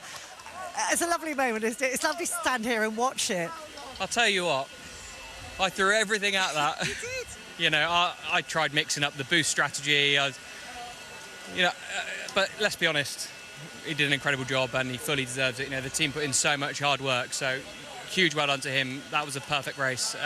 But, you know, I'm real grateful for the IAA Toyota Speedworks guys. It's great to have that up here. It's been a long day. It's been tough, but, you know, the pace we had on the medium tyre there was really good. So, yeah, chuffed. And that's a relevant point. You were on the medium tyre as well, and it seemed like it, but the car was just getting a little bit loose in the last couple of laps. I was trying really hard. Yeah, you know, it's a normal thing that you get flat spots from turn 2 here, and I think I lent on it a little bit too much, and it just gave up a few times. But you know, I wasn't going to let him have it easy, so I wanted to push hard and do the car crew, you know, really proud because they've worked so hard all weekend. But yeah, pleased with that. It's a good way to finish off Silverstone, and yeah, see how we head into the final round. Well done. Congratulations. And let's go and grab a word with our 3rd place finisher, Ash. I mean, the smile on your face sort of says it all, because that was not just a good result for you, but a fantastic result for the team as well. Yeah, smile's not for my result, it's for the Osborne family. It's phenomenal. They live and breathe this sport. I just said off camera, Sam's here on a Wednesday setting things up for the team, getting things ready. Pete and the family, they live and breathe this sport. They're at a circuit every other weekend supporting other championships. So it's fantastic to see Sam get the reward he deserves, and obviously the same for the Osborne family. It's mega. But yeah, our own result, I'm pleased with that. P3. I would have loved to have a sniff at the front, but we just didn't have the pace to keep with the guys. The deployment offset we had was just a little bit too much for us. So yeah, we were the same pace as them off deployment, but on deployment they just had that little bit more. So Brands Hatch coming up next, the finale, head-to-head. What are your thoughts looking ahead to that one? What's your approach going to be to that one? I need a few more aces up my sleeve, unfortunately, for that one. But look, we go there, we're going to give it our best shot. We need a bit of lady luck. I seem to remember that it being very much flipped back in 2023 or whatever year it was, and I'm now in that hunting game, but we've got a tough task ahead, but for sure not one I'm giving up on. But in some ways, that's a nice position to be in, because it's just shackles off, caution to the wind, isn't it? Yeah, exactly. We just got to go and give it absolutely everything. A bit like we have this weekend. OK, some results haven't shown it, but yeah, to go into Brands, we're still with a shout, is phenomenal. It's a great achievement for myself, Napa Racing UK, when we've not been the strongest car on the track. So let's see if we can do anything about it. Good stuff. We will see you there. Back to you, Nikki. Plenty to talk about after that one. Lovely stuff. Thank you so much, guys. Where to start with that? I mean, first of all, it has to be a career first win. I mean, do you remember your first win, Tim? I do. It was a very long time ago. I won't say what uniform you were in like John Watson. Yeah, it's a long time ago. But I absolutely love to see a new touring car winner. You know, we saw Charles Rainford, Darryl de Leon earlier this year, and to see a guy like Sam Osborne, who's put his heart and soul into his racing. He's worked hard. He's been overshadowed by his teammates, but this was his moment to shine, and he did not put a foot wrong. I was thinking early on, how long can he hold on? But he absorbed the pressure from a fabulous driver like Josh Cook and did everything perfectly. I'm so pleased for him. He really did. And I think that's exactly it, isn't it? You know, when a driver puts in so much work and so much effort, it suddenly pays off. It's all worth it, isn't it, Dade? Yeah, I've raced Sam in Clios, and also when I was in touring cars, we always found each other sort of the same sort of bit of tarmac. And you know, there's no secret that I would obviously be willing Josh on to win that race, but I cannot fault Sam. And towards the end, I thought, do you know what? He absolutely deserves this win because he didn't put a foot wrong. And yes, he was on the soft tyre, but you've still got to drive the car you've got. And he was under pressure. He had, you know, the driver, Josh caught him, then he used his boost properly. It was a proper touring car win, and yeah, super proud of him, and for his dad as well. They're cheering at us across behind the camera there. Pete Osborne, what a legend. There are going to be some serious celebrations tonight, aren't there? Yeah, when they're packing down Hospo. Sam's still got a job to do, mate. You've got to drive the truck home, I think. That just shows what it's about. You know, you will never meet a lovelier family than the Osbornes, and I'm so happy to see. And Sam is as straight as the day's long. It's just great. It reminds me of when I got my first win. His emotion was brilliant, and he'll only go upwards from this. It's brilliant. Yeah, it is definitely going to be a day that he remembers for the rest of his life, and we were here to witness it, which is all very lovely as well. But we've got to turn our attention to Tom Ingram and Ash Sutton. I mean, Ash did pretty much everything he could in the hand that he was dealt, you know, starting from down in P11, P12, the two of them together, to finish on the podium was a good result. Do you think he'll reflect positively? He knew this was going to be a tough weekend. The car is not the best in a straight line here. It's a straight line circuit. It was always going to be difficult for him.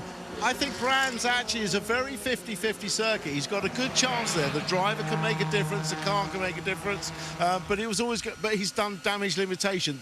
The game is still on when we go to Brands, and that's all that matters. That's exactly what it was sort of asked of him. You know, we came into this weekend, the points gap was 32. It's now 33. So really, damage limitation, he's done the best he possibly could, really. He's what you'd say he's kept it alive, you know, he's taken it into the final round, and he knew this weekend was going to be tough for him. He said that at the early parts of the weekend, he knew it was going to be tough, but I think Ash really suits Brands GP. That's the kind of circuit he thrives at. Tom's going to be strong. He's been strong everywhere this season, but Ash is going to come out, elbows out, fighting, and I also think his teammates are now really putting in the part to help him as much as they can as well. Well, speaking of Tom Ingram, let's go down to Louise and catch up with both of them. Well, Tom, one more race weekend to go. Yes. 33 points in the lead as we head to Brands. Nice place to be. Yeah, a lovely place to be.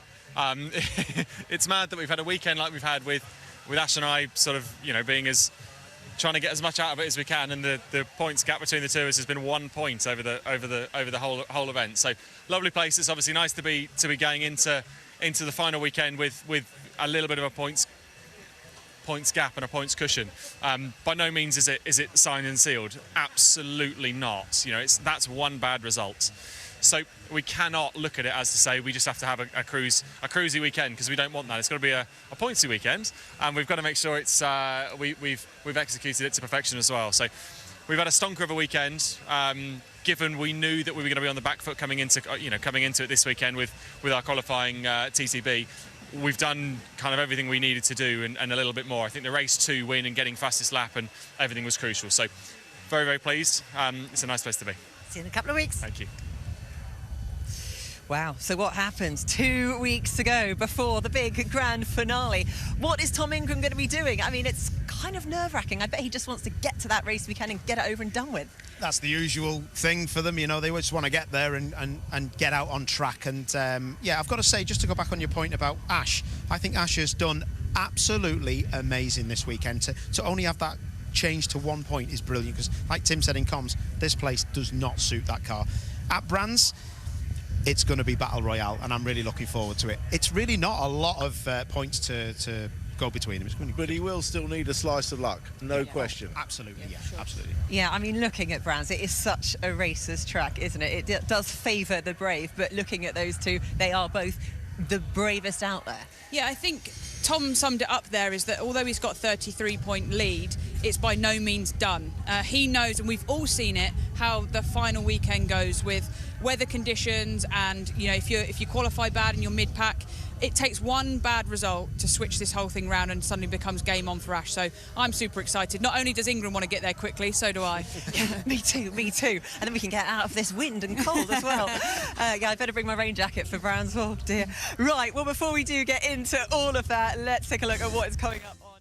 Yeah, well, we'll just go pass it back over then, ready for the podium interviews with Alan Hyde. Through the gate and across the gravel. Don't run through the gravel, everybody. It's a bit tricky if you try to run, but there are still people coming down the grid as well. So hurry yourselves up, everybody, because we are just about ready for our final podium presentation of the day here at Silverstone. The presentation for round 27 of the 2025 Quick Fit British Touring Car Championship. And you know what, Silverstone? There is only one rule about spectating for this final podium. You must be as loud as you possibly can be when drivers come onto the podium. So a little dress rehearsal for you. To make the presentation, please welcome from our tyre supplier Goodyear, Mickey Butler, onto the podium. He normally gets a louder cheer than that. You'll have to do better. The first award that Mickey will hand out is the Winning Team Award, and this is for the winning team with points added up over all 3 races here at Silverstone. And the winners are Napa Racing UK, and to represent them, the team principal, and right now, a very proud dad, Pete Osborne. A lovely cheer for Pete Osborne. Here he comes. He's always smiling. He's got a slide. Yes! says Pete. And over to Mickey Butler at the far end goes Pete Osborne, and he lives and breathes for motor racing and the family. Well done to Napa Racing UK. They take the team award for Silverstone with a kiss of the trophy. The next award is for the race we have just seen. It is the winning manufacturer constructor for round 27. The winners for the second time today are Toyota, and to represent them, sponsorship specialist at Toyota GB, Nikki Atkinson, onto the podium. Well done to Toyota. And here comes Nikki onto the podium, over to the far end where Mickey is standing by with the trophy. And congratulations, and holds the trophy up. Well done to Toyota, and our thanks to Nikki for receiving the award on their behalf.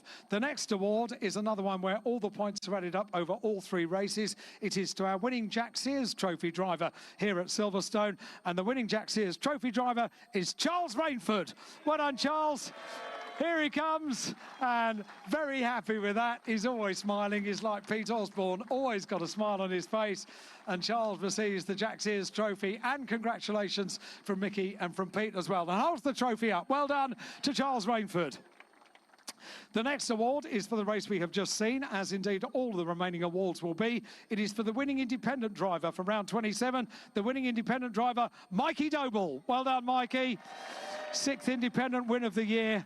Up the podium steps he comes, a wave to the crowd, and congratulations Charles Rainford and Pete Osborne, and Mickey gives him the trophy. The winning independent driver for round 27, Mikey Doble, everybody, well done.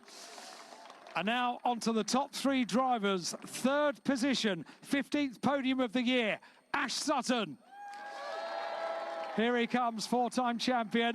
And he's got little Sonny Sutton with him as well. And a wave to the crowd.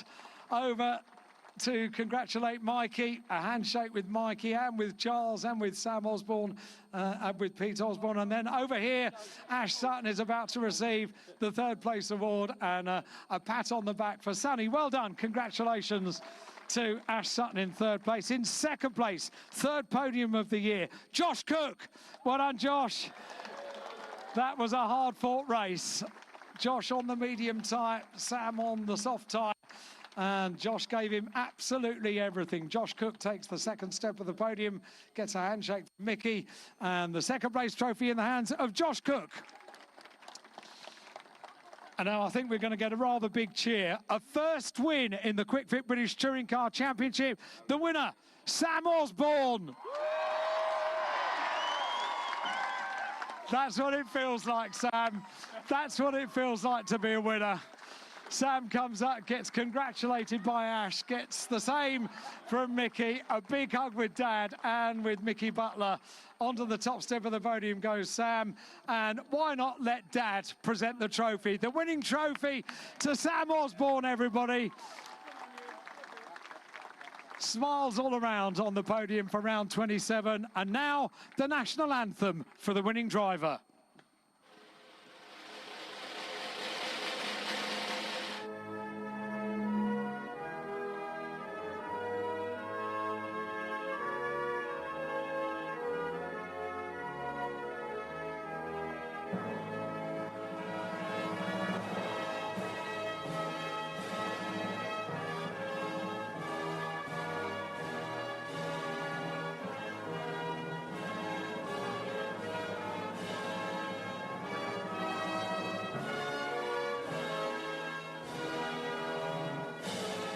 Sam Osborne wins round 27 of the 2025 Quick Fit British Touring Car Championship. And what a moment with his father alongside. No, before you do that, pose with your trophies, please, first of all, because there are a lot of people here with cameras. Cameras out, everybody. Hold them high. Let's have a round 27 photograph with everyone holding up their silverware, and one of us holding up their son as well. And then when the photographs are complete, okay, now you can celebrate with champagne. Fantastic. Thanks very much indeed, Alan. Yeah, thanks, guys, down there at Toka. What an unbelievable performance as well. Let's get final thoughts from the team here. Starting with you then, Tom. Going into the final round of the season, it's going to be hell's bells in 2 weeks. Yep. it's essentially Napa against Virtue. That's going to be the emphasis going into Brand Sites. It's not just even Sutton and Ingram alone. It's how much of a part are their teammates going to play. There's 4 drivers, of which one of each are in the running for the championship. It's also down to whether Rowbottom, Camish, and Osborne can help Sutton, and also if Chilton, Proctor, and Morgan can help Ingram. Yeah, and I think as well, JT, this is going to be one hell of a final. Yeah, absolutely. 33 points. It's a good gap, but still isn't able. It's still possible. It's still possible to... Sorry. You right? Still possible. No. Frog in your throat? Yeah, still possible for Sutton to fight back, but we shall see in 2 weeks' time. Yes, 2 weeks' time, myself and JT will be in the booth, and we'll get Tom to record a few bits as well, ready so we can drop it in throughout. And trackside for us will be Jess Ball, and Nina will also be there on socials duties. It's going to be a great one. What a weekend. What an absolute unpredictable turn of events. Sam Osborne getting his first win as well. Thanks for your company here today on JB Motorsports and JB Motorsports 2. Glad to have brought you some of the best action of the season. Now we will wrap up in just 2 weeks' time. We will know who the champion is going to be. Thanks for your company today. We'll see you then. Take care. Bye-bye.